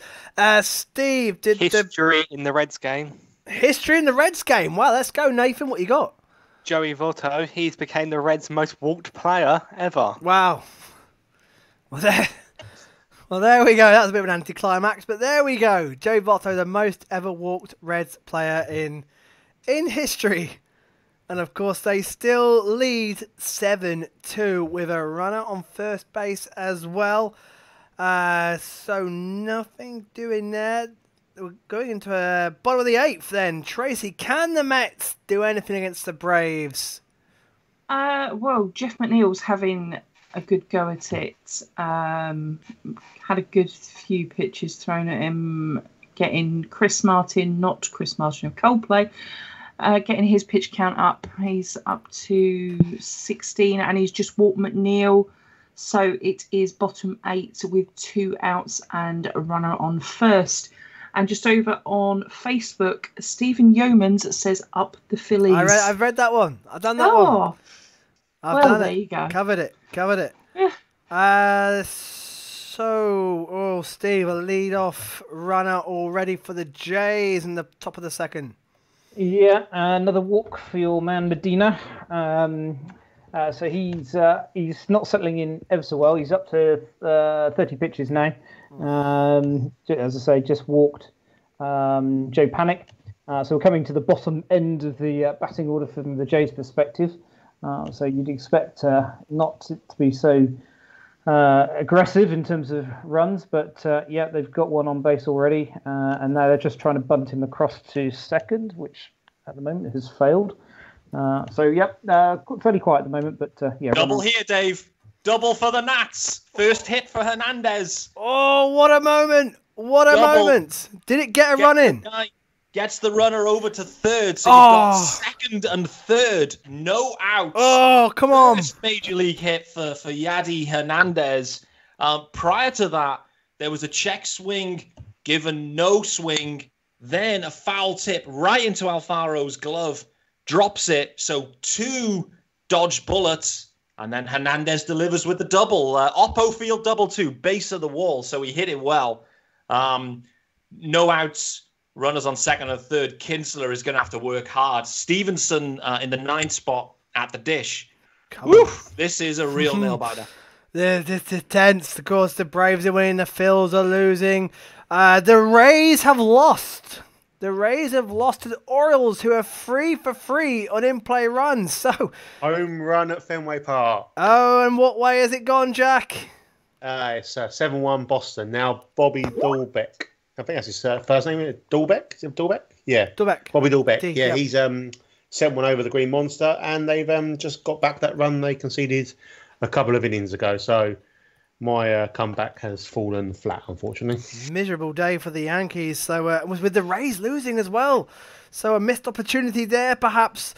Bottom of the 8th at the Mets. They've got a runner on. In fact, it's out. So they're going. So the Braves are 1 inning away, take on some insurance runs and a big win for them. The Reds have got 2 on against the White Sox, bottom of the 5th. But all eyes on Marlins Park in Game 1. The bottom. Oh, there was a big fly, Dave. Big fly. Stevenson got it to the outfield. You're thinking, does it go far enough? He'll get in at third and tag. He didn't tag, so 1 out. Got it into the outfield, but he didn't go. I mean, do you take the chance there? It's into right field, relatively deep. But Monte Harrison was on it, and he's got a strong arm. But I'm surprised Louis Garcia didn't take the chance there. But he won out. Still runners on second and third. Kinsler, 12 pitches in, back to the top of the lineup now though. So maybe Trey Turner. Yeah, Trey Turner up, and then obviously Soto to follow. So there you go. That's why you don't go. Maybe the big guns are coming. He delivered last time. Can Turner get another hit? Come on, Nat. Especially with the Phils struggling. Medina struggling and is back for the Phils. Let's go to Milwaukee. Brewers 2-0 up against the Royals. The Reds are on the way to another win, so the Brewers need to keep up with the Reds. How's it going there, Mark? It's become a bit of a 3 up, 3 down fest, to be honest. So, the Eric Mejia, I think it is, for the Royals, has just led off the 6th with a double. But prior to that, Josh Lindblom had retired 9 batters in a row. And likewise, I think Keller had done similar for the Brewers. So, after sort of it getting to the third innings, it's all gone a bit flat. So, Brewers still lead 2-0. To be a big result because they need to keep up with the Cards. They do with the Cards and the Reds and the Reds. Yeah, all of them. That division is at least so tight. It's only the Pirates that are out of it at the moment. So I mean, I think the Cubs have got the division, but it's anybody's game for the other 3 spots. So yeah, absolutely. Steve Medina struggling for the Phillies. I can see 2 on and no out. He is, Dave. He's just not finding the strike zone at all. So he's now walked another batter over. It's obviously not the start he was looking for his. Is it his major league? Yeah, it is. Yeah. Clearly maybe some first game nerves kicking in. Just struggling to get it over the plate, and fairly easy walks for the Jays to get on base at the moment. Big moment at Marlins Park. Full count, 1 out, 2 on. Pete, how nervous is this? Oh, mate, big time pitch from Kinsler. 3-1 count and just painted it beautiful to get the full count there. He'd actually had a duff call as well where it was an obvious strike and called a ball. The umpiring continues to be erratic this year, but full count here, Trey Turner. Oh, any kind of contact, and there is contact. And they've stranded the guy at third, I think. They're trying to pick him off. Yep, okay, so the guy at third is down and gone. Trey Turner makes it to first. So first and second, but most importantly, they get the out plus the man at third. Juan Soto next up. What's going on here? Is there someone now back on third? Oh, I don't know. I don't know what's going on. Come on, Cammy, what's going on? There are people running everywhere. It's like watching a game of Lemmings or something. There's just people everywhere. I reckon, Pete, that Turner's gone to second. The man second would have had to have gone to third, and the guy at third would have gone out. Yeah, you're right. Now I'm seeing as there was a run down at third, down to third to home plate basically. And as he's running back to third base, the other guy is then stood already at third base. So there was nowhere for him to go. And Trey Turner's all the way to second. So as he were. Same spot. So runners at second and third, but 2 outs importantly. So the fly out isn't an option. Yeah. Pinch hitting now looks like Kurt Suzuki maybe for coming Soto? in. No, it can't be. No, he's on deck, sorry. No, it flicked to him. He's on deck. So Soto, maybe they'll walk Soto. I mean, would you walk Soto here? He's 1 for 3 today. Don't know. No, well. Game on the line? Are you going to, They're walking him. They're walking him. Pitch a Soto. 3-0 count. They're walking him. Looks like they're going to walk him. Yeah, they are walking him. Yeah, I mean, it just makes sense, right? You got to pitch to Suzuki instead of Soto when the game's on the line. Kinsler, this is the role. He's there to get out in these spots. You want to prefer to pitch at Suzuki. So bases are juiced at Marlins Park. Suzuki the dish. Quickly to P at Detroit. Looks like Tigers have a consolation run. Well, they do. I can tell you they do. The Tigers have got a run back. So the Indians lead is now cut to 7-1. The Braves have a man on second. Tracy, looks like they're about to, could score again. I hope not. I really do. We'll hope not, Trace, but it looks a bit ominous. Yeah, Chasen Shreve is now the pitcher, and it is 3-0 top 9 with Nick Markakis at bat with a 1-2 count. Only Bright. Running Milwaukee. Oh, go on then, I'll let you go first. Yeah, running Milwaukee. Which way has it gone?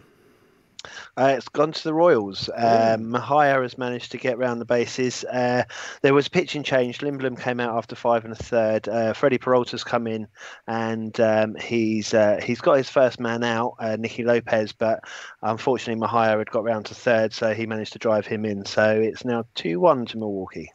The Brewers cannot afford to let Royals back in that game. Cannot afford it. The Reds blowing out the White Sox at the moment. Right to Marlins Park. Pete. 1-1 count. 1-1 count. It's cat and mouse, but top first pitch from Kintz. Again, just a money pitch, top end of the zone. One strike. Get ahead. Goes back to the same area, but then called a ball. So 1-1. I mean, this is nail biting. Big moment for the Marlins this season. Huge moment. Swinging strike. So 2 strikes. The final strike now for the Nats. Bases are juiced. Oh my days. Kinsler, how big are your plums? That is the question. Big moment. Big moment for the NL East here. The Braves are about to wrap up a win against the Mets. Game 1. Washington against the Marlins. This is tense. A base hit would score possibly 2. A long delay between pitches. Come on, Kurt. Bad news as well. Same as last time. My feed has dropped at exactly the moment. Last time it happened, the Nats scored. So I'm panicking. Jason Shreve has just walked Nick Markakis. It wasn't intentional at all. So the Braves now have runners on first and second. So Braves are in scoring position. Still no pitch. Come on. I've got no picture either. I'm looking at a blank screen, so I've no idea what's going on here. Unless the feed's cut down completely, because I'm on gameplay and nothing's happening. There's probably. Oh, here we go. Getting something back. So. Oh God, what is going? This is just. It's still one drama. Still 1 and 2 count. What's going on? The internet. Big for the Braves, big for the Phillies. Can the Marlins take a crucial win against the Nationals in Game 1 of their doubleheader? With Game 2... Oh! The Marlins win! The Marlins get out of it! Absolute plums from Kinsler. Huge win. Scherzer takes the loss. Unfortunate loss, I must say, but oh my days, that is absolutely ginormous from the Marlins. No idea what that final out was, but my Twitter is telling me the Marlins have won. Strike. Woo. Oh, boy. And we will be back in 40 minutes with Game 2. Pete, was that a new call from you? I don't even know what I just said, to be honest. You said absolute plums. It's a new one. Add it to the absolute. Oh, no. And bases juiced at Philadelphia for the Jays, Steve. Yeah, they are juiced, Dave, but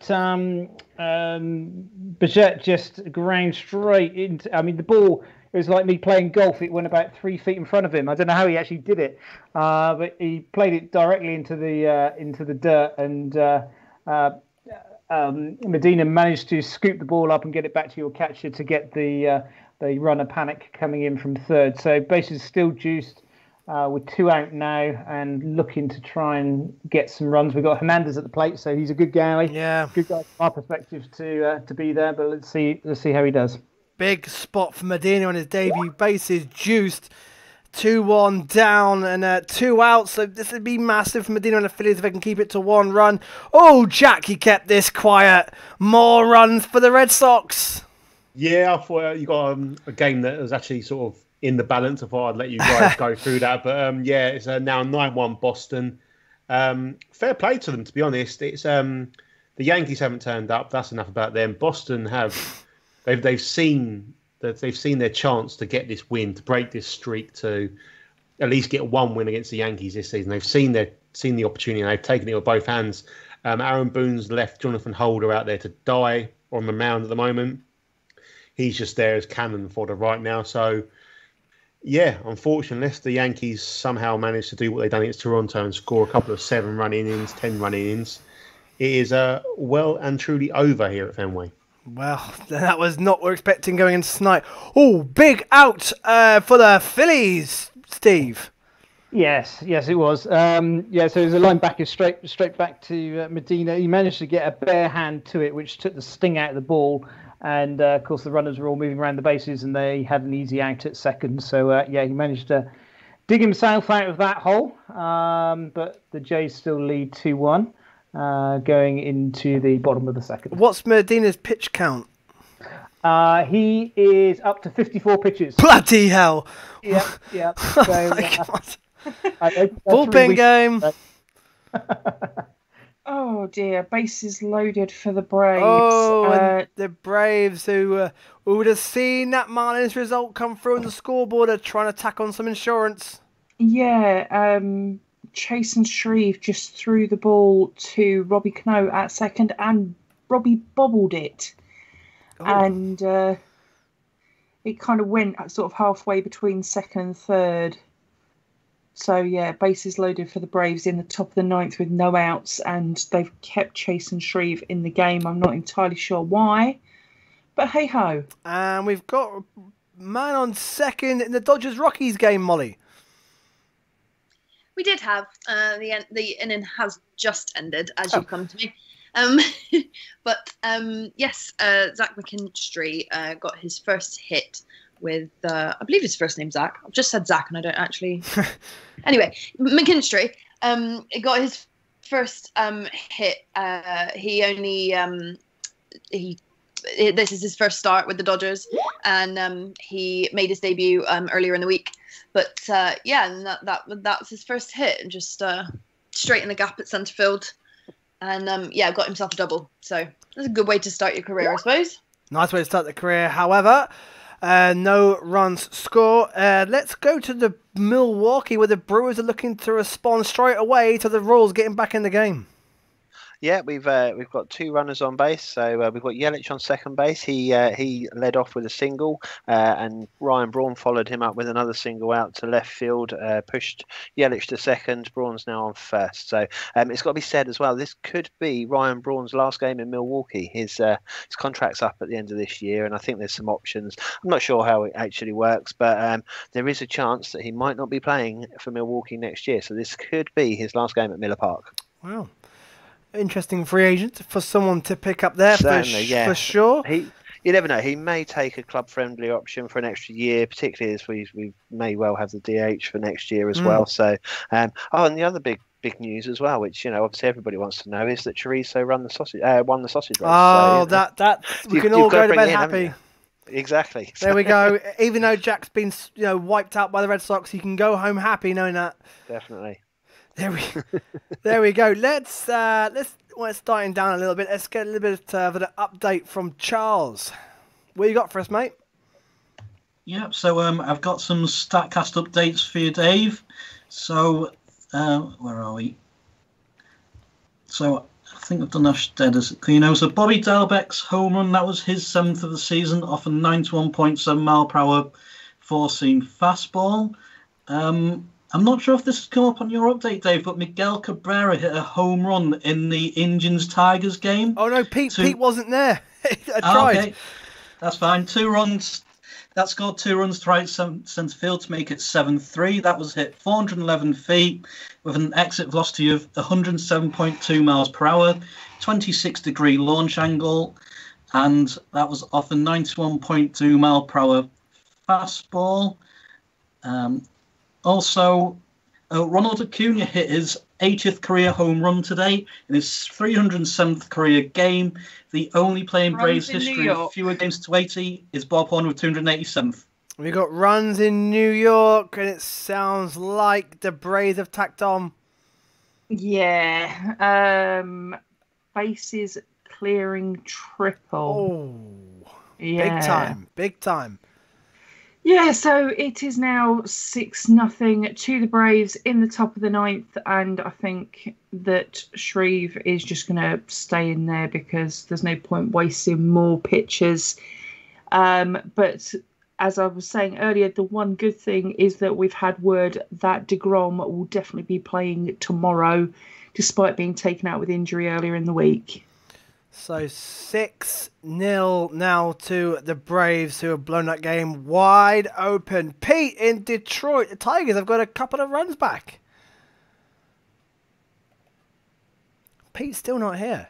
But as you heard from Charles, Miguel Cabrera, the old dog, he's still got it, still banging the runs in. And the Tigers have nearly halved that lead that the Indians had. So the Indians will need to possibly an insurance run just to make sure and get home and hosed in that one. As we already know, the Rays have lost. The Nationals have lost. The Marlins with a huge win and a home run in Houston, George. Yeah, it is a home run from George Springer to halve the deficit. It's now a 2-1 ball game. 1 second, hold on. I was away from my screen when he hit it. It's actually inside the park home run. Just watching the replay, yeah. So that's one, yeah, special one. It's bounced off the top of the center field wall, and George Springer, fairly fast on his feet, he's managed to make his way all around the bases for an inside the park home run. And just looking at the slides, he was easily in time. So yeah, well, there you go. Home run Milwaukee. Home run Milwaukee. This could be a huge one for the Brewers. It is a huge one. Daniel Vogelbach, with his second home run of the game, has just brought home Yelich and Braun. So it's a 3-run home run. Brewers now lead 5-1 in the bottom of the sixth. Huge for the Brewers. Absolutely huge. The Royals looking like they're going to get themselves back into that game. However, the Brewers have blown it wide open, and they are heading on their way, as it stands, to a huge win, especially with the Reds blowing out the White Sox at the moment. Shreve has just walked a Brave. I couldn't tell you who it was. So Shreve was having a good ERA coming into this. Yeah, he just seems to have come in and not done very well, to put it politely. Not done his job, let's put it that way. Yeah. So there is now a pitching change. I'm not entirely sure why they're going deeper into the bullpen for this, but I suppose it's just to get it over and done with. If Pete's there at the Detroit game, Tigers have a lead-off first baseman. I think Pete's internet may have died or something, because he's not replying in WhatsApp either. Right. Well, the Detroit Tigers are just giving the Indians a bit of cause for concern. Bottom of the ninth there. 7-3 and a man on first, lead-off on first. Quick update in the Phillies-Jays game, Steve. 2-1 Jays as it stands. Yeah, Roman Quinn, man, he's a speedy man around the bases. He is. Yeah. Nathan was talking about Speedy Gonzalez. Roman Quinn is just as speedy.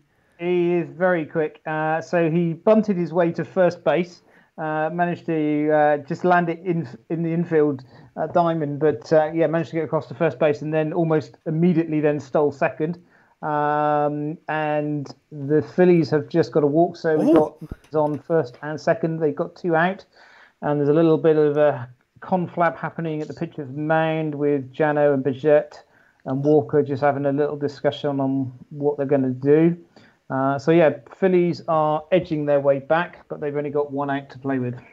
So McCutcheon will be at the plate next for the Phillies as well. That was Marchand getting his walk. The man who hit his first ever professional home run a couple of nights ago. Not just his first home run for the Phillies, his first professional home run. Incredible moment for the young man, the young backup catcher. So, what have we got going on? So, we haven't got Pete at Detroit, unfortunately, which No, but in Detroit it is 7-3 bottom 9 with a runner on first and no outs. So MSI says Braun up for renewal. Who doesn't want a drug cheat? Yeah, he's not popular in Philly. I can tell you that one as well. We've got something going on at Fenway, Dave. If you've got a bit of time to kill. Yeah, but top of the 8th, 9-1 Red Sox. Nothing to do with the game on the field. Some crazy guy has managed to get literally where the camera is for the centre field. So it literally looks like he's climbed over the green monster. A fan, this is. What? And has got down by where the cameras are. And judging by what the ball boys are carrying off, the bat boys are carrying off the field, he's like throwing like caps and like a little miniature American football onto the field. It's insane. This game does not want me to go to bed. It won't let me finish. We're 9-1 down. I just want to finish, but it will not let me finish this game. It's one of those classic. So they've had to stop. They've had to stop the game, and it's crazy stuff going on. It doesn't look good. At City Field, I don't know if it's actually at City Field or in one of the businesses nearby. There's a lot of car, like Halford type places around City Field. And there's a fire and it's blowing straight over the field and there's really poor visibility. Oh, it's all going on. And yeah, Corey Oswalt's now pitching for the Mets. Top 9 runners on the corners with 1 out. But yeah, it's really affecting visibility. It's not good. Wow. See, the classic phrase of you go to a ball game, you never know what you're going to get.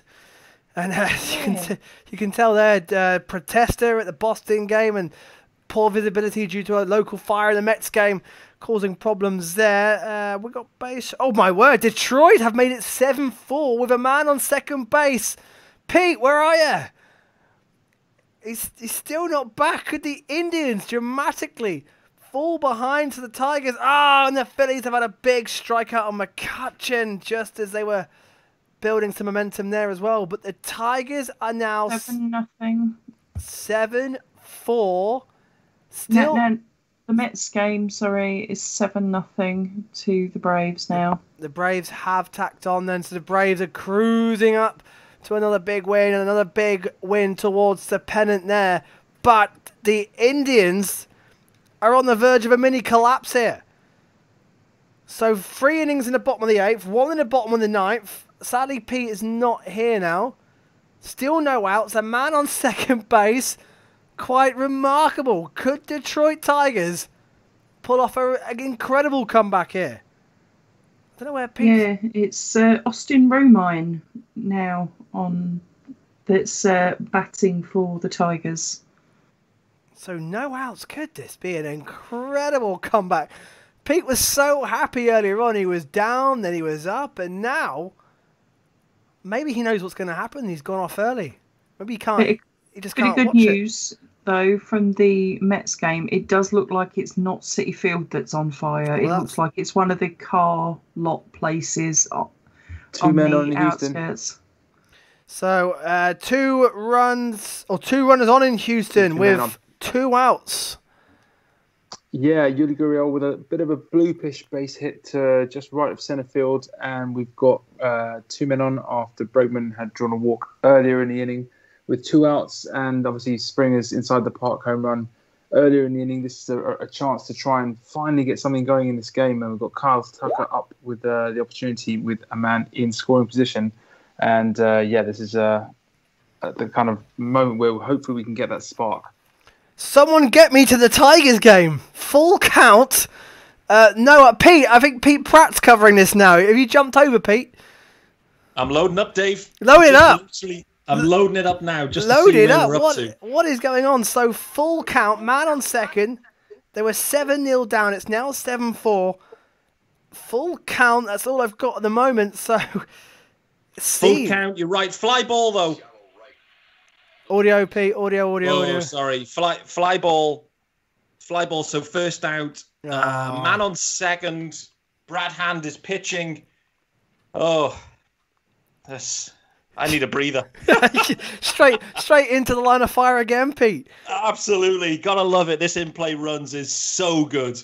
Good. And I'll tell you what, let's break away to the Reds game where the White Sox may have something going, Nathan. 2 on, no outs. Yeah, we've got...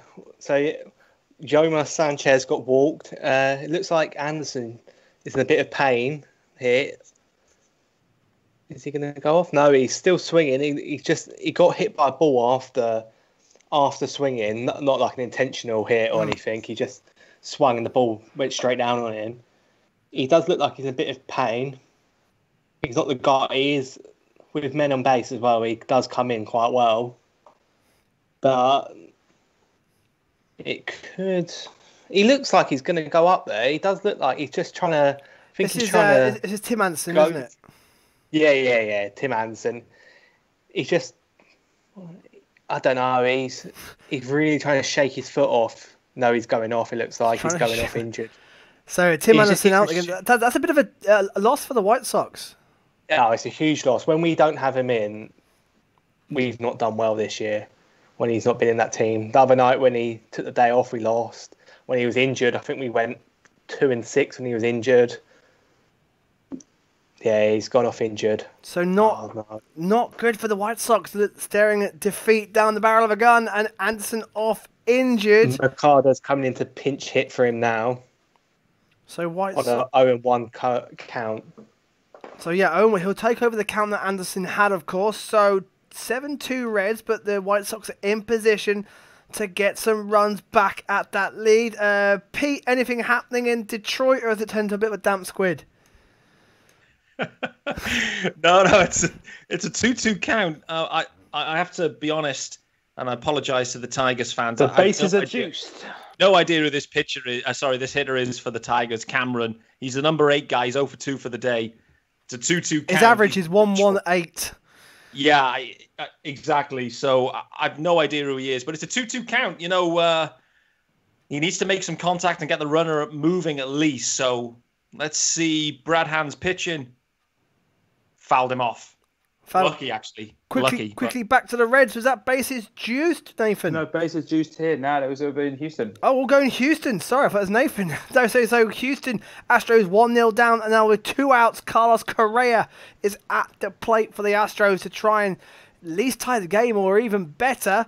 So a little bit of action going on here now. We've got the Braves still have 2 on base as well at second and third with 2 outs.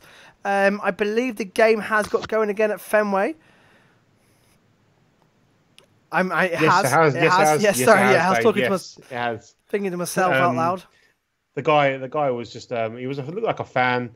He got onto it got kind of scary because he kind of got onto the outside of the camera well, so he was literally on the outside of it. But police have got him down. DJ Mo struck out after that, so it's middle of the 8th, going into the bottom of the 8th now. And Pete, has Cameron made himself a bit of a hero, or is it still at bat? Struck out. Oh, Pete, both Pete's. You got both Pete's. Pete's back. I'll leave it to the main man. Technical difficulties. Pete back. Indians Pete is back, and strikeout. And now Tigers are down to their last out. Where have you been, Pete? Muted. Brilliant. This game's come alive. The Tigers have, fought back. Now they've got 2 outs, so the Indians are 1 out away, but they've made mighty hard work of this one. As they have the entire season, to be honest. So you say this pretty much sums up the Cleveland Indians season? Yeah, I think so. I mean, the central standings speak for themselves, don't they, really? I mean, it's... Pete, you're sounding down again, Pete. You've gone down and up and down. Yeah, I don't know. I really feel that the Indians' social media is really negative. I mean, there we go. Ball game. So you've won. So the Indians have won. Yeah, but you're spot on actually, because if you look at Indians' social media.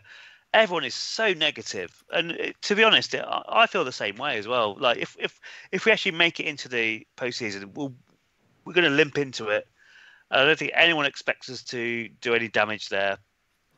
But then sometimes isn't that the case that those teams are the most dangerous? People sort of don't pay attention to them. No, because not with this team, because the bats are pretty poor.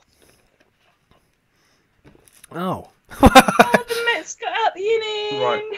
Well, on that, Pete, thank you, mate, for joining us. Hopefully we'll have you next week as well for the finale. I think we've won, but I think I know what you mean, mate. I know what you mean. I think for most Indians fans that we're just not scoring enough runs to do any damage in the postseason, essentially. Well, I hope it changes for you, Pete, because I want to hear happy Pete again. Oh, I think get Pete Pratt doing the Indians games in the future, maybe. No, we aren't. No. Let's keep it authentic. Pete, thank you very much, mate. Have a good night. Yeah, cheers, mate. Thank you. And the Indians have won 7-4. Nathan, quickly, have the White Sox managed to get anything with those two on base? Nothing. We had 2 straight outs, literally 2 quick outs after that. 2-2 count to Correa with the bases loaded. I was going to say, let's jump to Houston then. Astros 2-1 down to the D-backs, but bases juiced. 2-on, 2 out, 2-2 count. Sorry, 3-on. That ruined it. That ruined it. Bases and now it's a full juiced. count. Yeah, forget that. It's a full count now because that pitch is down in the dirt, and this is what you like. 2-1. Oh, not. Oh, no, I'm doing it now. Bases loaded. 2 out and a full count with someone who's at the plate who, in theory, can detonate and completely blow this game wide open. So this is the action pitch right now. It's Yohan Lopez on the mound for the D-backs, having relieved Widener of his duties. He'd come in for Bumgarner. There we go. Right. So Lopez on the mound, kicks, deals, and that, oh my goodness, he swung at a pitch that was way out of the zone, and that's a strikeout to anything. Goodness me. Wow. So Correa lets D-backs off the hook. Yeah, that would have walked in a run. Yeah. Yeah, so that's bad news for the Astros. Let's go to Colorado as well. They've got 2-1 and no out, Molly. They have indeed. Yep. The top of the batting order, we've got Charlie Blackmon at the plate.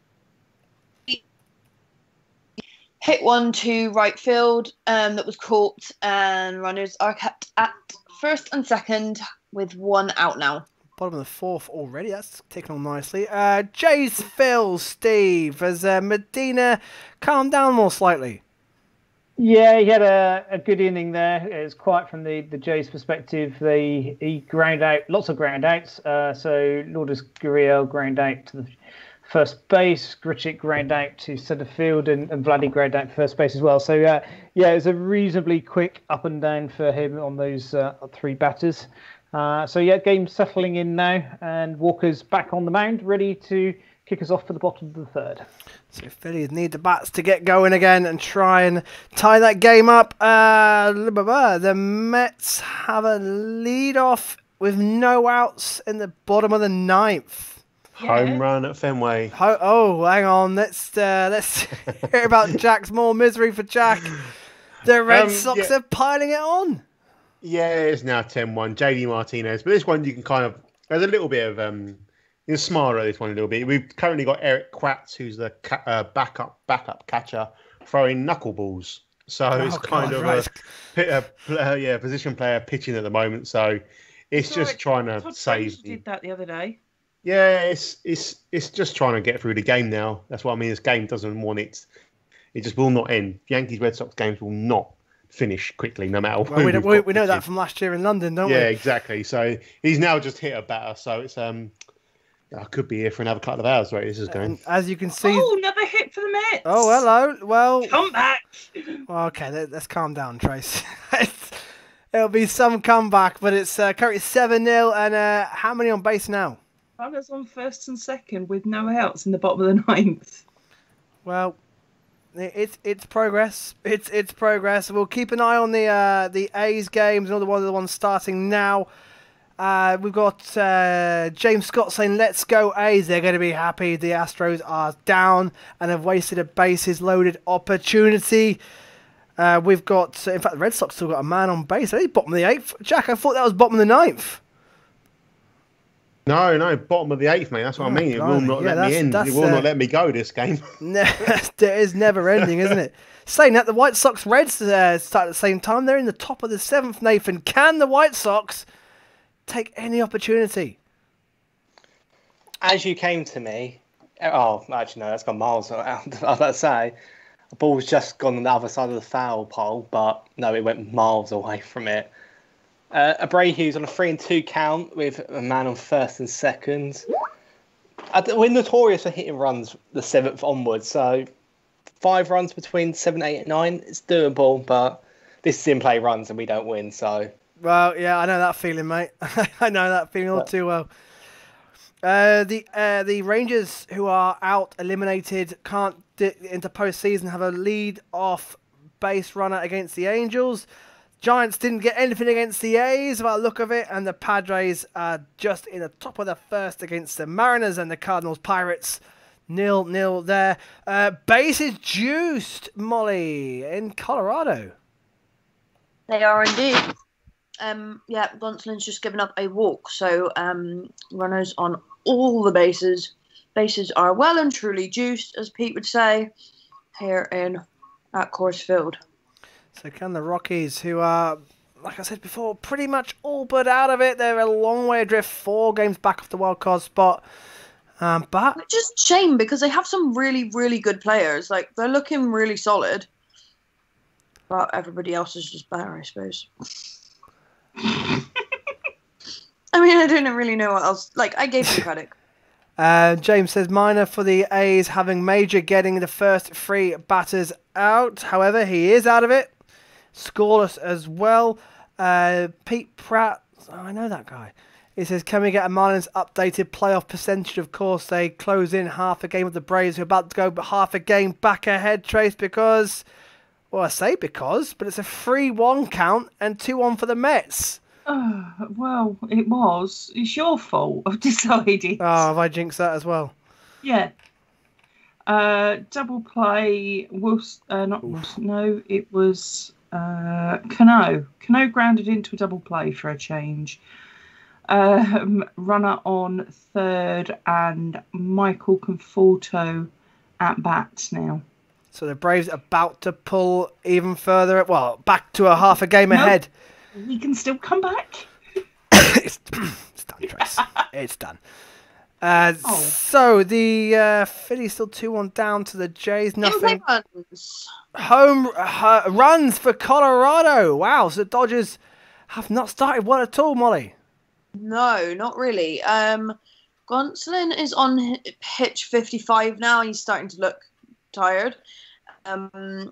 But yeah, I can't see who that was, sorry, but they just got a single that advanced 2 of the runners. It just flew straight past Gonsolin's face. He just didn't get his glove up, so it slid straight into centre field. And two runs to Colorado. And the Colorado Rockies take a 2-0 lead against the Dodgers. Right, I'm going to try and update the scrolling bar at the bottom with the late games starting. So, Charles, have you got anything for us, mate? Yeah, Pete was asking for an updated playoff odds for the Marlins. They are now up to 90.2%, according to Fangraphs, which is the 5th best in the NL. So they're getting there, not quite there yet, but they're looking like they're at least going to have a wild card sewn up at the worst when you think about who has to play who below them. In terms of StatCast, Daniel Vogelbach's second home run was his 5th of the season. 406 feet, 107.1 miles per hour exit velocity, 27-degree launch angle off a 93 mile per hour fastball. JD Martinez's 6th home run of the season came off an 80 mile per hour fastball. In other news, better news for the Arizona Diamondbacks, according to Zach Buchanan, a beat writer for the Diamondbacks, Bumgarner's average fastball velo was up to 88.9 miles per hour and actually touched 90 for the first time this season. Not great news for the Astros in their against struggling starters over the last 4 days. Kyle Gibson of the Twins, who went in with a 6.14 ERA, they only got 4 hits in 9 innings and got shut out. Jordan Lyles with 7.80 ERA. The Astros did slightly better there. They got 3 hits in 7 innings with 2 earned runs, but not exactly great, shall we say? Whole game in New York. Go on, Charles, quickly. Oh, sorry, yeah. Luke Weaver, who had a 6.7 ERA, they did get 3 earned runs and 3 hits against him in 5 1/3. But today against Madison Bumgarner, they got shut out over 5 innings pitched, only getting 2. Sorry to cut you off there, Charles, but yeah, we did absolutely nothing against him. Made him look like a prime 2014 vintage Bumgarner. It was embarrassing. Sorry, that's me done. Go on, Charles, carry on, mate. No, that's fine, Dave. Home run at Fenway. Home run at Fenway. Home run at Fenway. Is it more misery for the Yankees, Jack? No. Luke Voigt has hit his 21st home run of the year, which he's still in the lead for the most home runs on the season. So a little, give me something to smile about at least. But the game's still not finished. The game goes on. Dave. But Voigt the game's has done. Nathan, the White Sox could not cash in a very long top of the 7th inning. Yeah, if we couldn't cash in, Abreu just flew out in that. So back to the Reds now on, probably going to be on now for about another 3 hours. Every time they bat, they seem to get walked about 30 times before they get hit. But I think it's going to be a long night for us. I don't see any coming back now. The Reds have played really well tonight. And the Reds have The Reds have got the momentum at the moment as well. They're on hot form at the moment. We've got the Rangers 2-0 up against the Angels. So the Angels already behind. Of course, the Blue Jays winning. That would narrow the window for the Angels to get in. The Mariners are the only other team that can really do anything. But they're still a long way back. It looks pretty slim. Of course, the Mariners versus the Padres. At the moment, still no runs there. Steve, the Blue Jays and Phillies. The Phillies did have a man on first. Yeah, Alec Bohm got on to first and didn't manage to build on that. The game is pretty evenly balanced, to be honest. But it was fairly quick up and down again for the Blue Jays. Taijuan Walker, he's up to 61 pitches. So both the opening pitches are really sort of getting into the latter stages now of their game. And as you said earlier, it'll be a bullpen game to see how the teams fare. It's going to be a close matchup, I feel. I'm sick of bullpen games. The bullpen's hanging on. But we've got a double header against the Nationals this week as well, and oh boy, we are battered and bruised, but we're still fighting. We're still in there, and the series against you guys has just been unbelievable. Honestly, I was thinking when we split that, it'll give us half a chance going to the Nationals, but the fact that we've won it and we're going for a 4-game sweep would be huge. However, massive. Medina he's settled down, 1 out already, the top of the 4th. What's his pitch count? I imagine nearly 100. No, 75. 75 pitches, so he's a little way off the 100 count yet. But he looks a reasonably young guy. I don't know his age, but I would imagine. Bases juiced Milwaukee. So hopefully Medina can go 5. That'd be a result. Bases juiced in Milwaukee to who? So it's the Brewers again. Omar Narvaez was walked, and Christian Yelich was walked, and Ryan Braun's just come up and hit a single. So it's now bases loaded with 2 outs in the bottom of the 7th. Why, Mark? Every time you come on with the Brewers, the Brewers score high. The last game, I think, against the Pirates. Well, no. The last game against the Pirates, we had a 2-hour rain delay, and we ended up getting swept for a 3-game series. Oh, so, that's right. That's right. It was the game before. Not as enjoyable. We didn't your last game? Didn't your last game finish as my late game was finishing. Yeah, well. that's right. So yeah, yeah, it was a long night. Yeah, I think I was the last game you were waiting for, wasn't it? I think so. Yeah, it is. Yeah, it was. All for nothing. All for nothing. Yeah. All for nothing because the Brewers blew it, didn't they? That's right. So yeah.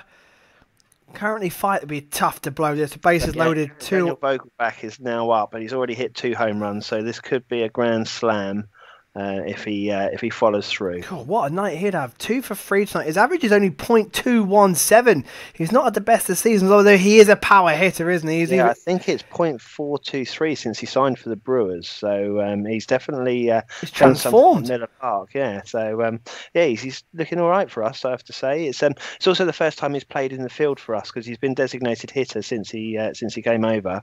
He's an interesting pickup. Interesting. The Mariners have got a man on second base with 2 outs against the Padres. The Cardinals still scoreless. The Rockies did not score any more runs against the Dodgers to Monty's relief, and the Rangers are still 2-0 up against the Angels. Let's go Jack. The game's nearly over, mate. The game's nearly over. It is. We're nearly done. It's Gleyber Torres, 2 outs. He's on a 2. He got a 2-0 count, so he's probably going to be swinging. Now it's 3-0 count, but yeah, it's nearly over. That's probably the best thing I can say from a Yankees point of view. Joey Gallo. Mercies. Joey Gallo is the man who got the home run for the Rangers. So Joey Gallo again, like Vogelbach, very much a power hitter, all or nothing kind of guy. So the base is juiced at Milwaukee. Mark, can the Brewers blow the game open? I'm hoping so. Daniel Vogelbach's on a 2-2 count at the moment, but 2 outs. So we're either scoring or it's inning over. So you want to stay with me? And, we'll stay with you, mate. Yeah. So Suba pitching, and that was just a bit outside. So it's now 3-2 full count for Danny Vogelbach. So a walk scores a run. Interesting. I'm actually just pumped a bit at the moment. I think Vogelbach could really, really do with getting this 3rd home run, because then we'd see that on the repeats of MLB TV for the next 4 years. Mate, that's not all that I can. I love Bryce Harper's walk-off grand slam last season, but I know it. I know it word for word now. You know.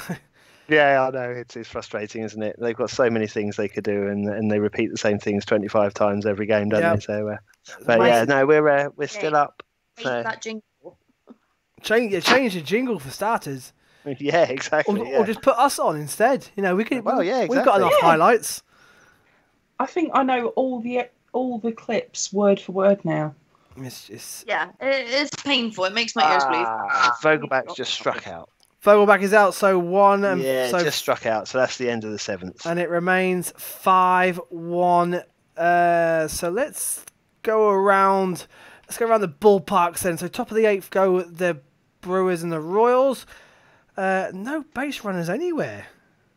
So it can't be it. Oh, we have. There's a base runner at Fenway. Have Jack. Yes, base runner at Fenway in the never-ending Yankees Red Sox game. Yeah, Gleyber worked a walk, and it's normally I'd be happy about those kind of at bats, but at this moment in time, it's all a bit pointless, shall we say? So we need about another 700 base runners to tie this game. But we'll keep going, Dave. We'll keep going. Well, yeah, no, you're here to the bitter end. Yankees just 2 hits tonight to the Red Sox's 14 hits. What a night for the Red Sox, who will on their way now to their 20th win of the season.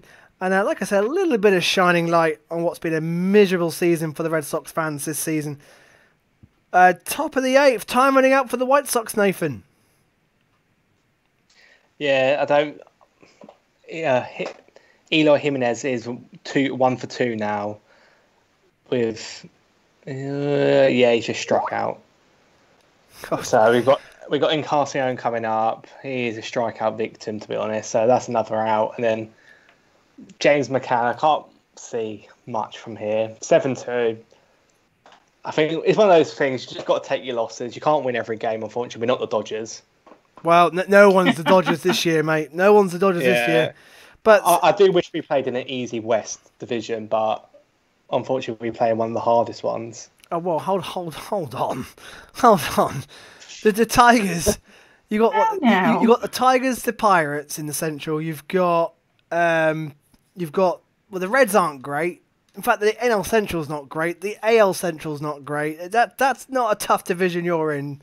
Don't give me all that West is. I'd say the West is pretty more. Well, they're about on par with the Central. But you say that, I'd say the NL East is easy. Oi! Well, let's be honest. None of the divisions have been really. Apart from the Dodgers, no one's looked outstanding, have they? No one's been. And the A's. The A's are in there as well. The A's and the Dodgers have looked brilliant this year. Apart from that, Encarnacion, he's gone deep. Yes. Come on, Encarnacion. See? There you go. A bit of optimism. So there you go. Encarnacion with an average just 1.58, a .158 has home run then. There you go. Game on, 7-3. We've got James McCannon coming up next. Does that mean your curse is nearly broken now, Nath? Oh, I hope if it is, I will take everything back I just said about the West there and the East. Too late. Damage done. Oh, base runner in the Jays-Phillies game, Steve. Yeah, a little bit of drama for Walker, our pitcher. It was a blooper out to him as he was coming down off the mound, and quite frankly, it went straight through his legs. Ooh. And Biggio was coming in to try and collect it up behind him, and he also missed it. So yeah, a little bit of comedy error baseball defensive play by the Jays there gives you a runner on first with one out. So yep, you're looking a little bit stronger. All right. And don't forget the Jays are 100% losing record, and both times they have had the lead and lost it. So let's home run. Yeah, cheers. Oh, I thought that was you. You and Steve sound the same. Home run. I got my hopes up for a slight second. Home run in. I wouldn't be that excited. It is George Springer, this time not inside the park. This is a home run of the traditional normal variety. It's a 2000th home run at Minute Maid Park, and more importantly, the ball game is tied at 2-2. George Springer, if this is his last ball game at Minute Maid Park, which I certainly hope it isn't as an Astro, he's signing off with a real flourish. Beautiful scenes. So the Astros... Game over at Fenway, finally. It's over. Finally, Jack. What a miserable night for the Yankees. What a great night for the Red Sox.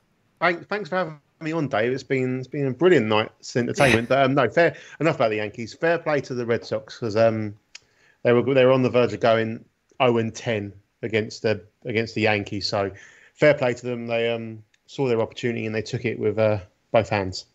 Yeah, good. Yeah, like I said, a bit of a shine light for the Red Sox this season. Yeah, exactly. They've had a bad season. Let's just give them. Say it's a win. They'll take it any which way they can, I think. Of course, they are eliminated, so nothing to play for the Red Sox at all. They're out the playoff picture completely. But it's a nice win for the Red Sox to top off a miserable year. James says minor for the A's, 24 pitches total, and the A's are up at bat again. Still scoreless there as all the late games are, except the Rangers, who are 2-0 up against the Angels. So Jack, overall, next week, who the Yankees got next week? It could be fireworks next week. I believe it's the Marlins. So it could be me and Pete. Oh, it is. On a absolute fireworks show over there next Sunday. World Series preview, Pete. Oh. Looking forward to that one, buddy. We've got a fish across the pond to do before that too. So. Oh, we do. 4-hour episode. 4-hour episode. So let's hope there's something to play for. Let's hope that the Phillies and Marlins are going in neck and neck for that final automatic spot into the playoffs. That'd be great. Yes, it'll be interesting, and I will see everyone next week. Yeah, thank you, Jack. Thank you very much to the Yankees. Yeah, guys. Yankees have lost 10-2 to the Red Sox. Where are our base runners at then? So it's the Phillies, Steve. Can the Phillies, who have had a base runner in every inning so far, I think, from what I've seen? Yeah, Yeah, I think you're right. Yep, still got man on first. 2 out, so they're down to last batter. Just trying to edge something to happen here for the Phillies. I mean, quiet game. First inning was a little bit of excitement for both teams, but since then it's been a little pretty quiet, to be honest. A few action spots here and there, but generally the pitchers have managed to contain the excitement. Yeah, but our bullpen's due in very soon.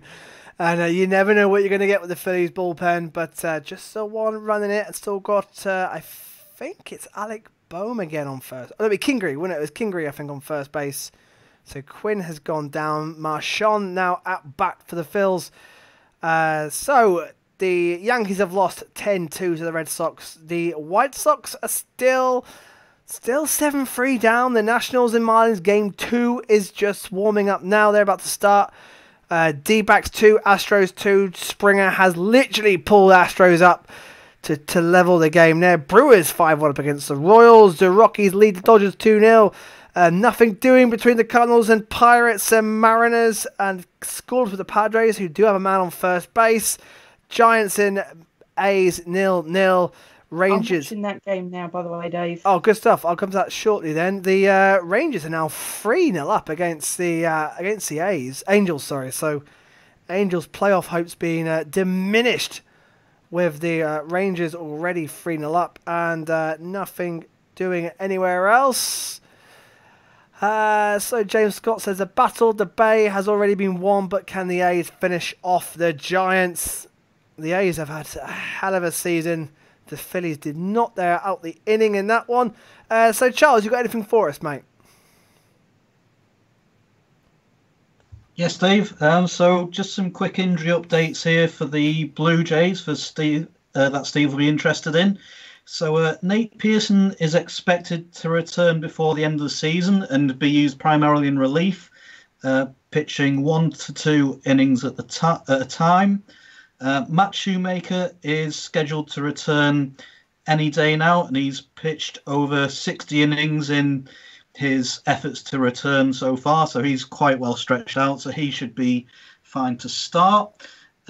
Just some StatCast updates as well. So Luke Voigt's 21st home of the season went 394 feet with 105.1 miles per hour exit velocity and 28 degrees of launch angle off a 92.2 mile per hour sinker. Edwin Encarnacion's home run went 372 feet with a 99.8 mile per hour exit velocity and 25 degree launch angle. And that was also an Oppo home run with a 94.8 mile per hour four-seam fastball. And George Springer's second home run of the game went 352 feet with a 99.8 mile per hour exit velocity and 25 degree launch angle with off a 96.6 mile per hour four-seam fastball. And we've got enough time to do the AL MVP race, Dave? Yeah, go on, get quickly.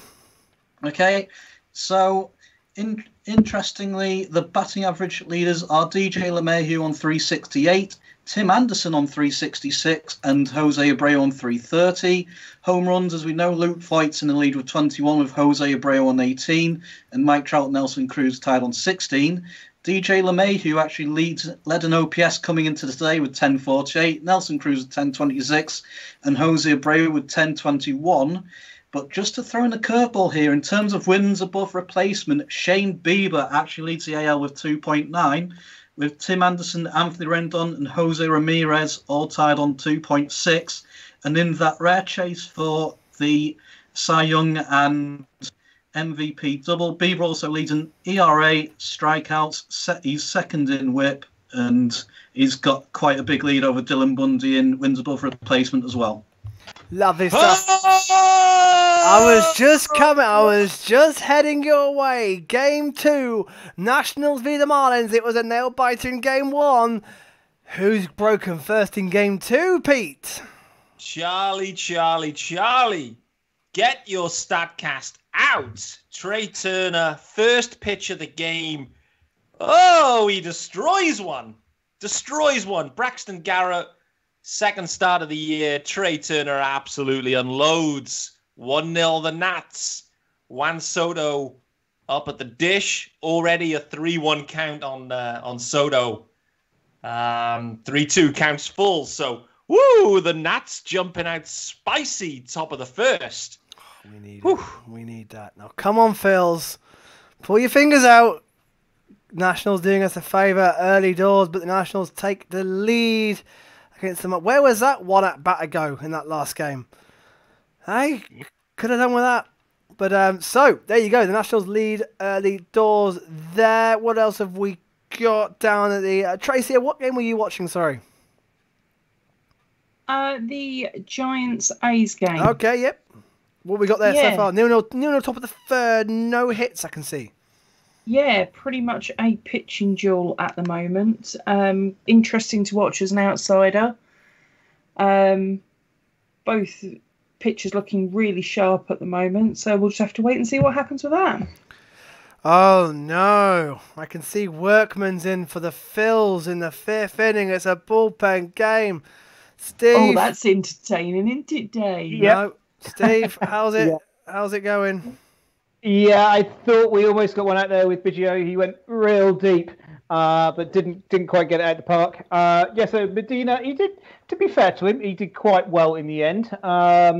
He pitched 4 innings, had 3 hits, 2 runs, struck out 3 walks, came out with a 4.5 ERA. Having had a sort of fairly shaky start, he settled down reasonably well. So I think he'd be happy with that outing. But yes, we've got now Brandon Workman in, and we're looking forward to seeing how this bullpen performs. Oh, weren't we just? Workman's been our closer this season, and they've thrown him straight in the 5th. So let's see how he gets on early in the game situations. Just get the 3 outs. Pete, question for you on Facebook from Neil B, Nationals fan. Has Garrett still got that monster curveball he had before his Tommy John surgery? He absolutely has. He's still throwing it, so expect a lot of off speed from Braxton Garrett. I think I can't actually remember, but I think it was a fastball that Trey Turner absolutely destroyed. So yeah, maybe needs to stick with those curveballs. But it's only his 2nd start.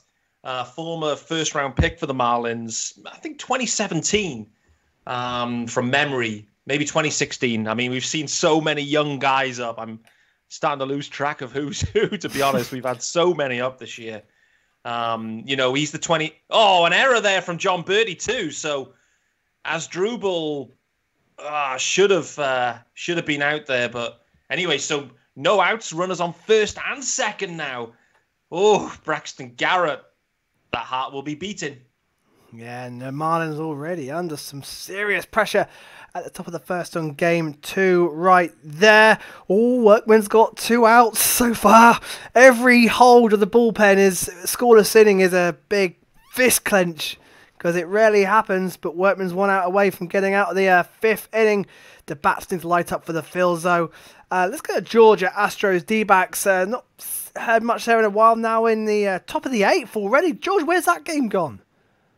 Yeah, well, it's not been much offense from either side, really. The D-backs do have a base runner in the inning with 2 outs hit, Blake Taylor. Blake Taylor, of course, having pitched for Team GB in the past, which is a nice little connection, is on the mound trying to get through this inning. I feel like there's a walk-off on the cards in this one. I feel like last home game of the season, this is it'll be ample time for us to early. Well, I say send the fans home happy. There's no one there. send those cardboard cutouts home happy. Yeah, but yeah, so just it has been a quick ball game, and just as I interjected rather rudely through what Charles was saying earlier, yeah, we made Madison Bumgarner look way better than he pitched. He wasn't awful, but he was not great, and we just did nothing against him. So yeah, the ball game has rather rocketed by.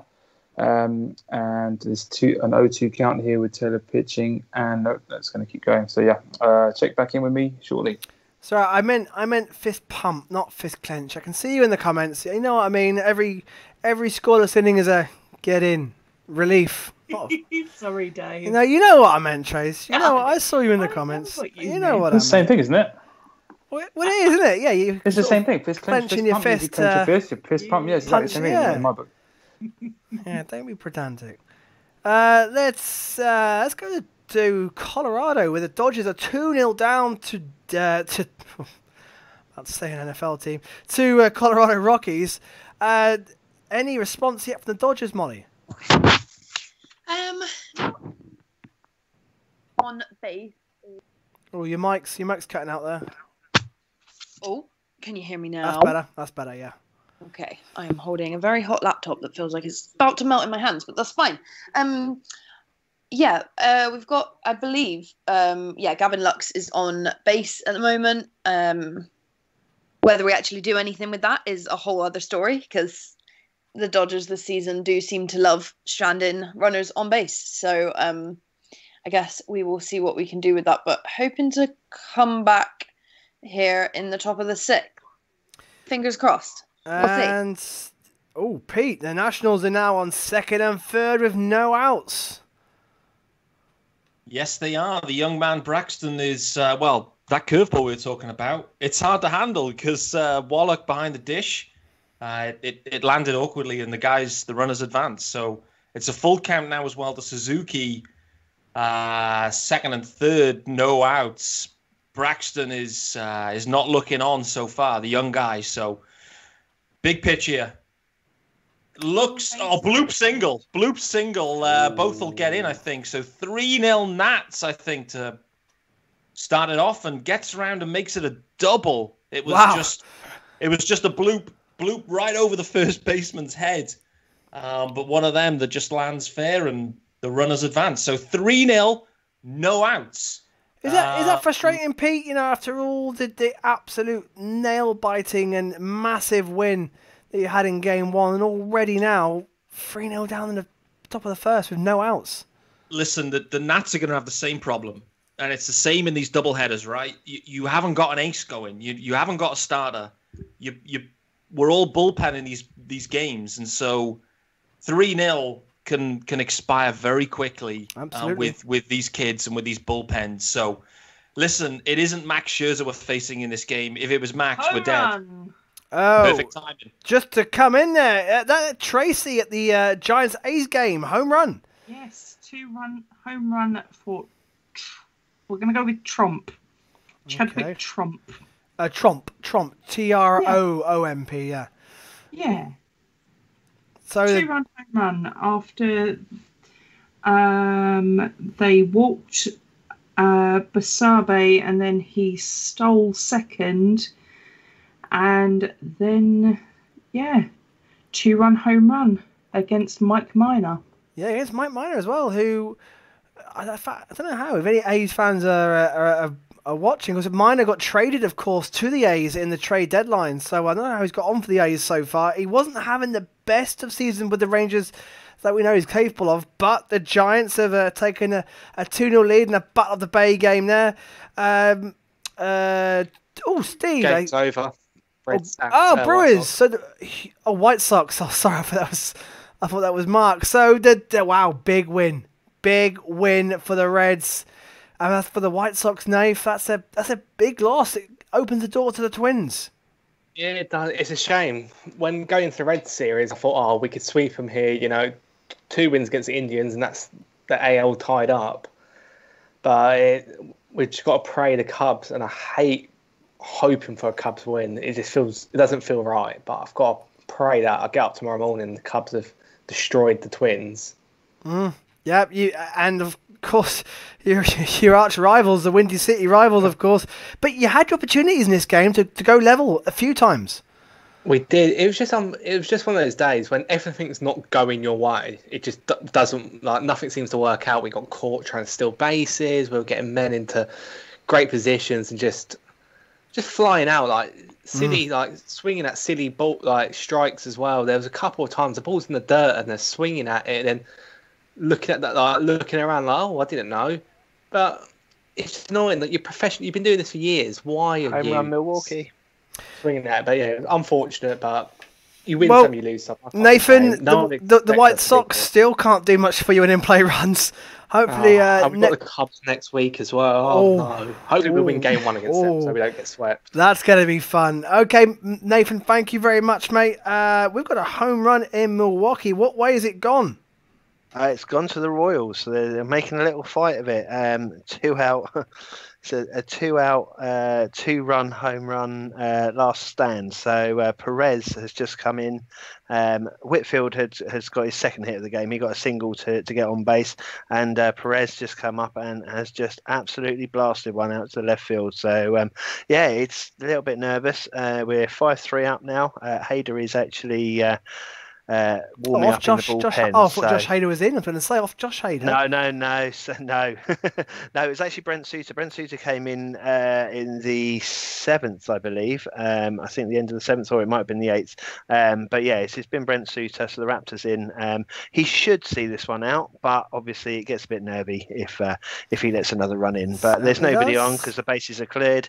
We've got Franco coming up, who has done nothing but pop out or ground out for the day. That sounds like September, Franco. So there we go. So I've just given him a free home run to make it 5-4, but that hasn't happened, by the way. I was just going to say. It's just because I'm saying he's done nothing all game and now he's going to go and do this, isn't he? So yeah, so we'll see how it goes. I mean, Suter is he's usually pretty quick, so he's set pitching and gone. So Franco's just got a base hit up to the centre field, so they've got one on base. So yeah, that's nervy that's times. Me. That's giving me the curse of the commentator, yeah, isn't it? Franco's done nothing and got on base. A little bit nervy times here. So I asked about Mike Minor, but nothing. No one's really seen much for him at the A's so far. Charles, I've just seen you put cemetery for the Nationals 2019-1931 after 50 games, their first 50 games, and 1931 this year after their first 50 games. Yep, exactly, Dave. But unfortunately, this year for them, they don't have the other 112 games to claw it back. But I think I know Rob's not here, but I think he would admit that it's just been an absolutely shocking season by them. I know you were saying a similar thing on the last episode of In-Play Runs, where you just couldn't believe where the lack of fight, the lack of pride was up and down the team. No one's really doing anything. Even Scherzer, as Pete was saying, just doesn't look like his usual dominant self. And I think Neil just summed it up on Facebook perfectly, that their window's closed and they're not really going anywhere. They might have another year or two at best, but I think they could be mediocre, Dave, when you look at the way the Marlins are going. And I know you're kind of a bit hesitant to be completely positive about the Phillies' future, but at least you've got Alec Bohm and Spencer Howard and others to hang your hat on going forward. Our future's now. Our youngsters are here now. We've got nothing else left in the farm. So this is it for the Phils. There's just so-sos players that may make it, but likely not to come to anything. So everyone's up now. So this is it for us in these next few years. Otherwise, we're going to be in the same situation. And hopefully we've won something by then. But we'll see. We'll see. But we've got to rebuild that. 2-1 in Houston. 2-1 in Houston and no outs. So the Astros are in prime positions to take the lead here, George. Yeah, it's Guerra who's pitching now for the D-backs. He let one get away from him and caught Alex Bregman with a glancing blow on the hand. No real damage done there. It was for the first base runner, and then he gave up a walk to Michael Brantley. So this is exactly what we need to try and get us a very late lead in this game. We've got Yuli Gurriel at the plate now with an 0-2 count, and looking to give us a lead, which we've been behind since the 4th and never led the game at any point. So what better time than now? Sorry, I thought Yuli got that. He hasn't. That's a foul ball. It's still 0-2. And the Padres have 2 on base with 1 out against the Mariners. 0-0 there, top of the 3rd inning. Steve, how's the Phillies Jays going at the moment? Yeah, just got out of that inning. A little bit of excitement. Two different things took place over that last inning. Firstly, Andrew McCutcheon whacked a ball, thought it was going out. Teoscar Hernandez was tracking back, running with his back to the ball as it's coming over his left shoulder, lifted his hand up, got the ball, but as he caught the ball, he was basically up against the netting on the scoreboard there on the outfield wall, and he stubbed his toe. There's like a concrete strip at the bottom of the scoreboard. Yeah. And he just ran straight into that and clearly hurt his foot. And so there was a little bit of a delay as all the physios and so on came out onto the field. So that was one bit of excitement.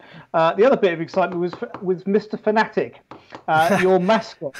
And he was going around with a large bag of popcorn, feeding the various cardboard cutouts right behind home plate. I'm surprised he was allowed to get away with it, to be honest. And there's a guy in a camera bay which is sitting right behind the ump at home plate. And as he's going past with his bag of popcorn, he, invertedly trips, and this whole bag of popcorn goes over the cameraman, who didn't look best pleased, to put it mildly, that he was showered with his popcorn. And of course, there's a bit of antics with Mr. Fanatic. But the game carried on as normal. But cameraman was not best pleased. Love it. Classic Fanatic. Same in Milwaukee. Oh, yes. Go on, Mark. So, just after we spoke, Suter got pulled and Hayder came in, so that's why there was such a delay. Hayder came in. First pitch was a wild pitch, so the runner advanced to second. But thankfully, just going to find out, it was Dozier decided to pop out and make it a little bit less tense for me. So, Brewers win 5-3 and have swept the Royals. Big sweep for the Brewers there, Mark, with a big week for you coming up. You must be pretty buoyed, though, after this weekend. Well, this weekend, to be honest, this weekend we could have afforded to maybe lose one or two because it doesn't really matter. Because as long as we win against the Reds and the Cardinals, we should be in the postseason. So we've got 5 games against Cardinals. If we can get 3 out of 5 for that, and if we can get 2 out of 3 for the Reds, then pretty much we should be postseason. So, I'm pleased. Finally, we're back to 500. This is the highest we've been all season. We've not been above 500. So, but the Brewers, they play well in September. We call it Craig Timber in Milwaukee. So it seems to be happening at the moment, and we're starting to string some results. I think we've had 7 wins out of the 11 home games in the last 9 days. So that's pretty good going. So it's very good going. Good stuff, Mark. Thank you very much, mate. Let's hope thank you, mate. Next week is still something to play for as we go into the finale and final week. But a great win for the Brewers. Well done, mate. Excellent. Thank you, mate. Cheers. See you later. Runner on first for Oakland. I was going to say, I can see action in Oakland. Runner on first with 2 outs. Yeah, Sean Murphy just got walked by Tyler Anderson. So we are in the bottom of the third with 2 out and runner on first. So can Oakland start working away at the Giants' 2-0 lead? The Rangers still lead the Angels 3-1. In fact, the Angels have got to run back. I've missed that one. So the Angels have cut the deficit down to 2. The Angels could really do, again, faint hopes. You can see there, the Angels are 23 wins. The Blue Jays hold that last place, and they are up against the Phillies. George, bottom of the 8th, 1 out and 2 on for the Astros. Yeah, Kyle Tucker is at the plate, and I think it's a full count. It is, yes, indeed, and could hopefully see the bases be juiced after this next pitch. I probably jinxed it, but let's see what the outcome is. Come on, get on with it, Guerra. I think it might actually be Tucker who's taking the time out there, but he's back now. Oh no, and now here comes a catcher to have a little mound visit and give Guerra a moment to collect his thoughts. But yeah, this is a big moment in this game. We haven't, as you know, really had anything offensively outside of George Springer, who's been single-handedly keeping us afloat in this game. But yeah, we've got a big chance here with a man in scoring position in the 8th and a chance to hopefully pick up a series win ahead of our final 2 series on the road. Excuse me. Starting off with the Mariners, we've got 3 games against them, and then we can finish off with 4 games against the Rangers in their new ballpark, which I think will be the first time we've been there. So, quite looking forward to seeing that. But, we just got to hold off the Mariners, obviously keeping a close ear out for that Padres game. Right, so Guerra pitches, and that is a need a walk. The bases are juiced. So the bases juiced in With one out, Houston with just one Well, out. Runner on base, Steve. I was about to come to you, Steve. Yeah, Hembry's in. Yeah, Hembry. Yeah, so pitching change at the top of the sixth here. Lourdes Gurriel, deep fly ball to centre field's doubled round, and so yeah, runner on second, no outs, top of the sixth. Hembry's been. I don't know. Oh boy, let's just see what happens. But Hembry doesn't fill me with any hope at all. So bases juiced in Houston. Can they take the lead? Pete, the Marlins got out of that with just the 3 runs, which could have been worse, and they've got a runner on base. Absolutely, Dave. Well summarised. It was, wow, that top of the first inning was action-packed. Lead-off home run, walks everywhere, but in the end, Braxton Garrett struck out one guy and then rolled the double play, got out of it. Ben Bramer is pitching for the Nats. Who is he, you ask? I have no idea. Hold on. Neil B on Facebook says he's a southpaw Ben Bramer. He's been a pleasant surprise for DC, having been drafted in the 18th round of the 2016 draft. He was pretty good in AA and got destroyed in AAA. Friendzo though, so Friendo's like hitting for the moon. So there you go. It's his first ever major league start. There you go. Is what I'm. Two runners on in Colorado. And let's jump to Colorado. Molly, what have you got for us? 2 runners on base after 2 good hits. Oh, one involving a very, very broken bat. Half of which flew towards third base. And yeah, so runners on 1 and 2. I guess they are looking to score. I don't want them to. I can't deny. It's the Rockies. They're on base. Yay for them. But the Dodgers, who a bit of a lackluster night so far for the Dodgers, haven't got going at all. Just the 3 hits. Thanks. Well, just saying what I see. But the Dodgers, they've not got going yet. However, they got such a huge lead. They can afford one of these games, really. They afford plenty of these games. However, they can't afford this one to go 2. They don't want to pick up a few defeats in the final week. Bases juiced and runner in. Oh, bases juiced and runner in? Oh, they were juiced and then he ran in because... So it's the Rockies 3-0. So, wow. This curse of in play runs. Like, why do the people commentating have their teams completely slated? I know, and we have bases juiced, of course, in Houston as well, George. Yeah, 2-2 count for Correa. That pitch was well inside. Honestly, I've always thought, isn't it tempting to just wear that one and walk in the run? But anyway, right. So it's a 2-2 count. Guerra deals, and that is fouled off. Yeah, this is big moment for Correa because he somewhat fluffed up the. He did, yeah. Last base is loaded. Chance. Yeah, so it's come to him again. This time with 1 out rather than 2 outs, but with Miles Straw. No disrespect to Straw behind him in the lineup. I would like to see Correa take care of business himself right here, right now. So here we go. Guerra, he stands waiting to pitch. He kicks and deals, and that looks like it's going to be a sac fly, and that is the Astros in the lead 3-2. Good stuff. Yeah, it was a line out to right field, just about deep enough for Bregman to score, and the Astros do have the lead 3-2 in the 8th. So the Astros have turned it around. They were 2-0 down. They're now 3-2 up thanks to 2 home runs from Springer.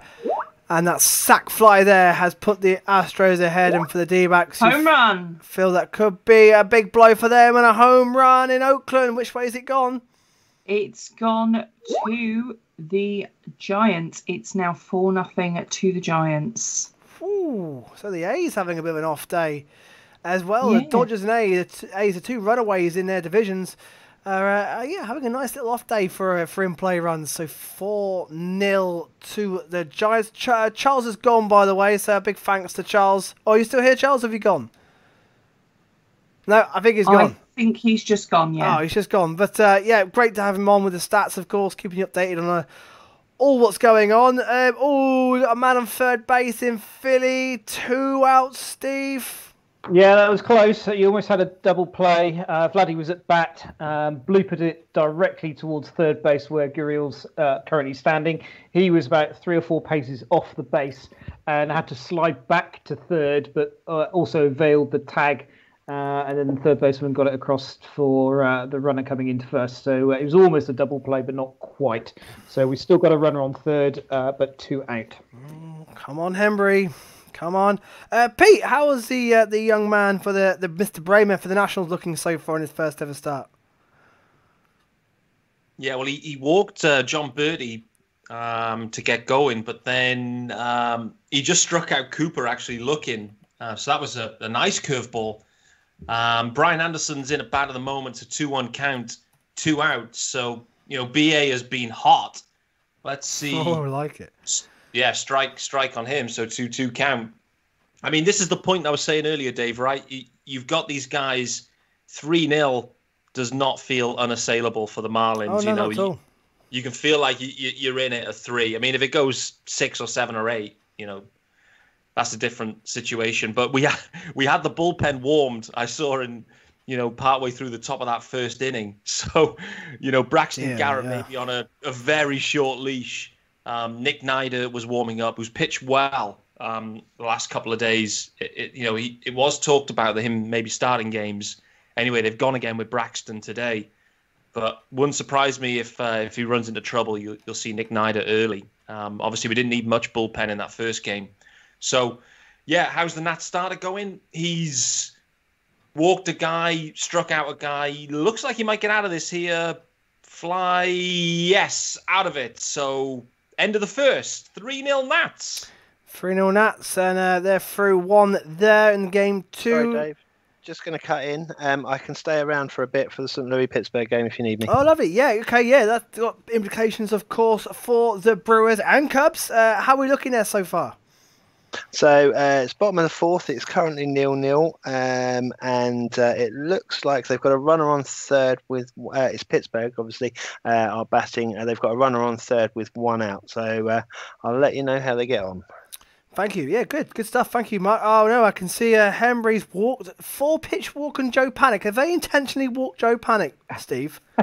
No, it wasn't intentional. Just very poor pitching, I'm afraid. Yeah, everything was out and away. And Roger Davis, is just flown out into deep left field. The catch has been missed. That's going to bring... What do you mean it's been missed? 1 run, 2 runs in. Jays are now 4-1 leading. And Roger Davis is round to... Jonathan Davis, beg pardon, is round to second. So, yeah, Jays taking a little bit of a lead, 4-1. Who missed the catch? Your left fielder. I don't know who's not. Field is. Hold on, just 2 ticks. Let me get the team sheet up. Hazley. Oh, not another one. Not another muff. Hazley. Yeah. I think it's twice this week. Dave. Muff. I said muff. Yeah. To be fair, it wasn't the easiest of catches, but yeah, he didn't get to it. Right, 4-1 Jays on a night where the Braves have won and the Marlins have already taken in 1 game as well, and a run in Pittsburgh, Mark.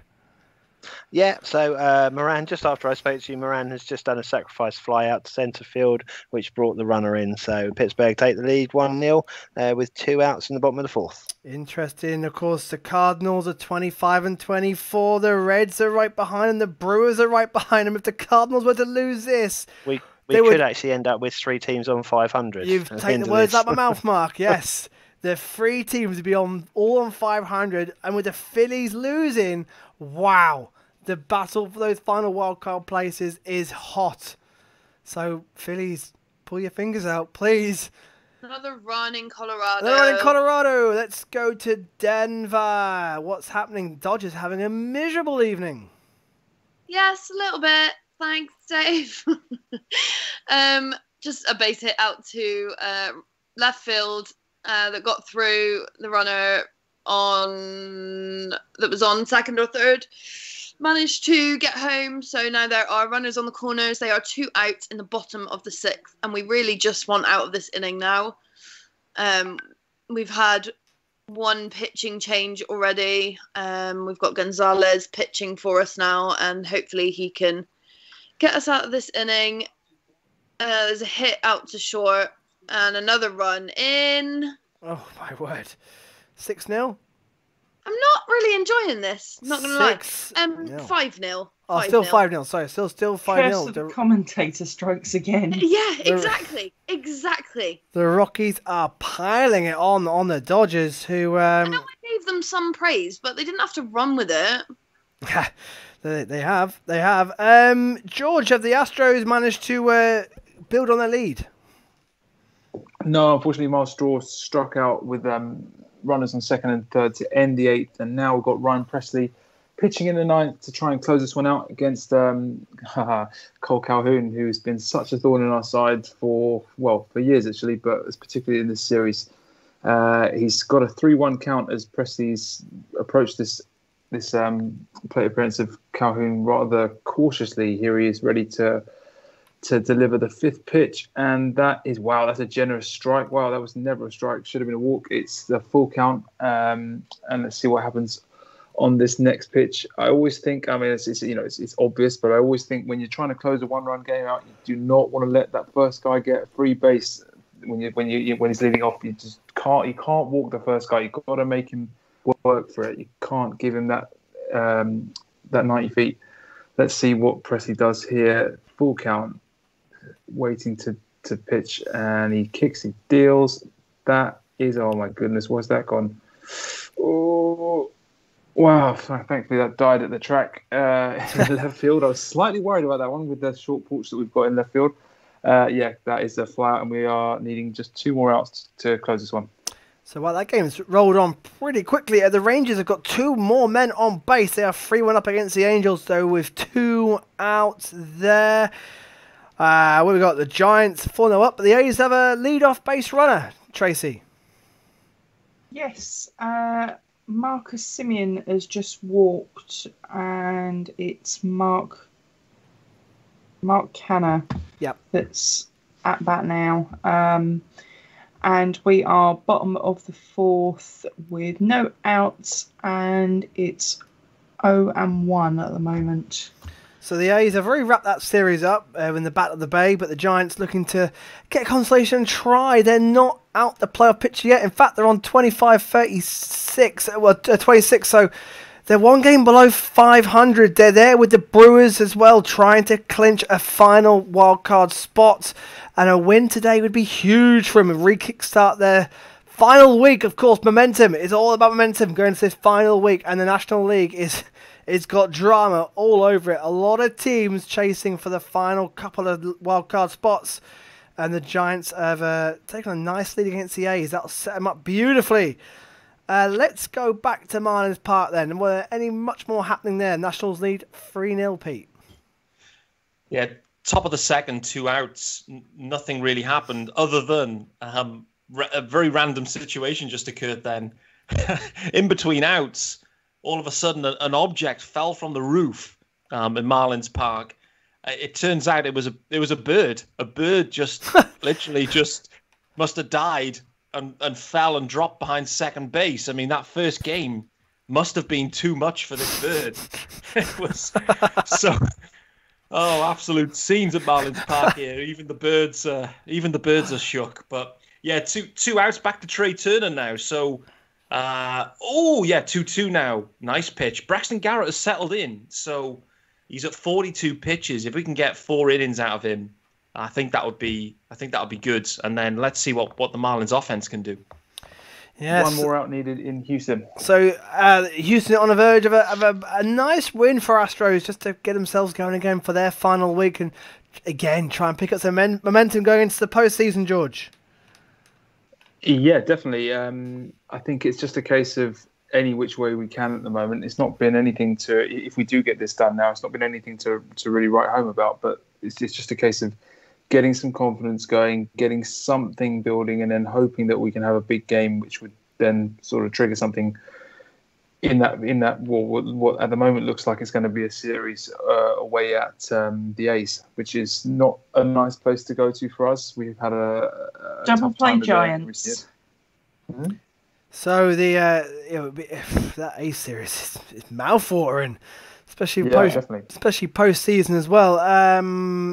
The Marlins, base runners flying up at the same time. Phillies have got a base runner. The Marlins have got a base runner, both with outs in that game and a double play. And that's the ball game. That's the ball game. So the Astros have wrapped that up. Big win for the Astros. Broken the in-play runs duck as well at last. Oh, I'm glad someone has. There's not been many of us. There really hasn't. Yeah. But the Astros have finally won an in-play run, so that's them done. So thank you, George. Thank you. Pleasure as always. Looking forward to next week. Absolutely. The finale of the regular season next week. That game took a while. Where are they? They're up there. So there you go. 3-2. D-backs gave it the roll. They're officially eliminated out of any postseason contention. They're done. They're gone. We've seen some things today, haven't we? Dead birds falling from the roof. Protesters at Fenway. Yeah, fire at Citi Field. Well, it's all been going on. Okay, so Steve, who got on base then for the Phillies? I can see there's one out and one on base. Segura got on base with a single out to third base. They got a runner on, but Blue Jays pitcher Tian Walker, he's into his sixth inning, which is unheard of this year for the Blue Jays. We've really been poor with our opening pitches. They've very seldomly gone deep, but he's doing well. He's up to 94 pitches, 60 of them being strikes. So he has played incredibly well, but is going to be clearly running out of gas fairly shortly, I would think. But runner on base, one out, bottom of the sixth. Oh, Phillies need a win. I've just seen the NFL score and the Eagles got beat, so it's going to be a somber mood in Philly if the Phillies can't pull this one out as well. Two on base for the Nationals again, Pete. Yeah, Juan Soto hasn't done much this series at all, really. But Juan knocked a single in there into right field, and Trey Turner advances. So runners first and second, 2 outs. Asdrubal is at the dish now. He's 0-1 count. Asdrubal has had the most amount of fly balls I've ever seen from one man in a series. He just is a fly ball machine with no productivity. So, stay tuned for a 3-run jack here. Yeah, I was going to say, you've really put the curse on that one, jinx on that one. Absolutely, yeah. He was the same when he was a Met. And the Philly. Yeah, he loves a fly ball. He's batting right-handed here anyway. And, yeah, like I said, the main thing about him thus far that I've seen is that hair color is... Yeah, he had the same hair color as a Met as well, that bright blonde. Yeah, he looks a little bit too old, I think, for that kind of shade. But never too old, Pete. So, Dave, are you going to be sporting that look next week then? Hey, easy now. Easy now. Pete's older than me anyway. Just. Oh, yeah, I'm due a birthday in a couple of months too, so not another year. The big 21.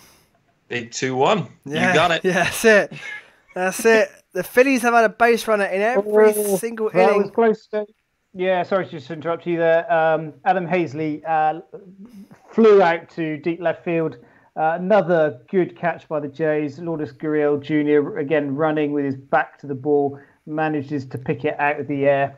Segura, who was obviously motoring around second base, had to quickly backtrack to make sure that he wasn't back out at first. But good play all round there. Not happening for the Phils tonight.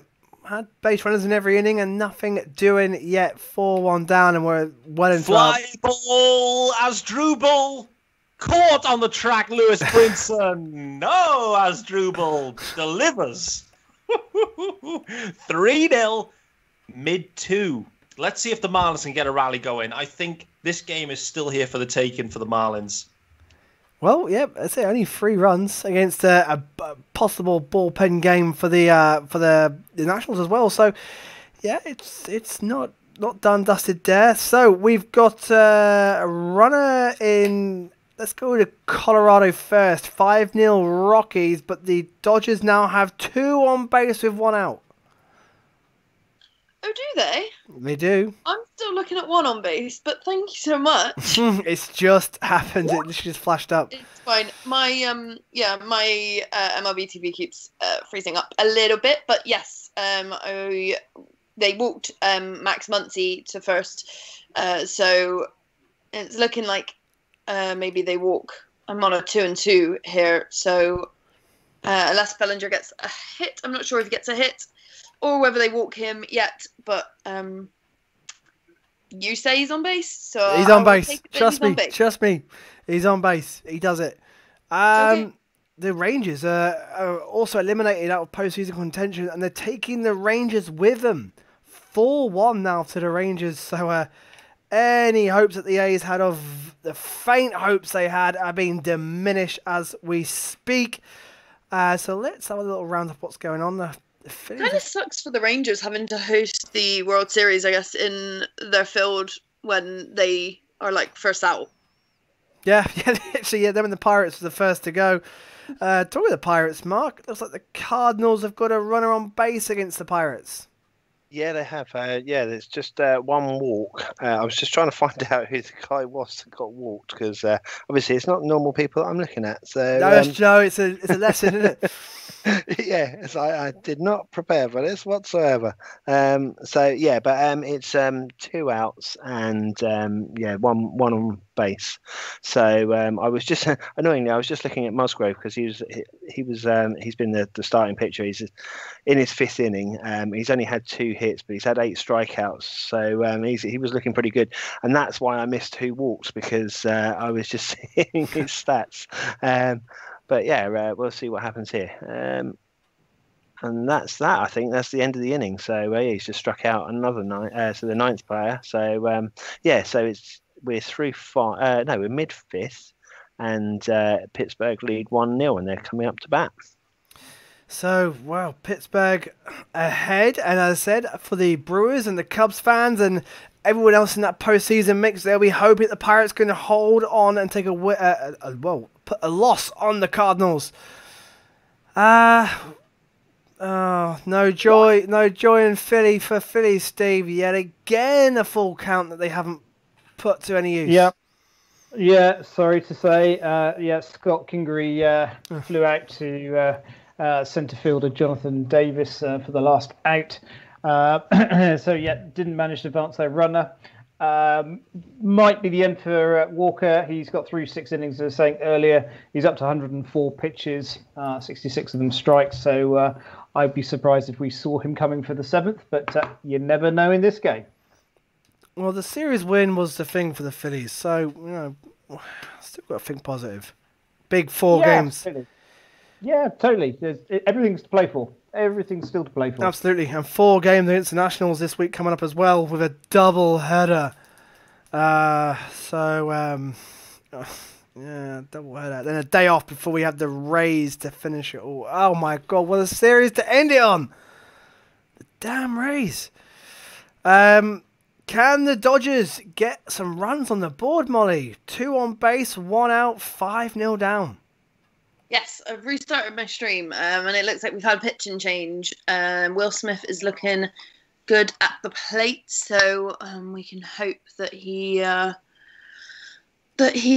been hitting well, pretty well this season. I don't know stats and stuff, but I know that he's been hitting well.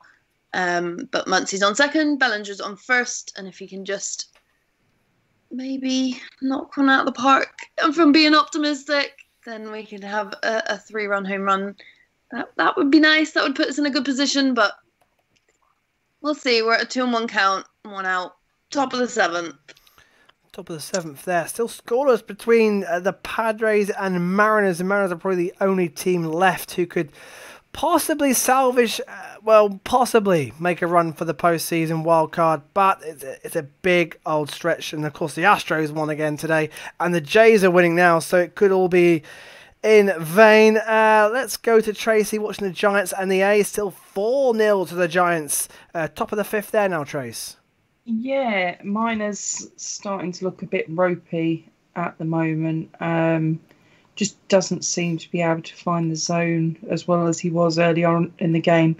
And I think you need to catch up on the YouTube chat, Dave. My chat's gone down. I'll refresh it when I get a chance. Oh boy, Henry's going back in for more, Steve. This could get ugly.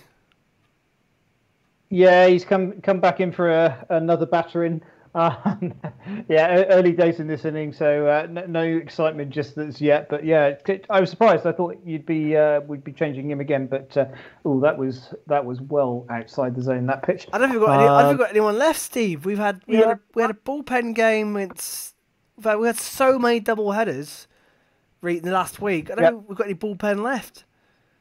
I think a lot of teams are finding this, aren't they?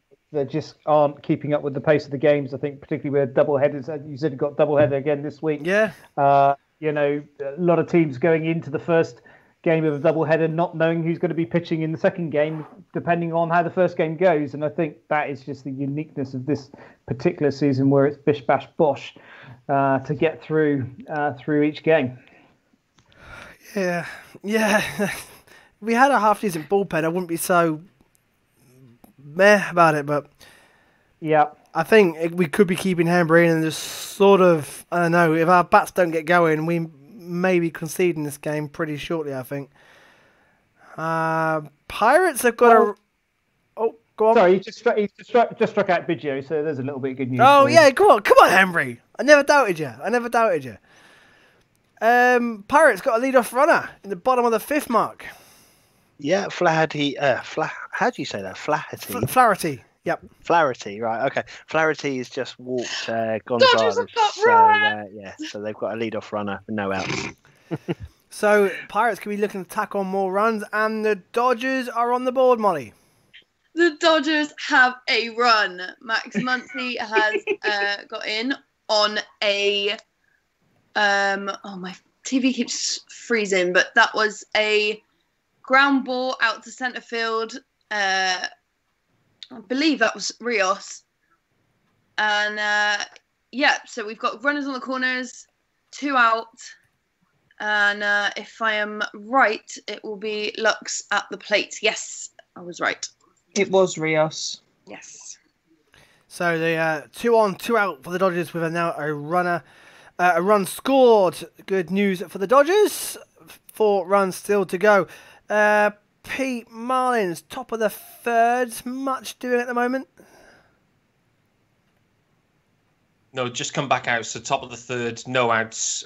Just kicking off, mate. So let this one simmer and come back to me in a few minutes. Right, so let's have a little roundup then. We've got a little bit of a lull in the action.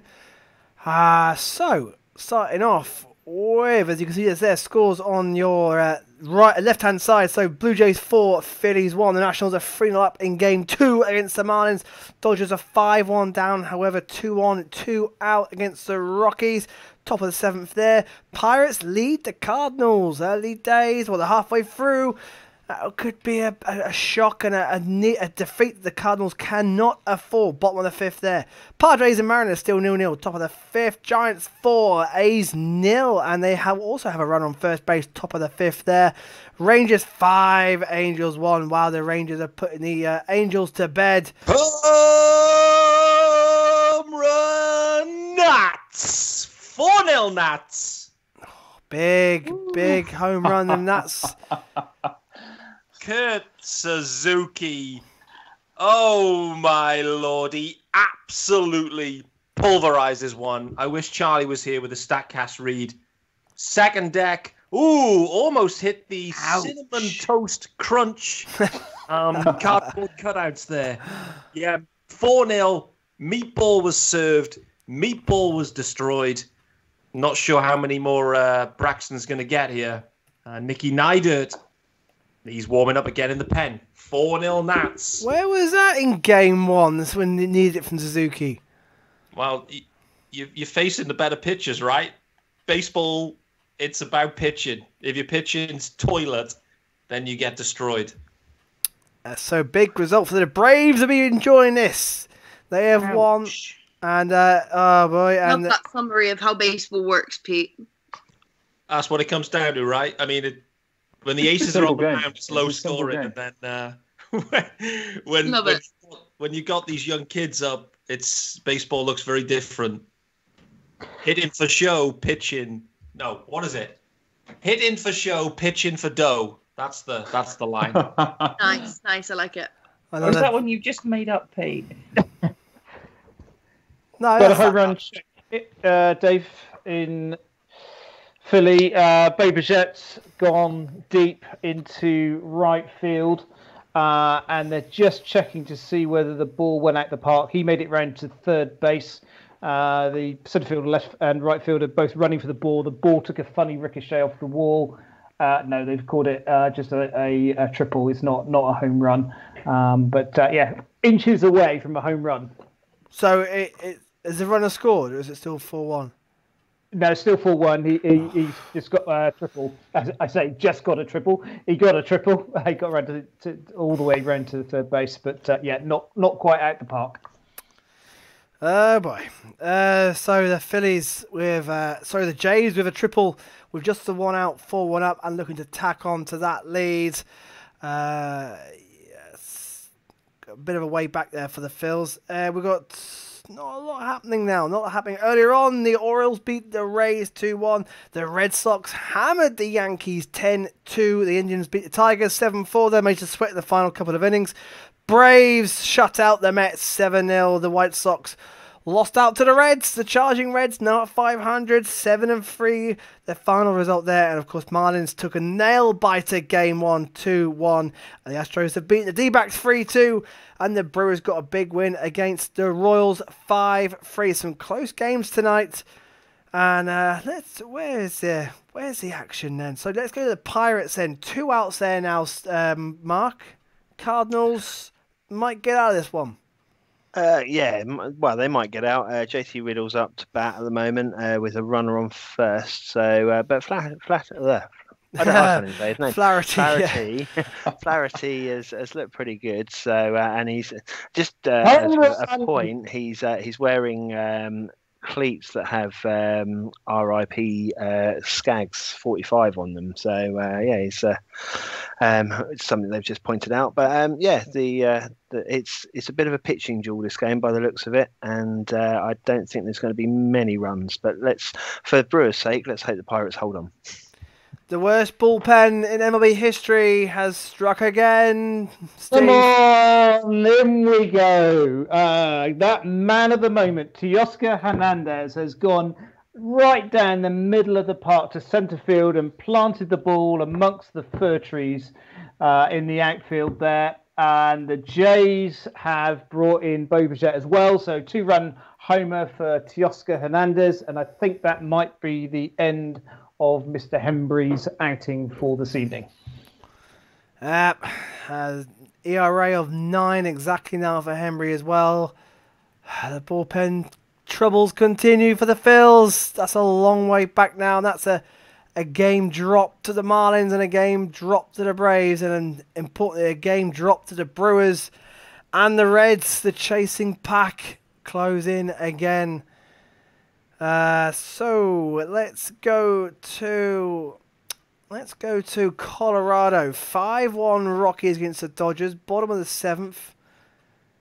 How are we looking there? Is it Rockies looking to tack on more runs? Yeah, we're 1 out, bottom of the 7th. Tapia, they were at the top of the order coming in to this inning, and Tapia just hit one straight to second, so out at first. But kind of hoping they don't tack on any more runs. So all our teams are losing. In my rather unbiased opinion, I'm kind of hoping they don't tack on any more runs, but I'm sure they are looking to. Yes. So I'm just thinking when to end this, because we're 10:30 and there's no games really nearing their conclusion. Hey, we're winning. Well, if it's any consolation, I have to go feed my baby soon, so we can finish up soon. Yeah, let's just give it, I think, 10 more. Well, no, true. Steve's rusty. It is 7. It's 6-1 to Blue Jays, top of the 7th. I'll keep talking to myself, Dave, if everybody else goes. So that's the problem. Let's give it. We're 3-5 in Pittsburgh, and Pittsburgh are winning 1-0. So, but yes, I would say another 4 innings. You're probably looking at least another hour to an hour and a half before this game's finished. So if we go for the end of yours and Steve's game, that could be another 40, 50 minutes. Yeah. 11 o'clock at latest. Let's just keep going 10, 15 minutes and see how it's panning out. Yeah. Plan. Yeah, I can hang around probably till the end of the 6th, and then I say I've got to go feed a baby. So, yeah. So I'm using children as an excuse, Mark. I know. Well, you heard what noise she made in. Yeah, that's true. Yeah, don't upset the baby. I don't want that. Don't want that at midnight. And the game's I'm rather jealous of Steve right now. Right, I'm rather jealous of Steve. Steve's sitting there, nice and happy. A lot of people say that, Molly. And I never said that we're just ignoring the fact that his team's winning as well. Well, my in-play runs record is shocking, and this was going to be hopefully my only positive moment, and now you're wanting to cut it off short. So I don't know what I feel about that. Exactly. Well, yeah. Don't make me feel bad. Dave. What? Molly and I have got a request for next week. Yeah.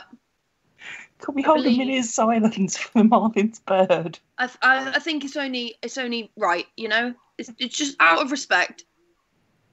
That poor Marlin's bird. You guys do what you got to do. you guys can tell it's getting to that time of night, can't you? Yeah, look, everyone. There's not many close. We need some close games. Neil B says, "Great show. Thanks to you and all the reporters. See you next week." Yeah, it's getting. It hits that stage, isn't it? That 4.5 hour stage. It's like, oh. We start getting silly. Well, if it helps, Oakland have got 2 runners on in the top of the 5th. How far are they behind? 4. Okay, yeah. So no outs. Oakland have got 2 on, 4-0 down. Can they pull something back here, Trace? I don't know. Oh boy. Rangers 5-1 against the Angels. Wow, the Angels are heading out of contention there for the playoffs. Pete, I can see the Nationals are still in the top of the 3rd. They still are. We've got a pitching change too. So Nicky Nida is into the game. Keyboom is on at first. Another meatball was dispatched into the outfield. So 4-0, 2 outs though, top 3rd. Michael A. Taylor at bat, Robles to follow. So, for me, I'm watching this. I feel like we're still not out of it. At any point the Marlins could get a rally, but Michael A. Taylor. Oh my days! That's gone miles from Michael A. Taylor. 2-run jack. Was it 20 rows back, Pete? It was probably 30 rows back. It almost hit the. They've got a car back there, like a demonstration car or a marketing vehicle. It almost hit that one. They weren't expecting a car up there, a ball up there. Sorry.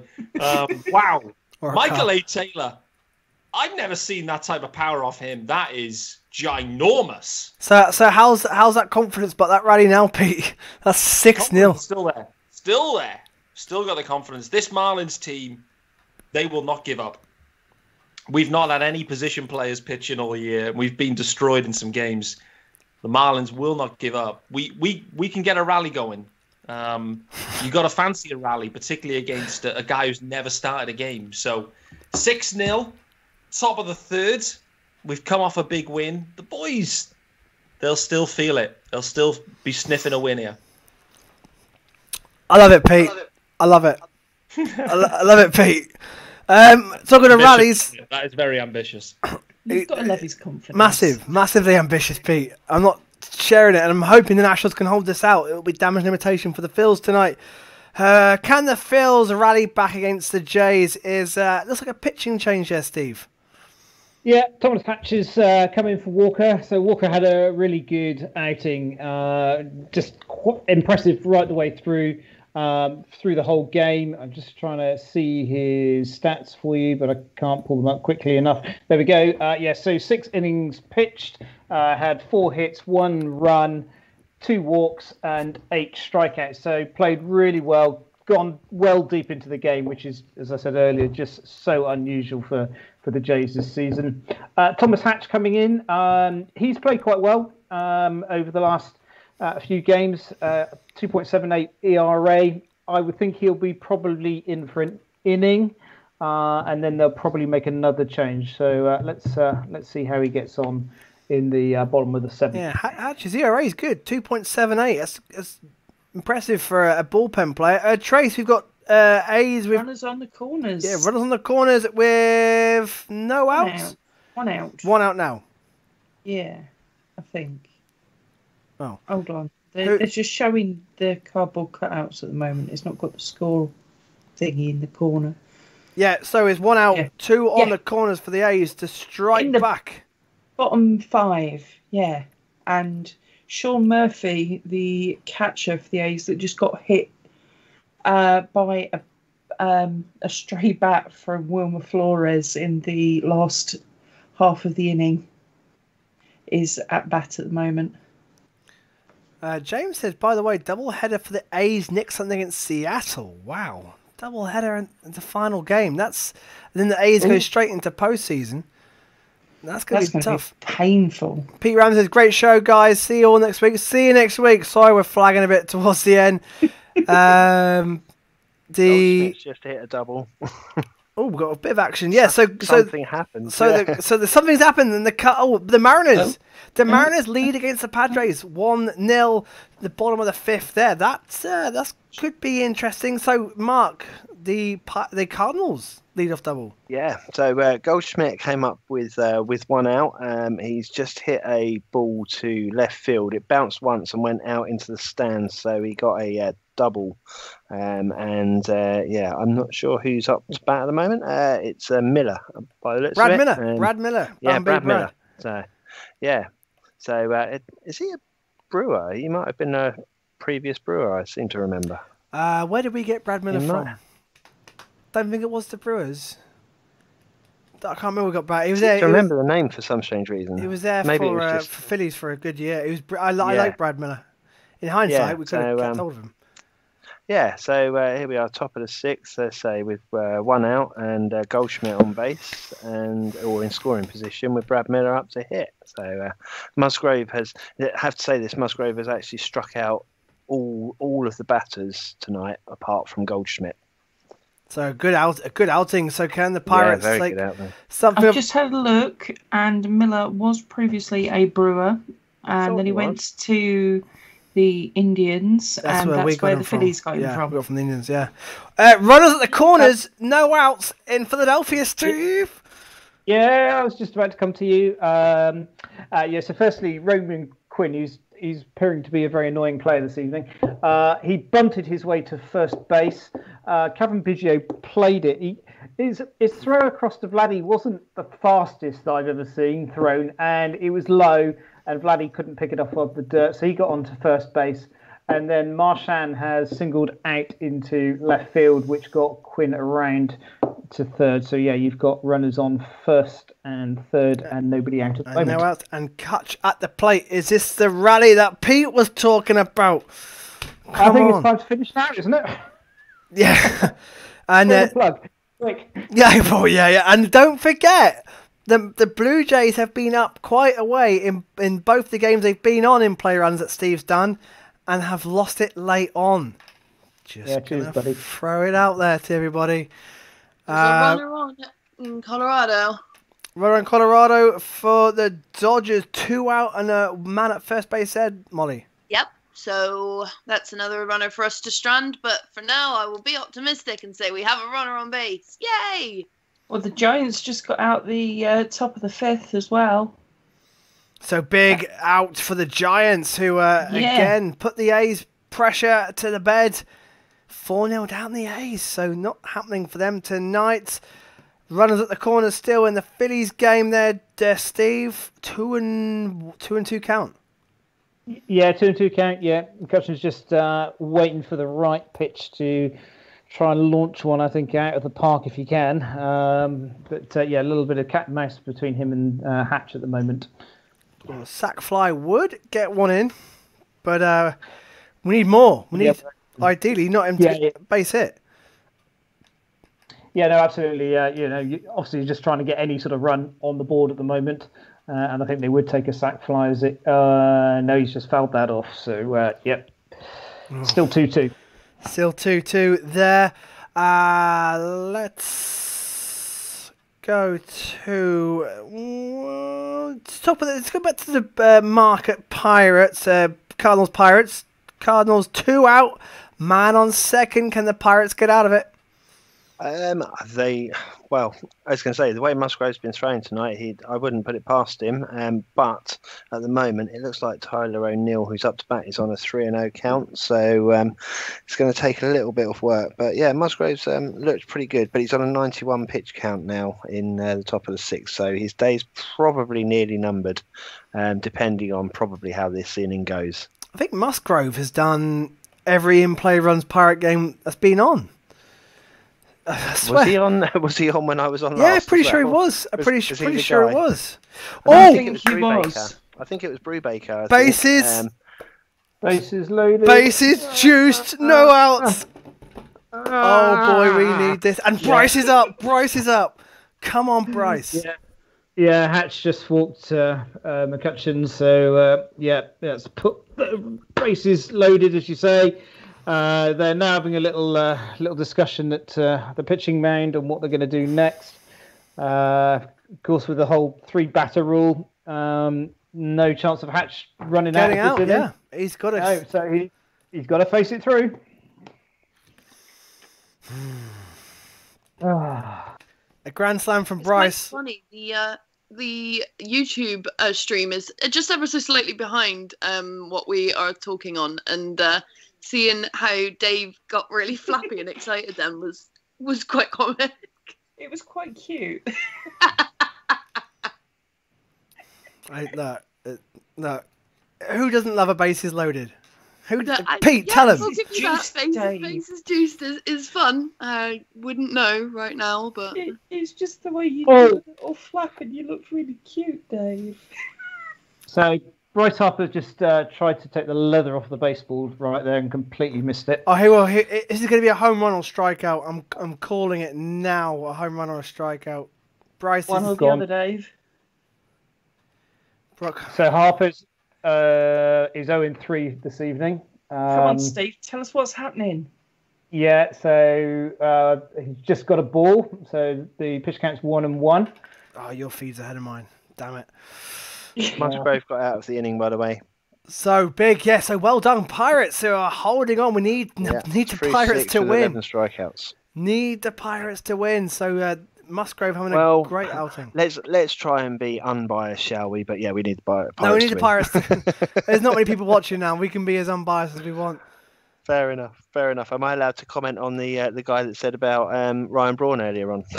Go for it. Well, he's right. I don't need to.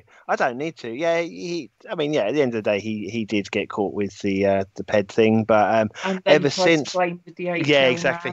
That's the bit that everybody has an issue with, isn't it? But ever since that kind of issue, ever since then, he's been the ultimate professional and has done nothing else wrong. So I think it's one of those things of once bitten, twice shy. So he's a Milwaukee guy, so obviously I love him, but I can understand why everybody else hates on him. Mark, do you think he's not done anything wrong or he's not got caught? No, well, I don't think he's done anything wrong since he got caught. Oh. James asks, who's going to make the World Series, people? I can't... Brewers. Well, yeah, we've still been unbiased. The way we play in September. I really want to say Dodgers. I can't see past Dodgers in National. It should be the Dodgers. Really. And Dodgers versus the Rays. It will be the Dodgers. It just won't be tonight's lineup. Dodgers versus Juggernaut Rays. I called that. I called that in the prediction pod at the start of the season. You did. You did on PT. Dave, what's the podcast called? PTBNL. I've got it right in front of me. Bryce. Yeah, it's 2-2, Dave. 2-2. Bryce fouling one off. That was a ball, though. That was a ball. It was inside. Yeah.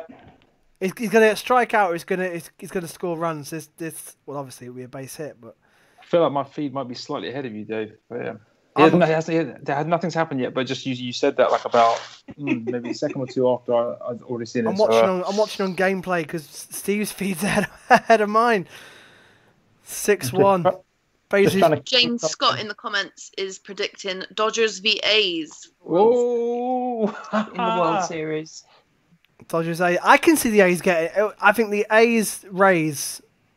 One of those two. I can't see past either of those two. And this is a complete dark horse from somewhere. but the NL's so weak. The Dodgers are out on their own. I don't think the Cubs. I don't think the Cubs are legit that good. No, well the Cubs are just lucky they've been in a bad division. 2 players. Miner's coming out of the game. I think he just walked 2 Giants. He's at bats. These pitches are quite far apart. Come on. Yeah, Bryce Harper's just having a change of bat. Yeah, I don't like that one. Yeah. No, didn't like that one. Got the old spray out just to make sure he doesn't let go of the thing. So just doing a sadly, Dave, I'm going to have to leave the Pirates. That's fine, mate. Yeah, that's fine, mate. I think we'll be wrapping up in a minute. Mark, thank you very much, mate. Thank you for having me on. So we'll speak to you soon. Cheers, Mark. Cheers, bye. Bye. So Bryce changes bat 6-1. Yeah. The view count's dropped in the last 10 minutes. What's that now? Is that 5? 5. Dave, wow. James says 5 people watching the wheels fall off. 5 people waiting for me to scream when Bryce hits a grand slam. James Scott says he'll do the A's game next week if we want someone to do the A's games. Yeah, I'm not sure we'll do next week. I think the games we're gonna have people on with the ones with meaning to it. We'll see how it plays out for next week. Yeah. Because obviously we'll start at the same time. I can't get everybody on because the laptop won't handle it. But I think full count, Dave. Full count. Oh, you're ahead of me. I don't like it. Dave. Don't take it, me. Stroppy child. Come on. Full count. Full Look, count. there's 6 people currently watching the wheels fall off. This is the best time of night. I would take Yeah, but how many of them are us though, Molly? There is that. I'll take a walk right now. Oh no! There's a lot. Bryce struck out. I told you. Bryce strikes No, out. you didn't. You told us it would be a grand slam. No, I said it'd either be Yeah, a... but he did say he would either There you over go. or strike out. But It was going to be one of the two. But yeah, he pushed it all the way, but yeah, it went down swinging. But Alec Boehm up next, and he has been clutch, definitely contender for Rookie of the Season. Yeah, was he 1 and 2 this evening as well? So And a walk, I think. I think it's his third at bat. So he's 1 and 2 and a walk. and a walk. Yeah. He's been absolutely outstanding. James says, if the Dodgers, A's World Series, then my dad, who lives in the Bay Area, is going to stand outside the stadium in his Dodgers stadium. Yeah, good. I don't know why more fans have done that. Only the Phillies have done that all season with the fans outside the stadium. Pandemic crew, they're brilliant. Annoying. Why are they annoying? They're brilliant. They've raised so much money for charity this year. You can't knock what they're doing at all. That's so cool. It was just when I was watching the game, it was like the noise. It was like, shut up, shut up. Ah, I'm good. used to quiet now. Normal games, Tracy. Get into your head. I'm used to the quiet now. Well, I've got Bases juiced. Bases juiced as well at Molly. Colorado. So the Dodgers have bases juiced. Molly, How how right, long have they been the Dodgers juiced have got for? bases juiced then, Tracy. No, maybe not me. So Dodgers are 5-1 down. Phillies are 6-1 down. 2-0 count for the Phils. 1 out. This will be it after this. Oh, Pete, how's the Marlins, Washington? No fun here. Quiet. 3-0 count. Sorry, 3-0 2-0. count. Alec Boehm. Alec. Ah, come on, Jace. Are they gonna Makes you pitch feel to really Alec? better. I don't think they're gonna pitch to him. To Alex Boehm. No, Yeah. they're definitely pitching to him. He's just not pitching very well. come Lot of ground balls going in. Who's up next? I think Diddy's up next as well. And he's hit 2 grand slams this season. Yep. Oh, there was a strike. So 3-1. So pitching change for the A's back to baseball. It's now Wendelken. So Dodgers 2-2, bases juice 2-2, 2 out, 5-1 down to the Rockies. Yep. Pirates. Cody Bellinger and I tell you what. red eyes at the plate. Wow. There's 1 run in. Yes, come on! 2 runs in. You're gone! What a mess. 6-3. Alex Bohm. Alex Bohm delivers again. He just keeps hitting. Sort of, it was more an error than the Blue Jays. Well, no. Yeah, blooper up to second base. The throw then went wide of first base to get the runner in. So yeah, they've definitely scored one of those on an error. First runs in is going to be fine. Second run in, it's wide of Vladdy. He hadn't got a chance again. That to be fair. So they've scored 2, 1 on an error. So we're now at 6-3. You did get a second out.